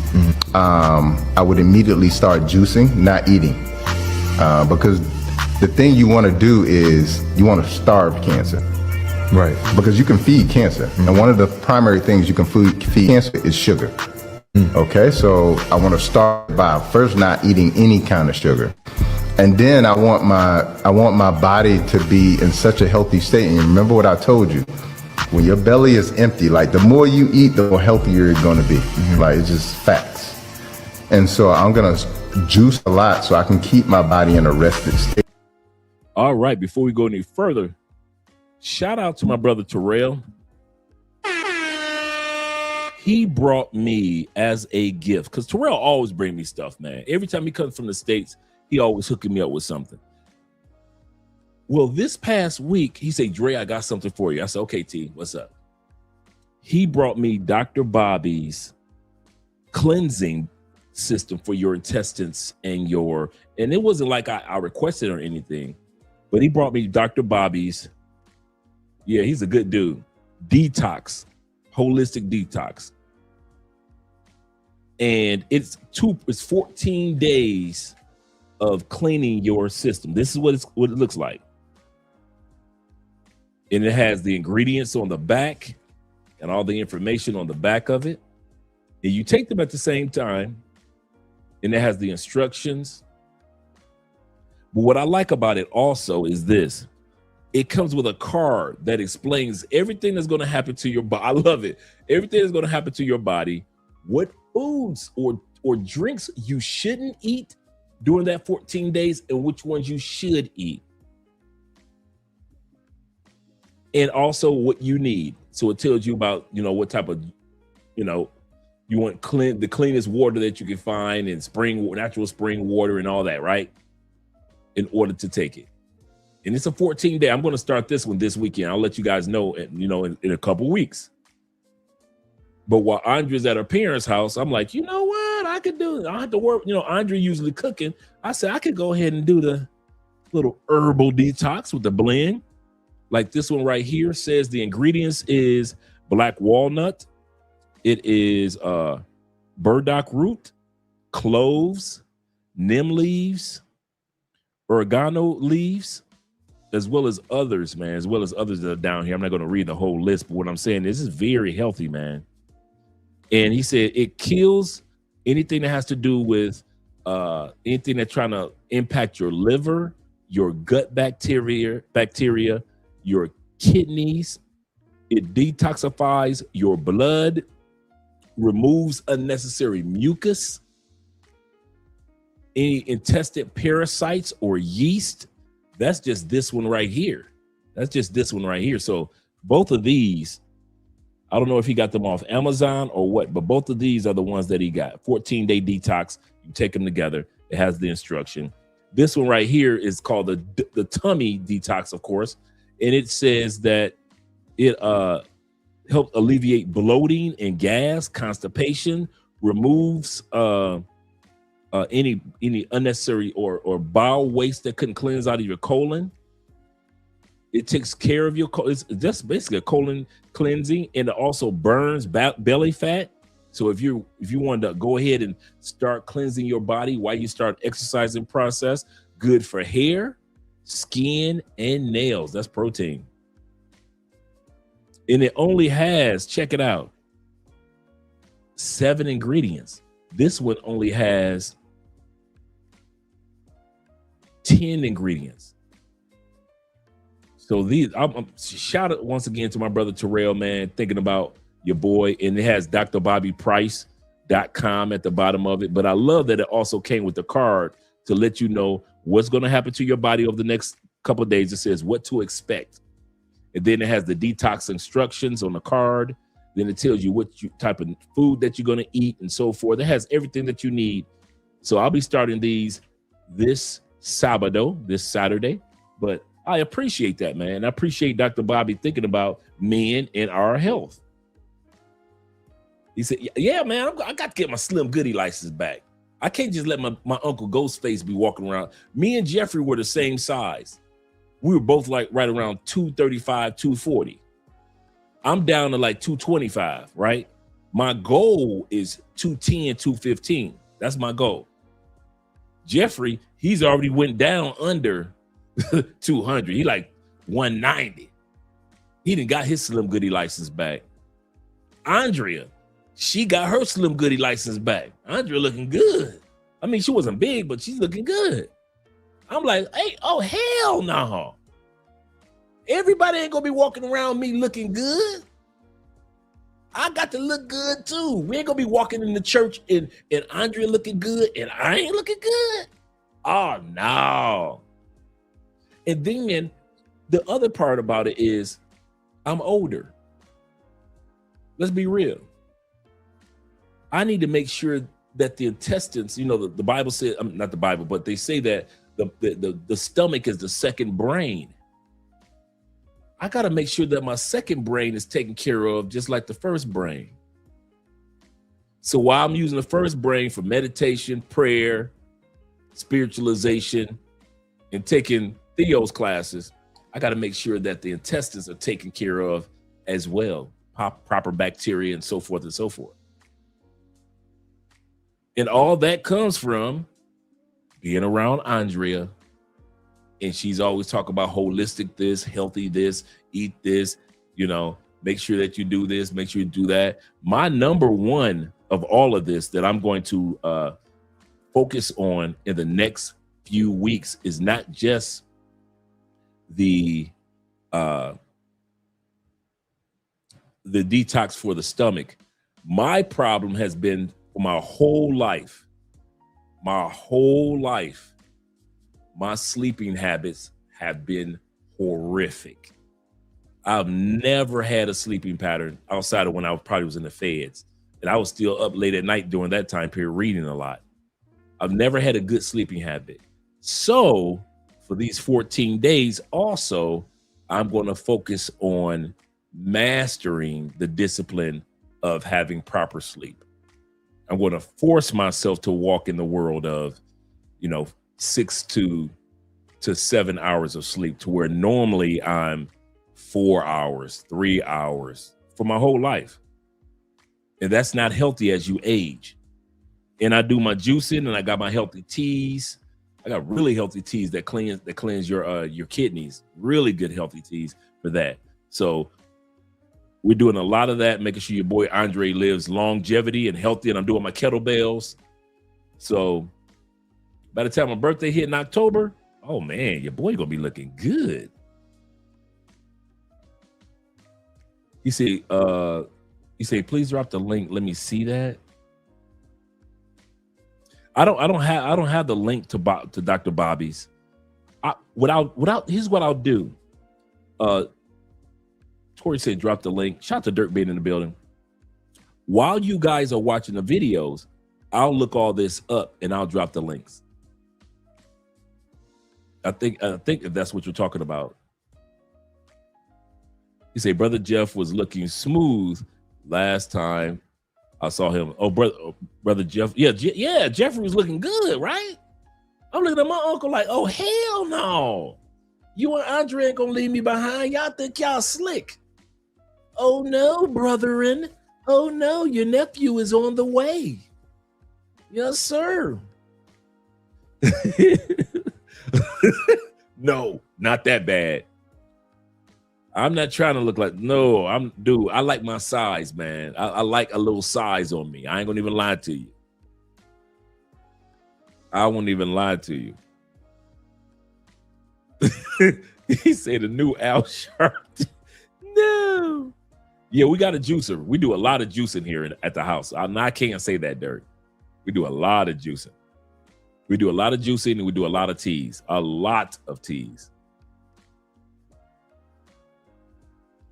Yeah, Al, I would want Al just like to be in the middle. I don't want Al to be too big, but not too small. Al looking bad when he's small, but if he's happy with it. Yeah, the sea moss, we got that. We got the sea moss, and I've got my vitamins over here, which is the flaxseed oil I got right here. I got the Central for Men, over 50. I've got the for your brain, I got the I can't pronounce it. Oh, Thelanine. I've got that for men. And this for brain and for clarity. This one works alongside with it. That is excellent for your brain health. I also got the turmeric right here. I've also got over here the lion's mane, of course. Got the lion's mane. And the last one I've got sitting over here is the magnesium.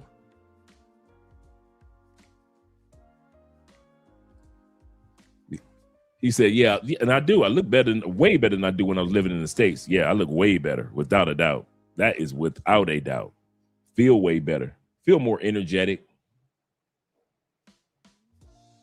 We got that tea. We collect teas like people collect tennis shoes. I swear, we got tea for everything you can imagine, bruh. Everything that you can imagine. We don't just have teas that have teas. We like this tea specializes in that. We like the Orient, man. We like you guys in Asia, in Asian countries, they appreciate teas. That's how we are. Yep. Yes, sir. While here in Cali, a lot of guys don't realize how much you can get a lot of holistic stuff and healthy stuff here in Colombia. Oh yeah, he said, "What up, Dre?" He said, "I started juicing, kept my to keep my kidneys and healthy, positive, healthy as possible. So strawberries, pineapples, yes sir. I just made a fruit salad with all. Dude, me and Andrea are fruit salad junkies. For the last 4 years, we keep fruit salads in the house with those ingredients as well as more. We are very health oriented in this house. That's one thing I can say. And a lot of guys don't realize, man, you got to make sure your kidneys are taken care of. The first sign that you know something is not really right about your kidneys. You ready? When you urinate, and if you see too many bubbles in your urine, to where it looks like more like somebody pouring beer and you haven't had a beer, and I mean, it just bubbles everywhere. It's one thing for just a bubbles being there and for a minute and then they dissipate, right? I'm talking about when you get done peeing, it looks like foam. It looks like somebody dropped a bar of soap in your urine. That's how many bubbles you have. That's a sign that you need to go ahead and start getting do something to grab a tea or something to get your kidneys cleansed. I kid you not. That's one of the number one signs. Then one of the number two signs, you start getting certain back pains, not just at the bottom, but also you can get them in the middle of your back. So you might get them in the middle of your back, or you might get them at the lower part of your back. That's another sign of kidney issues. Another sign of kidney issues is that you mood swings. You're in a good mood 1 minute, next minute you just pissed off at the world. Mood swings are another sign. Remember, this is the second brain. Remember, all this is the second brain. A lot of times we think it's the first brain only, but your stomach and intestines are the second brain. And so this is why you want to do sometimes do the cleansing to get your kidneys back on track, your liver on track. That's why I don't drink on Friday night drinking hands. I don't just drink liquor all the time. I'll drink some teas with you guys. I'll drink some coffees with you guys. I'll drink, then I'll do some liquor every once in a while, but not as much as I used to. He said, yes, sir. Dre got it all covered. Yep. Yeah, I'm trying to live as long as you guys have. Plus, we plan on having some kids starting next year, man. I'm starting to see all the other passport bro brothers and blue book gentlemen, and black expat brothers like T-Mac. They got kids. Who are we not to have kids? So I'm looking to have some little shorties running around driving me crazy too. Yep, that foamy urine. Absolutely correct. That's one of the fastest ways that you could tell, okay, something's going on with my kidneys. And I'm not talking about like every once in a while is foamed up, because if you have some beer that day, of course, or some liquor that day, of course, you're going to have foamy urine if you've had liquor or beer that day. I'm talking about if you know that's consistent. You drink water all day long and you notice that your urine is foamy all day long, like a lot of bubbles all day long. You just drink water.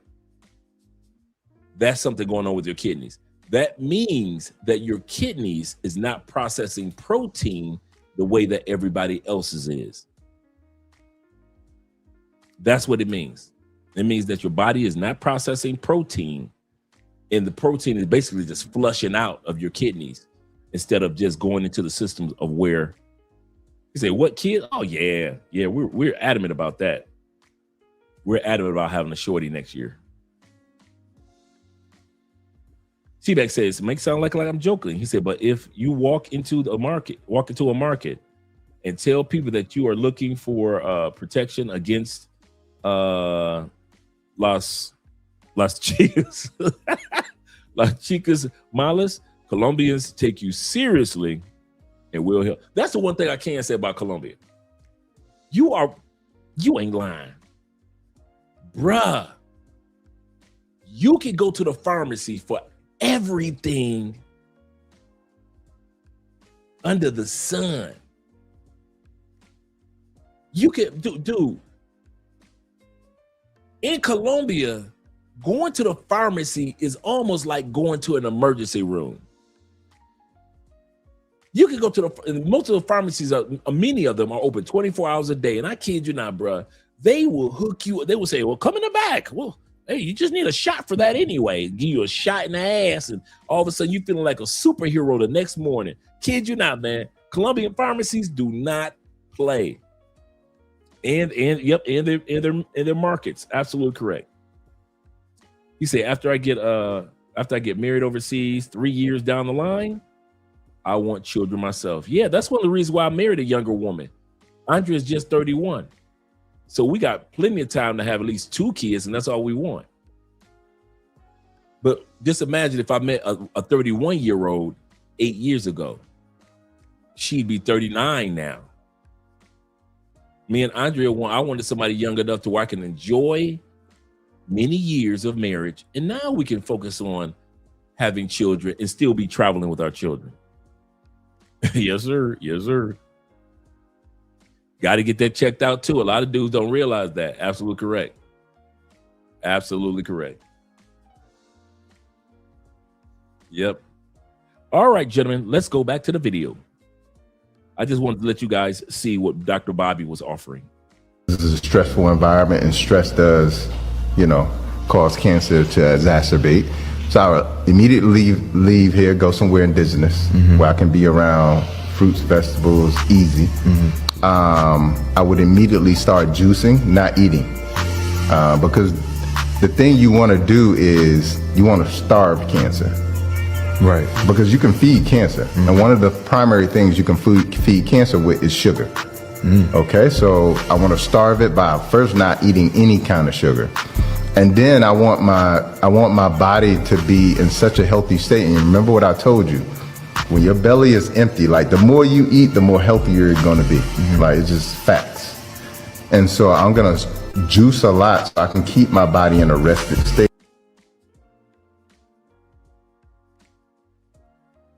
You want a hot traditional wife who actually respects masculinity? Pack your bags, bro. Femininity isn't gone. It's just relocated. No lectures. No, I'm a boss babe too. Just softness, loyalty, and polarity that actually feels natural again. The first place, Eastern Europe, the blonde bombshell belt. Think of Poland, Hungary, Ukraine. Think 5'9" blonde bombshells who still believe in being wives, not rivals. 94% of Polish women say a woman's role is to make home feel like peace, not pressure. In Ukraine, traditional wives outnumber Tinder feminists 20-1. Land in Warsaw and you'll remember what being a man feels like again. Second location, Latin America. Cinnamon skin, salsa hips. Think of Colombia, Brazil, Argentina, places like that. 87% of Colombian women want a man who leads without being told how to. Brazil's divorce rate, half of America's. They're loyal, passionate, and feminine by default. She's in heels, cooking, smiling, and dancing all the time for you. No power struggle, just chemistry and polarity. Number 3, Southeast Asia. Loyal, sweet, and family built. Think of Vietnam, Thailand, and the Philippines. 91% of Vietnamese wives say they run home so their man can run the world. Thai women call you Tarak every single day, which means my love. Anytime before breakfast, lunch, dinner, when you wake up, anytime. Filipinas? K1 visas up to 40% in 2024. They were literally lining up for masculine men who know how to lead, and they will treat you like a king. Number 4, Africa, the ebony queens with loyalty in their blood. Think of Nigeria, Ethiopia, Kenya. 89% of Nigerian wives says, my king eats first. Strong, nurturing, and loyal to the core. You don't have to prove that you're masculine. They already know. One dinner in Lagos and she is treating you like royalty. Here's a reality check. According to the World Economic Forum in 2025, these countries rank lower in economic equality. What does that actually mean? It means that they're not chasing boardrooms. They are building homes and legacies, while the West argues who pays the bill, or how much of a boss babe energy one relationship can handle. These women are focused on family, loyalty, love that lasts, not a war zone. Save this post, tag your single bro, because your future wife is somewhere out there. She is just waiting for a man who still acts like one. Go find her. If your average man is treated better by women overseas, why do you think men prefer to stay in America and play the game when the odds are so heavily stacked against them? Probably because of money issues and they don't want to leave their environment. Essentially, why do you think men spend so much time grooming themselves to please the materialistic women in America? Whew. Because looks matter, I guess. I think a lot of them don't know about how much of success they could have if they left the country. So they kind of just stay with what they know in the country, and that's bad success rate in the country. A submissive woman controls her man through her character. But this is what a lot of women don't know. When you are respectful, you are submissive towards your man. Trust me, others outside your marriage might think you have done something to him. Maybe like you've prepared some jars, like some juju thing working on the man. No. When a man knows that this is a woman who listens to him, who respects him, who is submissive towards him, trust me, he will do anything for you once he's capable. People might think he's under some kind of control. No. Listen, women, do this and thank me later. If you are that woman who doesn't listen to your husband, when there is an argument, you keep shouting, trying to make your point valid. No. Change your ways. Okay? Be submissive. Respect your man. And thank me later. He doesn't listen to you because you don't listen to him either. He doesn't see why he should do things for you because you don't respect him. But if you change your ways, trust me, your husband will change towards you. You will control him because your character pleases him. You understand? So please, try this method.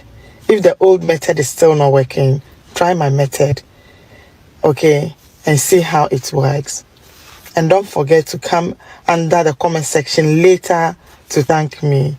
Number one thing you realize when you start dating women in other countries is that they brag about doing all the things that women in America brag about not doing. That's an excellent point. Women in other countries brag about doing the things that women in the West don't even want to do. Don't even want to do. You, cooking for you, raising your kids, other stuff too, supporting you through thick and thin. Women in America have been brainwashed into wanting to be the absolute worst partners imaginable, while women abroad pride themselves in being the best possible girlfriends and wives that they can be. Why would you date people who actively want to be terrible partners when you can date people who actively want to make you as happy as you can be? Move abroad.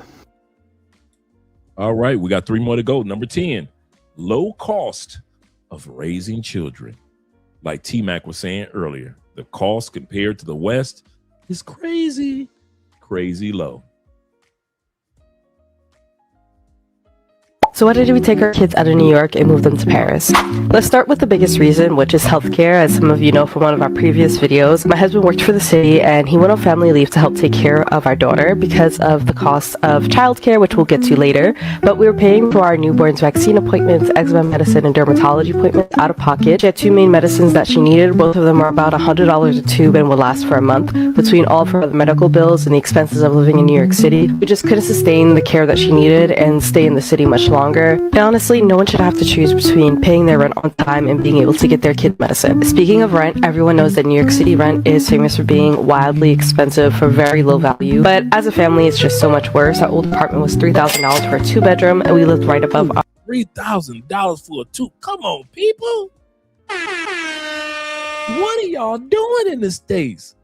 $3,000 for a 2-bedroom for a family? Oh, hell, y'all want to talk about us leaving? Man, damn, leaving for women. Forget about the women part. This show should have been about the benefits of men leaving for cost of living. $3,000 for a 2-bedroom. And you know, New York bedrooms are, apartments ain't that big as is. He said, I left in 2020 and never want to move back. Man, come on, New York. Y'all doing it. No, bruh.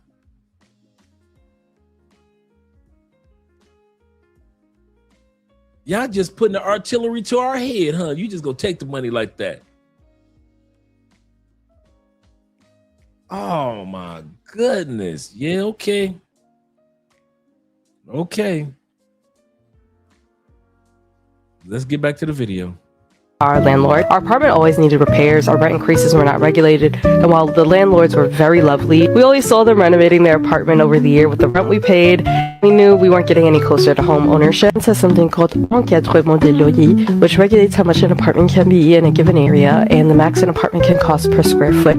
This information is publicly accessible, and if you see a listing exceeding the limit, the landlord can and will be reported. Let's get into childcare really quickly. So childcare in New York City is not accessible for all, and what most people can access is usually not high quality compared to what we found here in France. The average no-frills daycare where we were was about $2,400 a month. This was for about $2,400 a month for daycare for 2 kids. $3,000 a month for a 2-bedroom. That's $5,000 right there. We ain't talking about food, insurance, car, gas, nothing. We just talking about daycare and rent. That's $5,000 plus.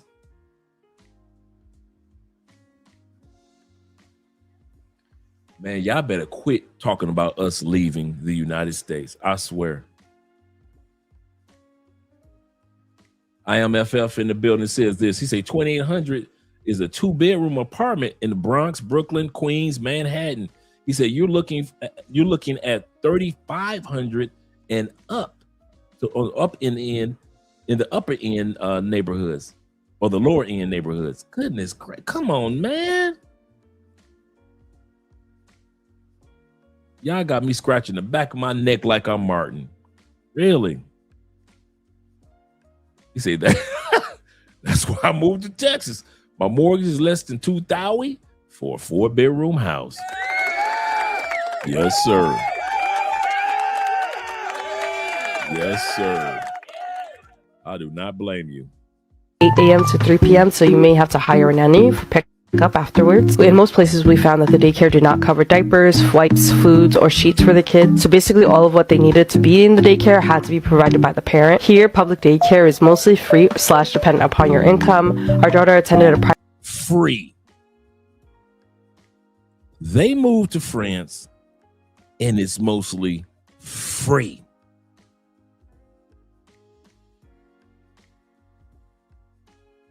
I'm done with y'all, man. I'm done with y'all in the States. Y'all ain't gonna have people struggling, man. He said, my little brother is in France right now, and he says it is. When we went to France, bruh, it was way cheaper. I didn't realize that. I didn't realize France was as cheap as it was. I mean, you so busy looking at the beauty and everything, but then you, at the end of the day, you like, man, this country ain't as bad as I thought it would be. I thought it was gonna be like the United States. He said, I told him, never go back to New York. Nothing there for us anymore. That's the same thing I tell my Uncle Jeffrey. I love Detroit, one of my favorite cities of all timey. But yeah, we ain't moving back. He said, I paid $1,900. He said, I'm upstate in Kingston. Goodness gracious, man. Y'all paying the piper. Yeah, France is not Paris. Absolutely correct. Absolutely correct. Paris is expensive as New York. Correct. And that's why me and Andre had such a good time, because we did not center everything around Paris. Correct. Private daycare here, which was about $600 a month, and we could pick her up as late as 6:30 p.m. It included meals, diapers, and wipes. It was a bilingual Montessori, so she was in a very small class of about 10 to 15 kids, and she had an amazingly rich experience there. And I can't lie, sometimes we're even jealous to hear all the cool things she got to do during the day and her lunches, as even last week she was having steak and green beans. And lastly, I just want to talk a little bit about education and safety. The preschool system here is much more established than the 3K for all system in New York. Most of my parent friends in New York have described the process as being really stressful and described the ranking system in terms of where their kid goes. Here we just went to our local town hall, gave a proof of address, and then they showed us several options of the closest schools near us, and then I got to choose where they went from there. The thing that we've seen here that we're really excited about is exposing our kids to a more global curriculum with several levels. I think the public American education system veers pretty nationalistic and with a really heavy focus on U.S. history for about 12 years with very low quality foreign language options. Here we see globalization being introduced from a daycare level, and kids have a lot of curiosity in international affairs. Many children learn at least 1 to 2 foreign languages. I did start to feel really uneasy with the lack of change happening around gun reform in the state, how increasingly and senselessly danger was becoming in schools at younger and younger ages. Before we moved, I did get an alert one day that my son was sheltering in a park because of a nearby school shooting in Williamsburg. 1, my son was only a year old at the time, and 2, if you know New York, Williamsburg is just not a neighborhood you would think would have a situation like that. So I began to feel like no matter what, there wasn't anywhere in the city that could feel safe for them. I know this is not a video bashing New York. We love New York so much. We are New York. All 4 of us were born there. Me and my husband were raised there. We wouldn't be who we are if we did not have our experience in New York, and most likely if we didn't have kids, we would probably still be in New York right now. I love that we can take our kids a few times a year to see family and keep roots there. There's still a lot of work opportunity for me in New York, and my son is always asking if we can go visit Spider-Man, so I don't know what the future holds, but for right now, I know this is a great privilege and opportunity we can give them to grow up here. Finland is the best place to have kids. You know, this just remind me of Kobe Bryant. Most of us know. Put in the comments if you know where Kobe Bryant was raised. If you know what country where Kobe Bryant was raised, this is an easy trivia question. Let me know. Put in the comment section. While you're doing that, I'm going to pull up the link that I'm going to share with you guys in a second. Put in the comment section if you know where Kobe Bryant. Bryant was raised. Let me pull this down, add this to the stage. Dr. Bobby. Absolutely correct, gentlemen. Bing, bing, bing, bing, bing, bing, bing. Absolutely right. Born in Philly, raised in Italy. That's what these little kids were going to remind me of, man, by the time they go back to the States. You know, Kobe was fluent in Spanish. Of course, the funny part is, man, they say that Kobe, his whole life would go back to Italy to be around his best friends. They say he was always in Italy. It was not a, see, we know Kobe, we thinking that he's always in LA, he's always in the States. Kobe's real life, he made his money and his fame and got his family in the States. His real life was still back in Italy, his whole life. Just imagine. Just imagine. Yep. Rest in peace, rest in power, brother. Yes, sir. And that's one of the benefits of raising kids, the cost of living, that you can be able to have them in other countries, like T-Mac was saying. Let's go back to Dr. Bobby for a minute. Let me blow this up. Blow this up just a tad bit. So this is what we're looking at. This is what the packages I just showed you guys that I have with Dr. Bobby Price, the brother we just looked at. Let me move myself out of the way. I'm going to drop the link to this. All right. The price for both packages is $100, which is well worth it when you clean it in your system. And you're going to use a scooper. You're going to use these once a day. You only use it once a day. And it lets you know what's inside of each one of those. Like I said, this one has like, what, 10, 12 ingredients. And this one has like 7, 8 ingredients. He said your file will be available to download once the payment goes through. So shout out to, I didn't even know this was $100. So shout out to Terrell once again. On his website, frequently asked questions. And we know Dr. Bobby used to also work for the FDA. So he's not just a regular doctor. He actually worked with American Foods. And then other products that he might have available in the shop section.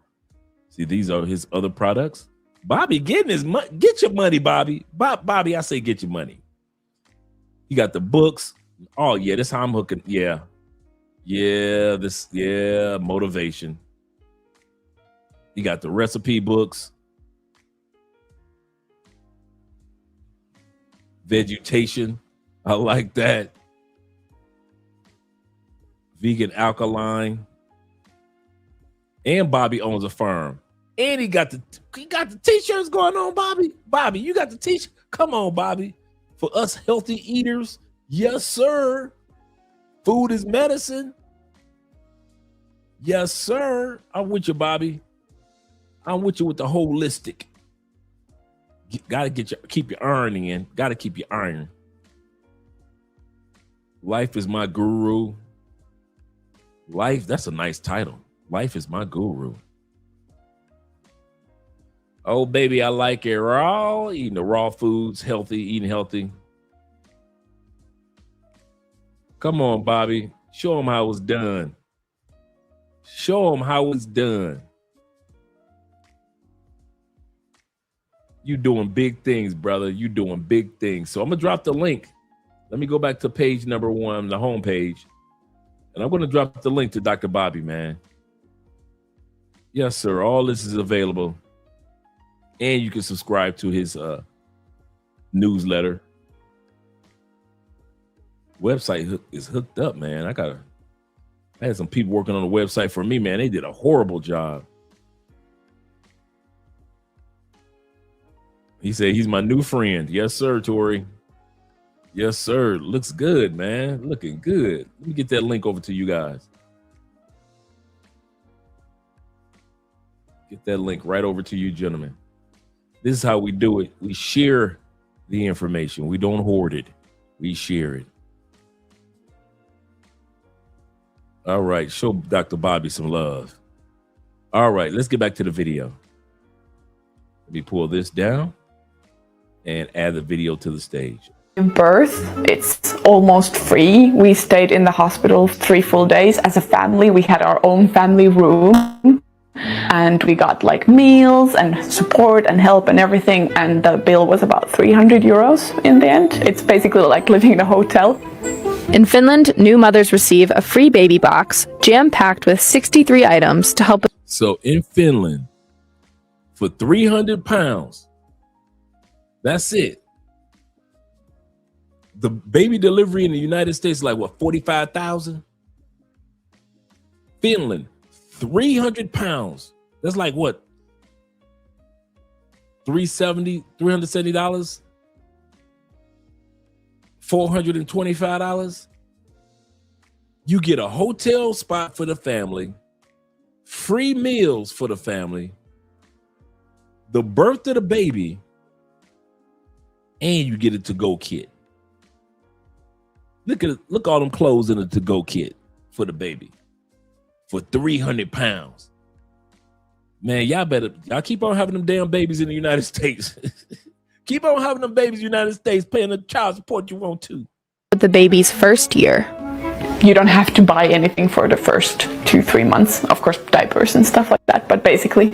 And also, you can actually put your baby to sleep in that box. Our baby actually, Luca, slept in the box for the first month. Finland, along with the other Nordic countries, offers generous parental leave.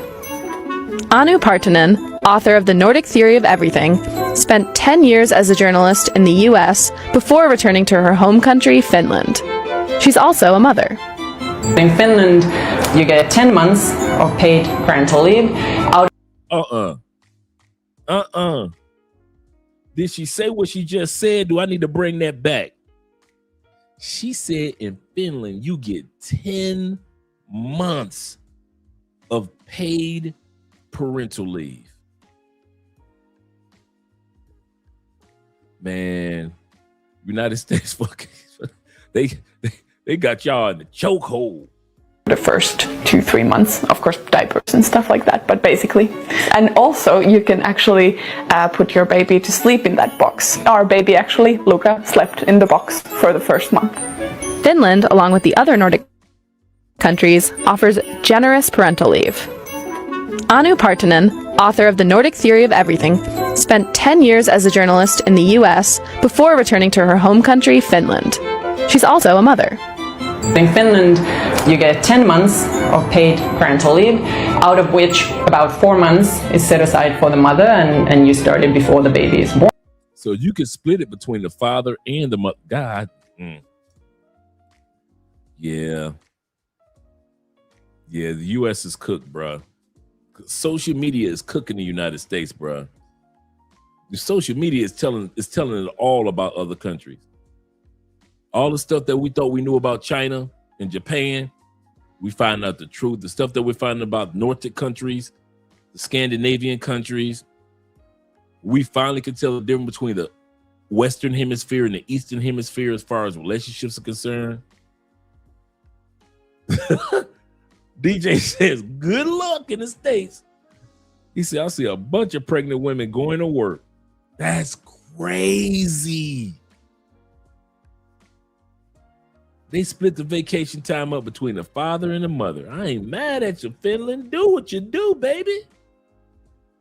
And then father can keep 9 weeks. Typically, both parents stay home for the first 3 weeks. They share the rest of the time until the baby is 9 months old. A parent can even stay home until the child is 3 years old. That baby damn near walking. That baby is damn near walking by the time she or he goes back to work. Shout out to Garfield. Garfield says this. He said, if y'all knew how expensive it is here for a babysitter. Okay, guys. I've heard a couple of you guys talk about the babysitters. T-Mac mentioned that too. Give me some prices. Give me some prices on babysitting in the United States. Let's say the babysitter had to watch the kids for maybe 4 hours. How much she getting paid an hour in the United States? Old and keep his or her job. However, the stipend is much smaller. Cost of living in Vietnam, part 5 of 5, raising children. Although Vietnam's economy is relatively strong compared to most in the world, many people still have a lot of concerns about their ability to be able to afford to have children. How much does it cost to have and raise a child in Vietnam? Throughout the pregnancy, mothers incur many medical expenses, such as blood tests, ultrasounds, and prenatal checkups multiple times during her 9 months pregnancy. The estimated total cost for these examinations in a public hospital is around $290 to $450 if the mother does not have health insurance. For normal delivery at public hospitals, the cost is between $200 to $330, while the cost of a C-section is between $330 to $620. Aftercare costs includes medicine, vitamins. Come on now. You say for a child care center, newborn could be, dang, $1,800 a month just to watch the kids? Oh, I'm in the wrong business. I'm in the wrong business. Goodness gracious. You see, my mom's done take care out of her house. $300 a week per shorty. Shout out to mom. Per shorty. $300 a week per shorty. He said cost goes down as they get older. Put them to work at the age of 4. You're old enough to work at the age of 4. He say, bruh, there's a daycare here for when all the women want to go out clubbing. You lying. Want to go out clubbing, they charge $150 to $200 an hour to watch these. You know what? That's a good idea, though. I ain't gonna even lie. These baby mamas want to go out and spend money at the club. They want you to buy the drinks, but the reason why they ain't got no money because they paying for daycare. Oh, I'm done. I say I'm done. Woo! I do not miss the States, man. I'm so glad we ain't have no shorties in the States. He said they do have night care for women who want to go. That is crazy. You gentlemen have introduced me to something I never thought. Wait till I tell Andrea about this.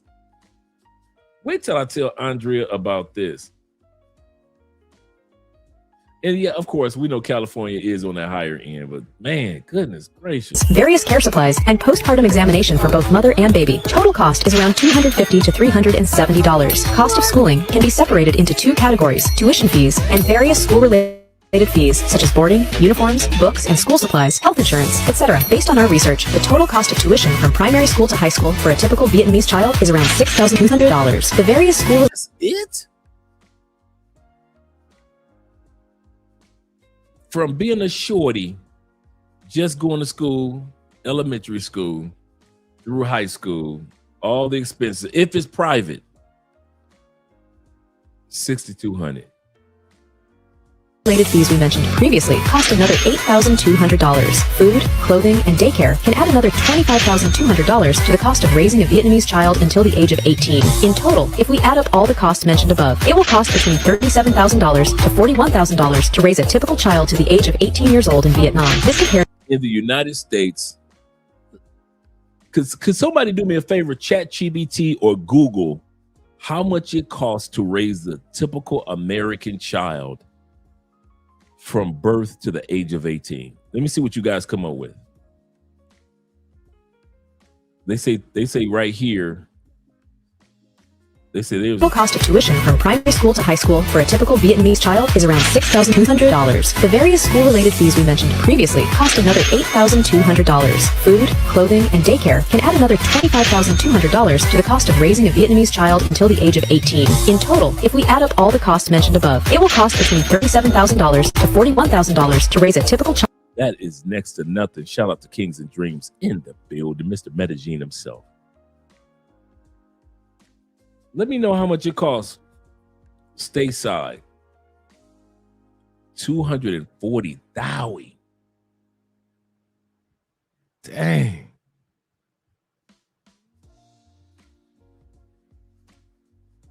Man, I wouldn't be getting nobody pregnant in the States.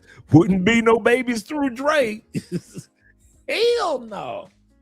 Soon as I bust a nut, it could cost me $250,000. This coochie ain't that good. This coochie ain't that good. Not for $250,000. Wow. That seems more like it for real. 300,000 to 415, according to Gemini Pro. Goodness gracious. Yeah, I could see that 300,000. Because remember when I left the States, it was at least 225, 250, and this was like almost a decade ago. Woo wee! Almost $500,000 when you bust that nut. I hope it's worth it. Woo! Shout out to Vietnam and the shorties.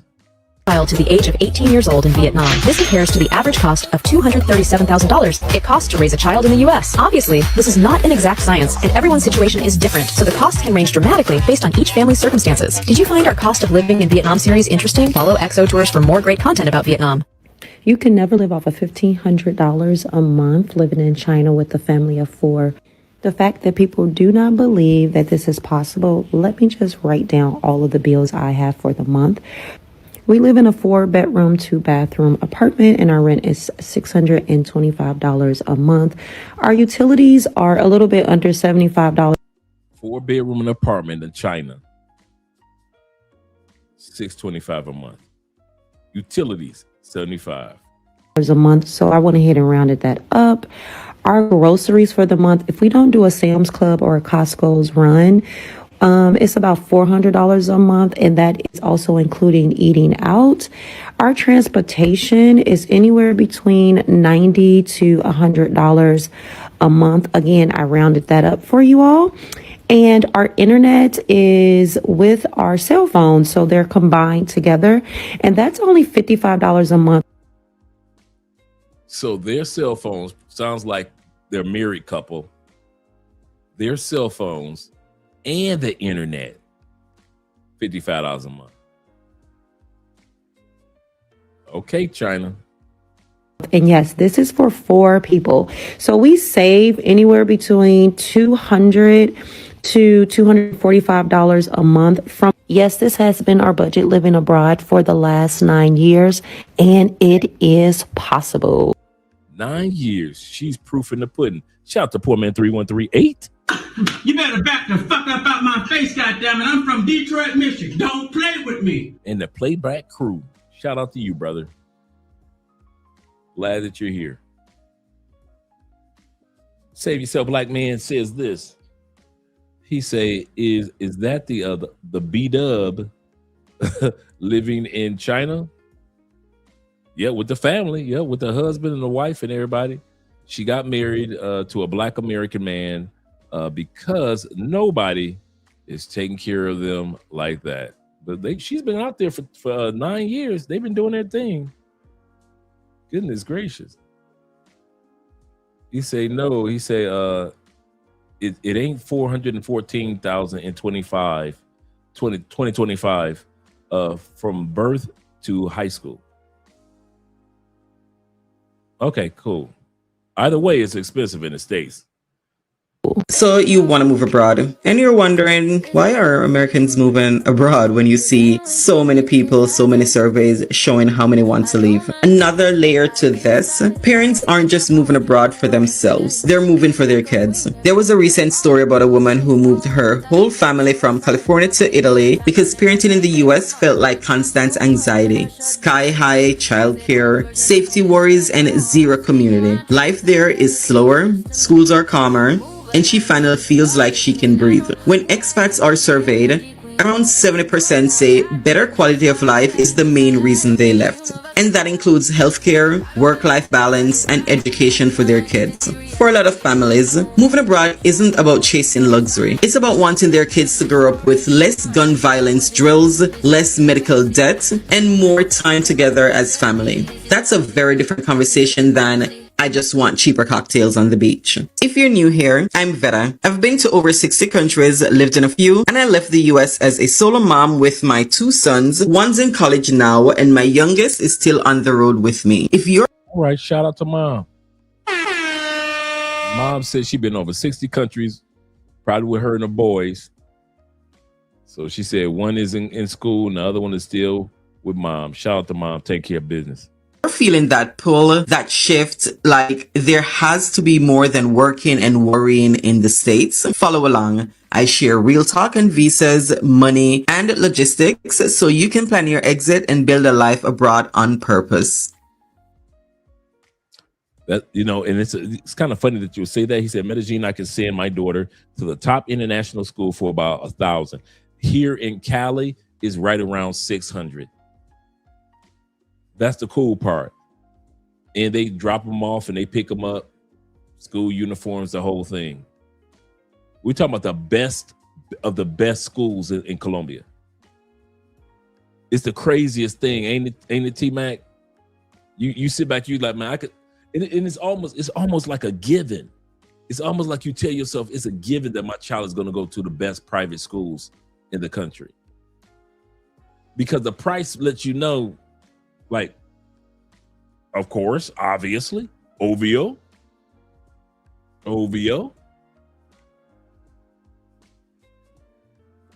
Man, boy, every time we do one of these episodes, man, I just get so surprised at how expensive it is in the United States to get the exact same product. Let's continue on, guys. We're almost done. Number 11 of 12. Children, your children, like T-Mac's children, will be born with dual citizenship. And all you other guys that have children that are born in other countries will be automatically, I swear, one of the benefits of this, man, I wish that I was born with dual citizenship. That I could take advantage of America as my home and I could take advantage of another country as my home. If the ish hit the fan, I can always have a backup country. One of the benefits that our children will get is the dual citizenship. By birth. They ain't got to wait like me and T-Mac. We got to wait. But our kids automatically get it from birth. And that's another benefit of having children with foreign women. Yeah, he said, my future kids will have dual citizenship. Absolutely correct. Let's continue on. Let me clear one of the biggest lies on the internet right now. A child is born abroad and one of the parents is a US citizen. The child is automatically a US citizen. That statement is only half true. Stay with me. So first question is, are kids born abroad to US citizens automatically US citizens? Here is the correct answer. It is a yes, but only if specific legal requirements are met by at least one of these parents. US citizenship at birth for a child born abroad depends on two things. Only two. Number one, whether at least one parent is a US citizen and whether that US citizen parent met the physical presence requirement in the US before the child was born. In most cases, the US citizen must have lived in the United States for at least 5 years total, and at least 2 of those years after age 14. If this requirement is not met, the child is not automatically a US citizen. Even if the parents hold a US passport, if you like, get your wife, you get, and you did not meet this, it is no for them. This is where many people get denied or even get delay in the process of getting their child a US passport. Can the child travel to the United States with the country of birth passport? Well, it depends. Depends on the age of the child or how the parent wants it to be done. If the parents want the child to scale the wall fence on time, they have to follow the due process and get the child a US passport so that they can travel easy. If the I think, hey, T-Mac, let me know if you were talking about what process you went through in regards to your daughter's passport situation, if you don't mind sharing. AMSM, a man supporting men, says this. He said, I was saving this conversation. I was having this conversation with a friend in America. With a friend in America, the price has gone up, but quality has gone down. Back in the day, the product was cheaper, absolutely correct, but the quality was better. Now is the exact opposite, absolutely correct. That is absolutely correct, man. It's crazy, man. The quality of product. When you sit back and you look at some of the things from Gen X or the late years of baby boomers, some of the things that we had, I was just thinking the other day, and I'm babbling just a little bit. I was just thinking yesterday how fortunate we are to be born as Gen Xers. You don't realize how you sit back, you think about all the stuff that we've lived through, the Reagan administration, the Carter administration with the oil prices, and we came on the planet at the end of the actual civil rights movement, and yet we were around for the Black Panther movement of the 70s.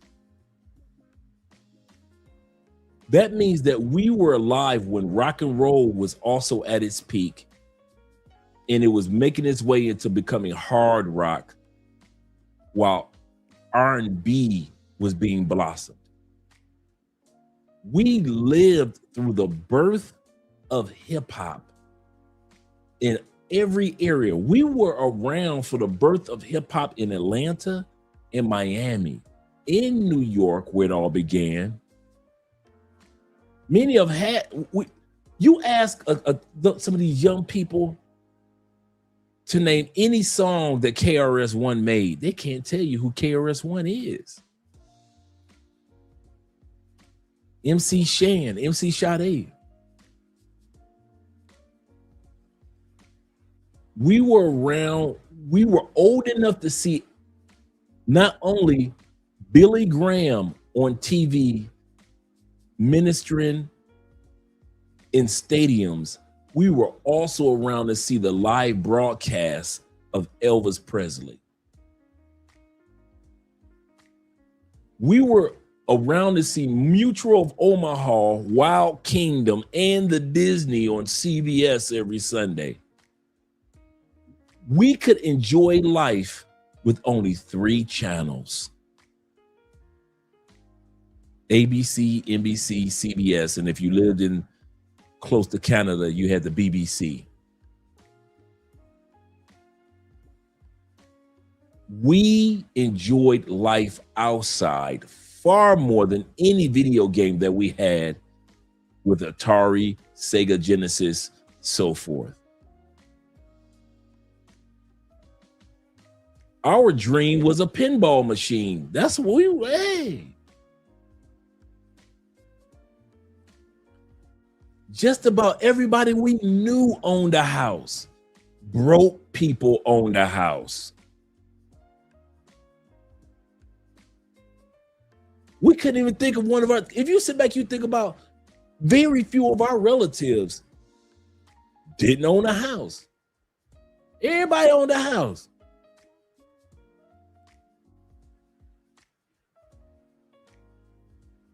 Sitcoms were funny. You could watch Three's Company, laugh. You could watch Happy Days, Cosby Show, It's a Different World, The Jeffersons, Good Times, Gilligan's Island. We were around when Fox began. We saw the original episodes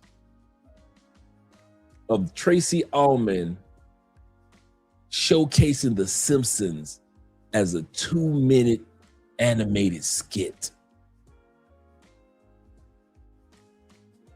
The Simpsons are older than most millennials.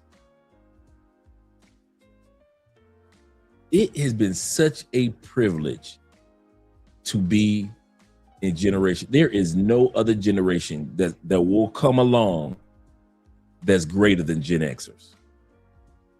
We saw the end of a lot of things, and we saw the birth of a lot of things. We were born when rockets were going to the moon. We were born when mom and grandma had a garden and was raising their own okra. We used to climb trees for peaches, pears, plums. Come on, in your neighborhood, plum trees. Some had grapevines in the neighborhood, cherry trees in your neighborhood, apple trees in your neighborhood.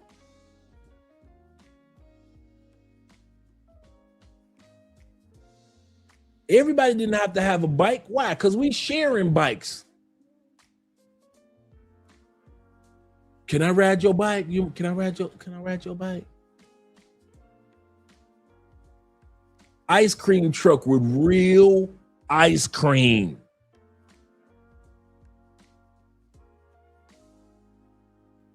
Hostess, apple pies, cherry pies, the lemon Hostess pie.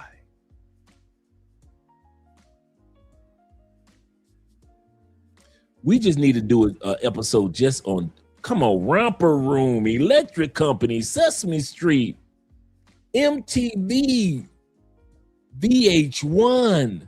We sat there Friday night when Michael Jackson changed the world with the Thriller video. And remember, Friday night videos played that video over and over again. To be there as a teenager and see the premiere of Thriller.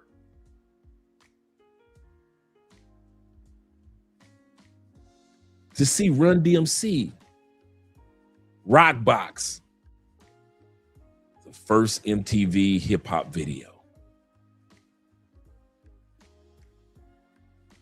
And yet still eating healthy foods. Our snacks were healthier then. I don't care, we were eating lemon heads or Boston baked beans. I don't care if it was the Chunky. Remember Chunky used to be a square piece of chocolate? The Chunky or Milky Way. I remember when Twix came out, you thought you had 2 candy bars. In Detroit, we had Faygo Pops, sodas, Better Made potato chips, Verner's ginger ale. You didn't know if you were going to eat White Castle that day or Jack in the Box. Remember, you had Big Elias Brothers all across the country, Elias Brothers hamburgers.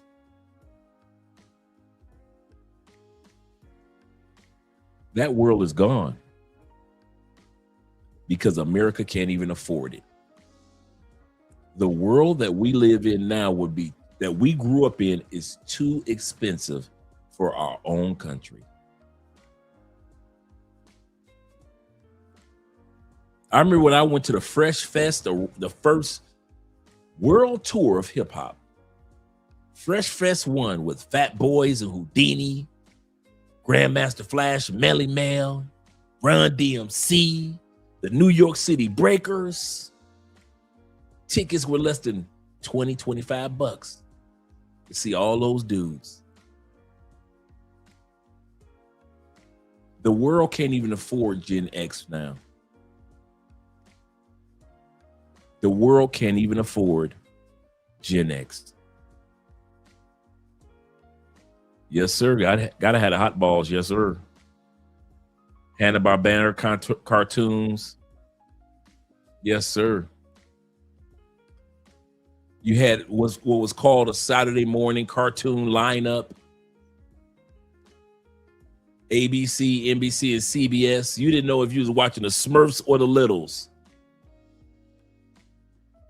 You didn't know if you were going to watch Chippendales or should I change the channel and watch Alvin and the Chipmunks.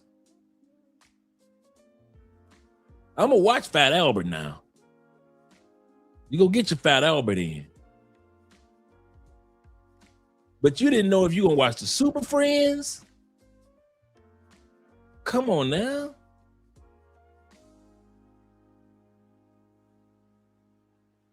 Or Scooby-Doo. And then when Scrappy-Doo came out, that was like a resurgence of the franchise, of the Scooby-Doo franchise. Come on now, all you dude. Voltron, man, listen.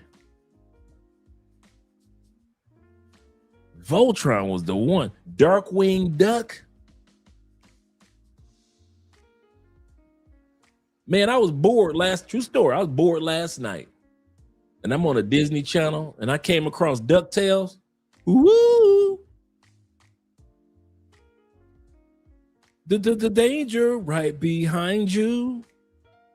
There's a stranger out to find you.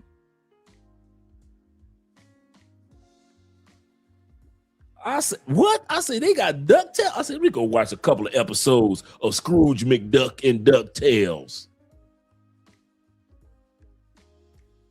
Star Trek.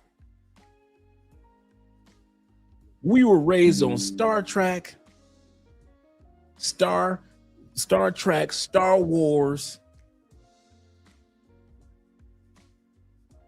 What was the other one that came on ABC? Started with a G.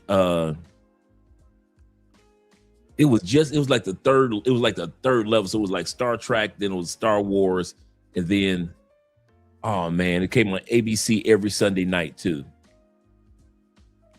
Battlestar Galactica. Come on, T-Mac. Show them what you know. I used to love me some Battlestar Galactica. Logan's Run on CBS. And the Logan's Run comic book. Then anime first came out. You could go to the comic book store, buy the anime book, and then you could watch that same anime on cartoon. Bruh, it is too expensive to live the life of a Gen Xer. Our life, the houses, the cars back then, we grew up on Deuce and a Quarter. Lincoln convertibles. When Pontiac was killing the game. When Buick was killing the game. Wouldn't nobody think about no foreign cars? Oh, thank you very much for the nice Mercedes. But over here we got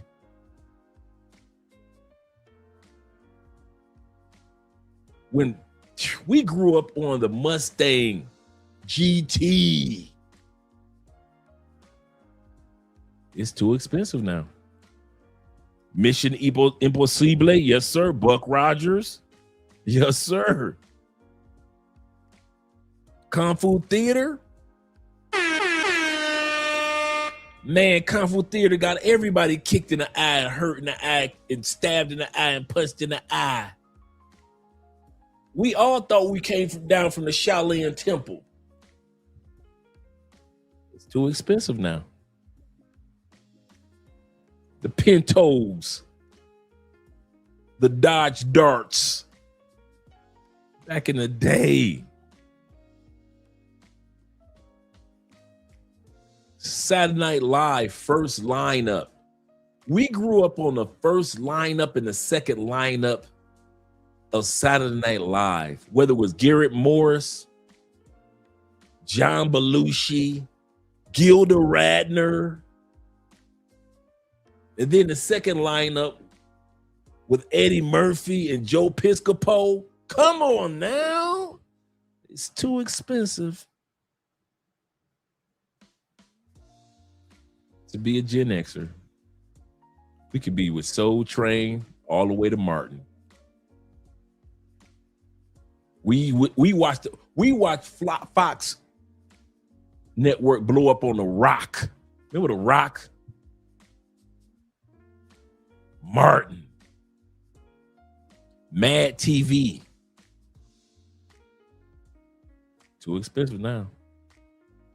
Yes, sir. Paul Mooney as well. Yes, sir. Every movie Richard Pryor came out with, we grew up on.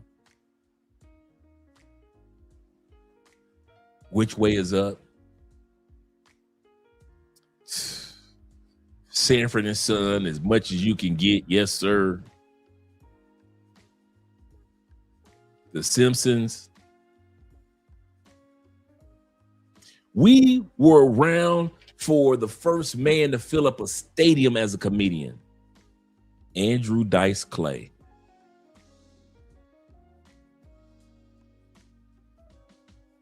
Who's fallen from grace, married with children, General Hospital. Come on, I'm gonna take you back. Peyton Place. Some of you dudes ain't going back that far. Y'all ain't ready for this. Peyton Place back in the day. Days of Our Lives. The Young and the Restless. Come on now. Oh, you General Hospital fans out there. Back in the day, we were around when we came home from school and they just got done trying to assassinate Ronald Reagan. You walk in the house, your mama got the TV on telling you to be quiet because they are showing Ronald Reagan almost got shot and the one dude got deleted. Happy Days, Laverne and Shirley. Come on now. It's too expensive to enjoy as the world turned to Johnny Quest. It's too expensive. You say, Dre, don't forget AMC Eagle. Yep. Yes, sir. Yes, sir. You got the lineup right there. All the vehicles. All the vehicles. Back in the day. Back in the day. 227 Arsenio Hall. Yes, sir. 227 put your girl Regina King on the map. Night Court. Come on now. Taxi. We were raised on Taxi. We were raised on Cheers. Come on now. Step by Step. We were raised on Step by Step. Bosom Buddies. Tom Hanks when he was a youngin'. Come on now. Peter Parker, the Great American, also the Great American Hero on ABC on Wednesday nights. We were raised on the Incredible Hulk. We were raised on Spider-Man when the dude, you can see the strings pulling them up, but we still watch Spider-Man. We still watch that lame Captain America they had for us, but we still watch it. We were raised on Wonder Woman, damn it. Come on, Patrick Duffy fans. The Man from Atlantis, anyone? Dallas? Come on, anybody raised on Dallas?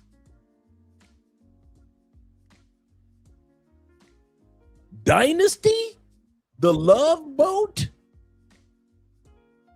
With Captain, shout out to Captain Stubing.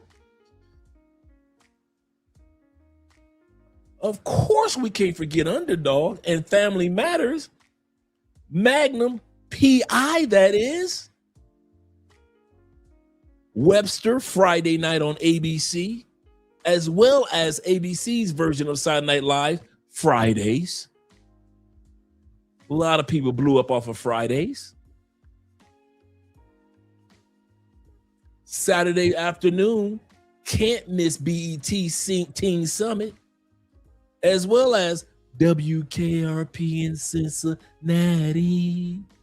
Come on, gotta get your Bonanza on. Bonanza made you want to become a cowboy.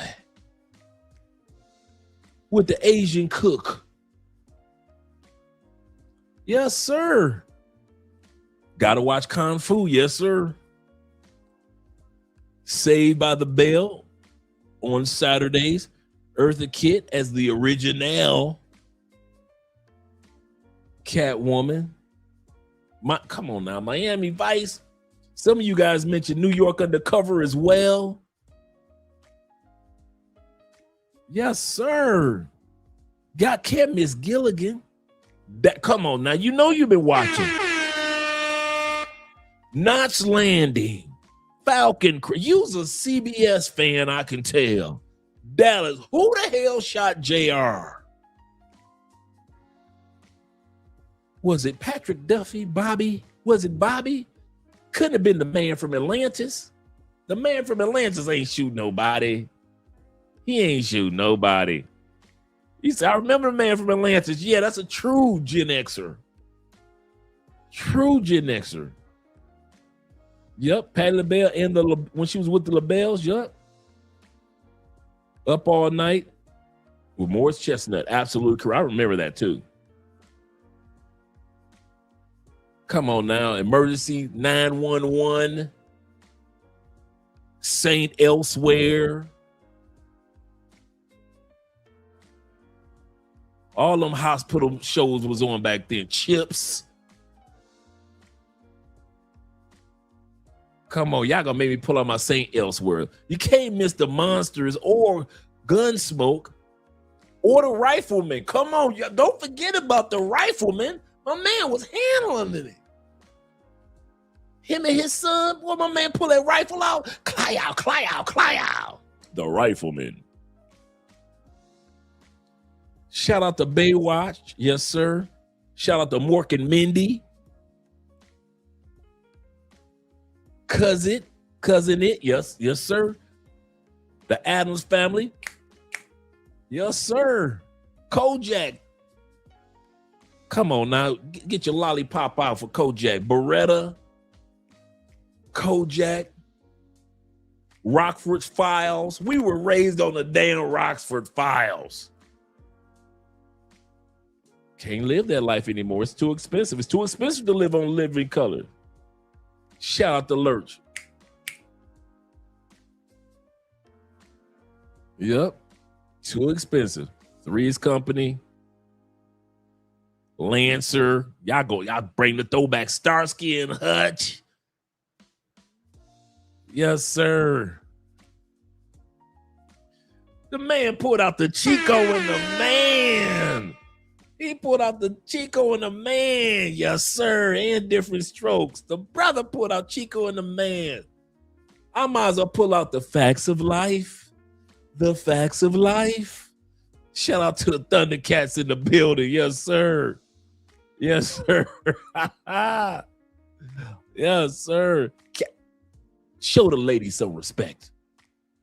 Show the ladies some respect. Whether it's Cagney and Lacey or the Carol Burnett show.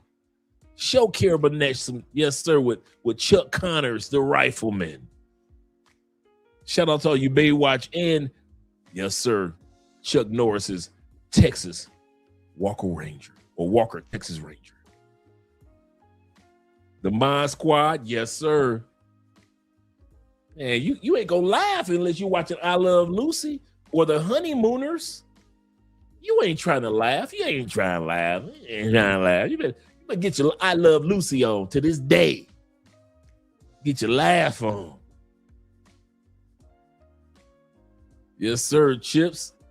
Mayberry. Yes, sir. Andy Griffin Show. In Living Color. Yes, sir. Solid. Come on. Can I get a shout out for Solid Gold? Remember the dance show called The Solid Gold?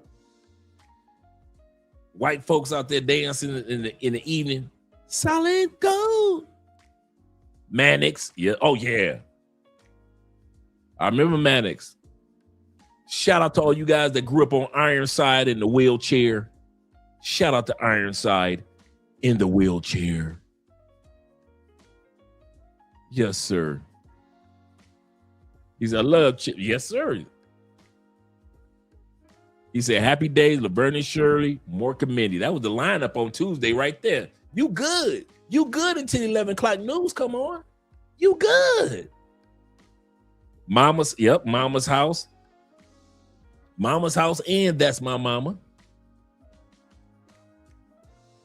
Paris with James Earl Jones. Yeah, yes, sir.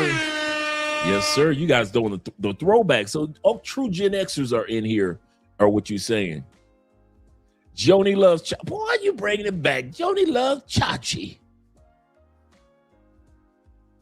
We forgot to put Charlie's Angels. How dare we talk about our era and not put Charlie's Angels in there?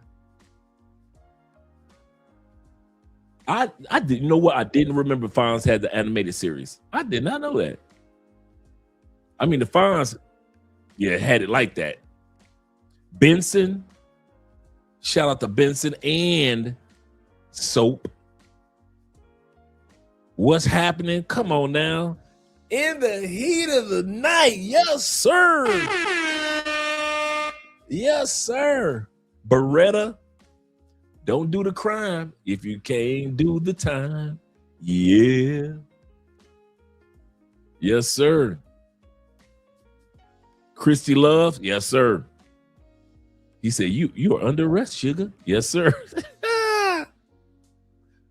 Banana split. Now I don't. You got me on that one. Banana splits.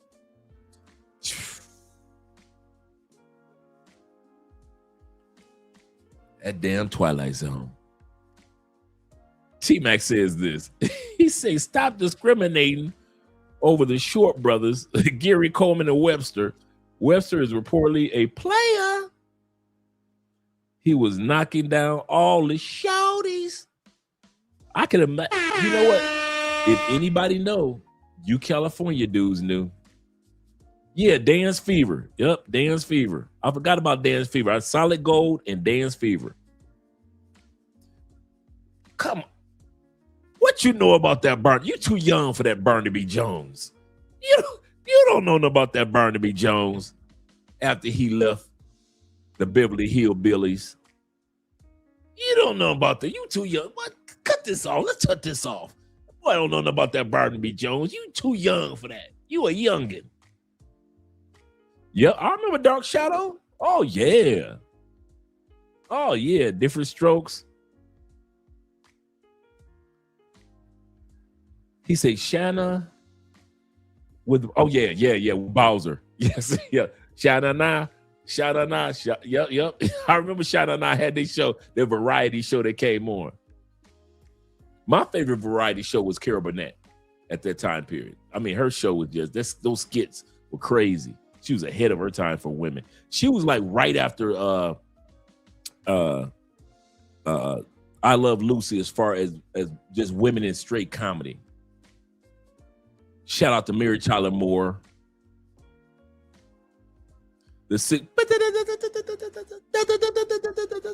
You and your friends just like trying to be in combs.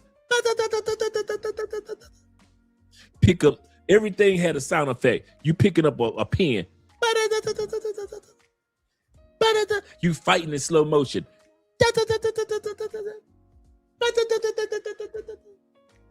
Come on now. Yes, sir.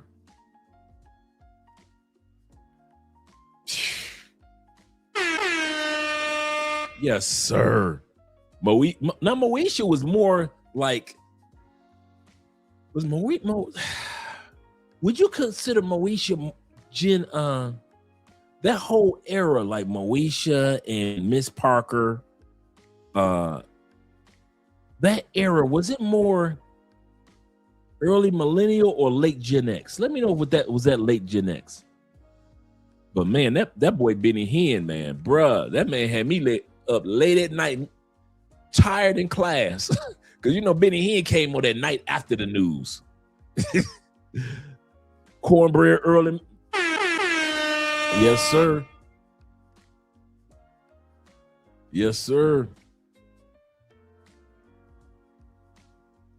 Man, that Benny Hill show was the one, bro. Press Your Luck. Yep. I remember Press Your Luck. The Bionic Man and Lindsay Wagner as the Bionic Woman.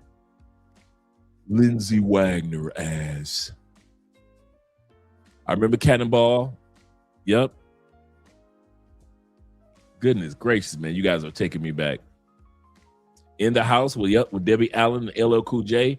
I remember that on NBC. Here we go. Let's show your age. Let's show your age, Corporal, because that's what you're doing now. You showing my age. Hawaii 5-0, Land of the Lost, Marcus Welby, MD. Yes, sir. Flip Wilson show in the motherfucking streets of San Francisco. Man, y'all gonna make me go into the room tonight and just pull up some old school. The streets of San Francisco. Yes, sir. Yes, sir. Wow. The man, he went in the back of the crates for that one. I thought I was going in the back of the crates for the original Denzel when he was a doctor in St. Elsewhere. I'm gonna pull out the Hill Street Blues on y'all. Y'all gonna keep playing with me. I gotta pull out the Hill Street Blues if we putting out the streets of the streets of San Francisco was the one. Yes, sir. The Price is Right with Bob Barker. Shout out to Bob. Yes, sir. Bob did it. Yep, The Night Stalker. I remember that one too. Oh, Alfred Hitchcock. Yes, sir. Not just the movies, but the television show as well. We did Benson. Yep. Shout out to Benson. Hawaii 5. Well, y'all pulling them out the crates now. American Bandstand. Y'all pulling them out. Y'all pulling them out the crates. He said Westwood down in Atlanta, they're knocking it down. Knocking it down since 97. I ain't mad at Webster. He had the money. Heathcliff and Garfield and Felix the Cat. And we talk about cats. Heathcliff, Felix the Cat, Kimber the White Lion is his name. When anime first started, Kimber the White Lion was one of the original ones. Go Speed Racer was one of the original animes. Yes, sir. Yes, sir. Kira Burnett, yeah, and the Muppets. Absolutely correct. Great variety shows. Yep, Soap preceded Benson. Absolutely correct. Okay, you guys are showing me what I know and what I don't know. Okay, there we go. Brandy Ray J lived in my neighborhood in Carson, California, that is. Didn't know that. See, you got a lot of trivia going on. Yeah, Moesha was like the late 90s, so I would consider that more like millennial. Pastor Carney Thomas. I don't remember Carney Thomas, and I used to watch all the pastors. The Wonderful World of Disney on Sunday, right after Mutual of Omaha's Wild Kingdom. Come on, you get a chance to watch some animals, and then Disney come out with one of their movies right after every Sunday on CBS. Yes, sir. Reach in the back of the crate. Reach in the back of the crate for the MASH. Yes, sir. MASH was on, what was it, 13 years, 12 years? And then it came out with for 4 years, they came out with like a modern version. Once the war was over, they all working in the same hospital. Because MASH had the movie come out first, and the movie did so well that CBS created the show, and the show with Alan Alda took off. Like at that time period, it was the longest running television show at that time period. Yeah, Soap was funny, man. Soap was funny. Shout out to the Golden Girls, yes, sir. McLeod and Columbus. Now we're reaching in the back of the crate. McLeod and Columbo. Yes, he did it. And the Monkeys. Oh, shit. Y'all might as well put the Brady Bunch in there, too. You might as well stop playing to put the Brady Bunch in there, too. Here's a story about a man named Brady. Of course, just the good old boys. Never meaning no harm. Beats all you ever saw. Been in trouble with the law since the day they were born. Shout out to them and the Daisy Dukes. And Lucille Ball had in her time period, 6 shows that were named after her at one point in time. Give Me Up, yes, sir. With Nell Carter, Give Me a Break, yes, sir. That's the only one that I remember, the Banana Splits. Trapper, MD. Yes, I do. I do remember Trapper. Yes, sir. Charles in charge of our days and our nights. Yes, sir. Yes, sir. He say, salute, Dre. Salute to you as well, the official one. He say, never heard none of this. Old man energy. We don't care.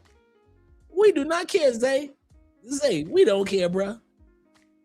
Because everything that we're naming off is too expensive now to even bring into fruition. That's what we originally started talking about. We're almost done with the video anyway. But what we were originally talking about is the fact that the life that we were raised in as Generation X, everybody could afford a house. Everybody could afford a car. Everybody could afford food. It's just like it is what it is. There was no crack epidemic. The most was out there with some weed and some cocaine, and cocaine was for the rich because it was so expensive. And everybody else in the neighborhood maybe had some weed. You know, you had a few heroin junkies out there, but it wasn't really no drug game. Like, it's crazy how the world has changed. Shout out to Bob Barker. And yes, sir, celebrity Hollywood Squares. Can't forget Sanford and Son. And yes, sir, the Hill Street Blues. I didn't know Hill Street Blues was filmed in Chicago at the Old Kids Precinct. I did not know that. I thought Hill Street Blues was New York. Tales from the Crypt, good read. Straight from the back of the crate. Of course, with Garfield, Speed Racer, and Gigantor. It's My Two Dads. I remember My Two Dads. Come on, we can't go wrong with Tom and Jerry as well as with Grape Ape. Anything that had to do with Hanna-Barbera, Looney Tunes, all that. My Uncle Jeffrey in the building, so I know he got all that.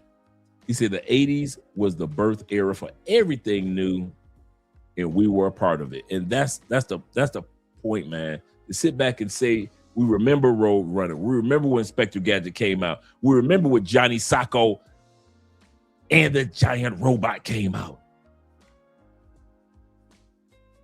Yep. Go Giant Robot. We were around for Reverend Ike preaching. We were around. We were young enough to remember Hee Haw in Petticoat Junction. Petticoat Junction. We were around for that. He said Bob Barker was honest when he was accused of. He was honest when he was accused of banging the girls on the show. He admitted it and told her that if she didn't tell the truth, he would sue her. Wow. You gonna tell him that I was smashing? I could see Bob Barker smashing them chicks without a doubt. Shout out to Star Trek, MASH / Trapper MD. Yes, sir. Cheers gave us Frasier. Yes, sir. And then there was Maud. Maud gave us Good Times.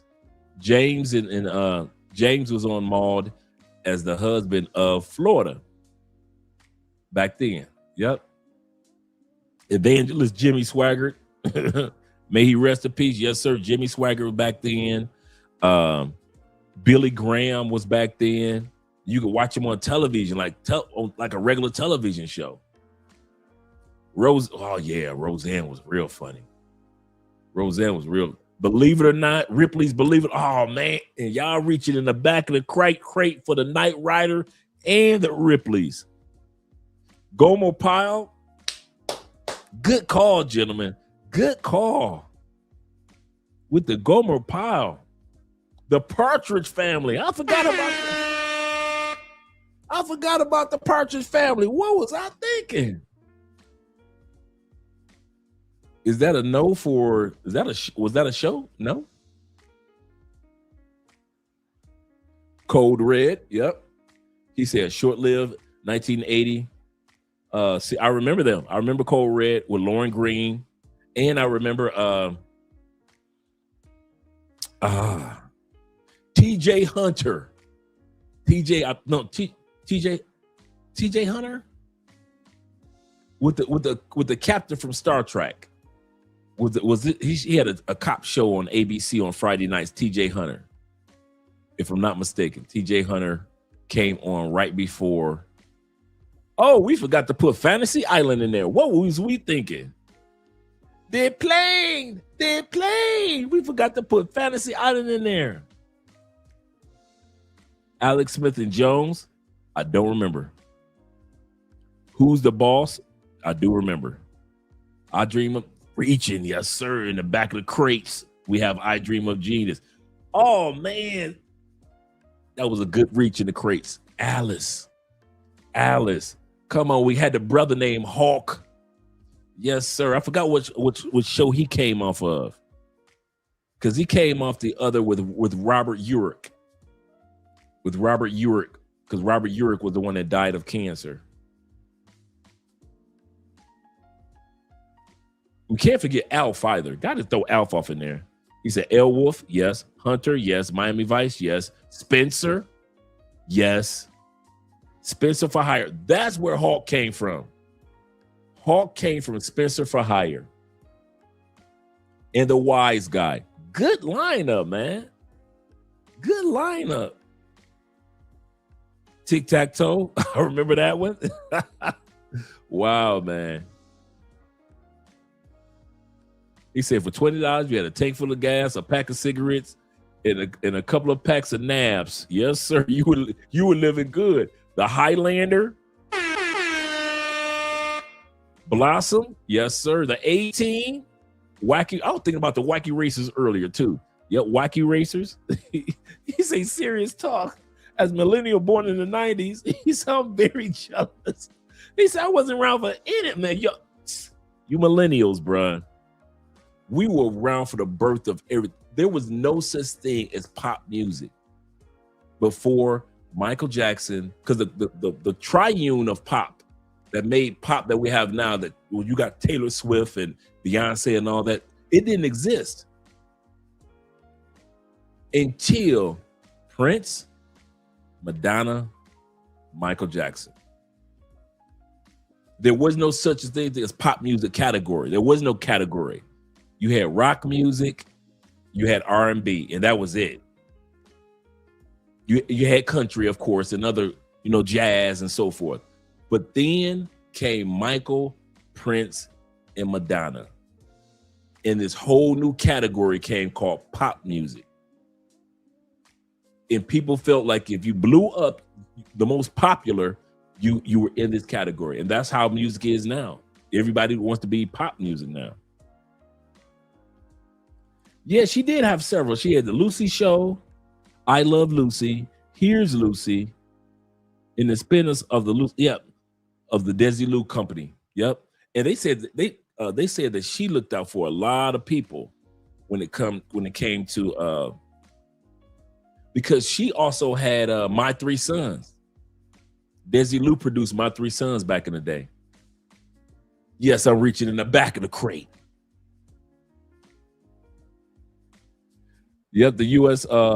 Laugh Olympics. What was the other one? The other show that would come on Saturday afternoons where they had retired sports figures. Retired sports figures would challenge each other in different races and different. What was the name of that one? Let's see if y'all can pull that one out the crate. You have retired NFL players and retired basketball players. And the quarterbacks would kind of like see what they could throw the furthest or who can hit the hoops and stuff. I forgot the name of it. Battle of the All-Star. No, I forget what it was, man. Hill Street Blues was partially filmed in Los Angeles. He said, I remember because Danny Glover was on the show and his mother was my Sunday school. Wow. I did not know that. Yep. Gotta have Alf, MacGyver. Yeah. Oh, yeah. Wow. Okay. In the San Francisco area. Hogan's Heroes. Yep. All the Waltons. Yes, sir. Little House on the Prairie. Anyone? Little House on the Prairie. Can we get some love for Little House? Oh, yeah. Cops. Bad boys. What you gonna do? What you gonna do when they come for you? And always Highway to Heaven. Yes, sir. Highway to Heaven. He said, Dre, he said, I got the oldest Alice Smith and Jones 1991 Western, all three. Wow, man. That's what, oh man, brother went in the crates for real. SWAT. I remember Airwolf too. I remember Airwolf and Jag. A lot of guys don't remember Jag. Sir Graves. We're talking Detroit right now. Sir Graves, Soul Train, American Bandstand, Creature Feature. Shout out to Saturdays in Detroit, man. Yes, sir. TJ Hooker. Okay, I was right. Thank you. Thank you very much, gentlemen. I was right. TJ Hooker came on Friday nights before Love Boat and then Fantasy Island. And then the news would come on and then the show Fridays would come on. With William Shatner. Absolutely correct. Absolutely correct. Man, we supposed to been done, man. I can't go through all these. SNLs with Eddie Murphy, with the James Brown skits and the Gumby. Oh, man, that era, the first two waves of SNL were the best ones. The first two waves. And then this funny part, man, SNL was going down.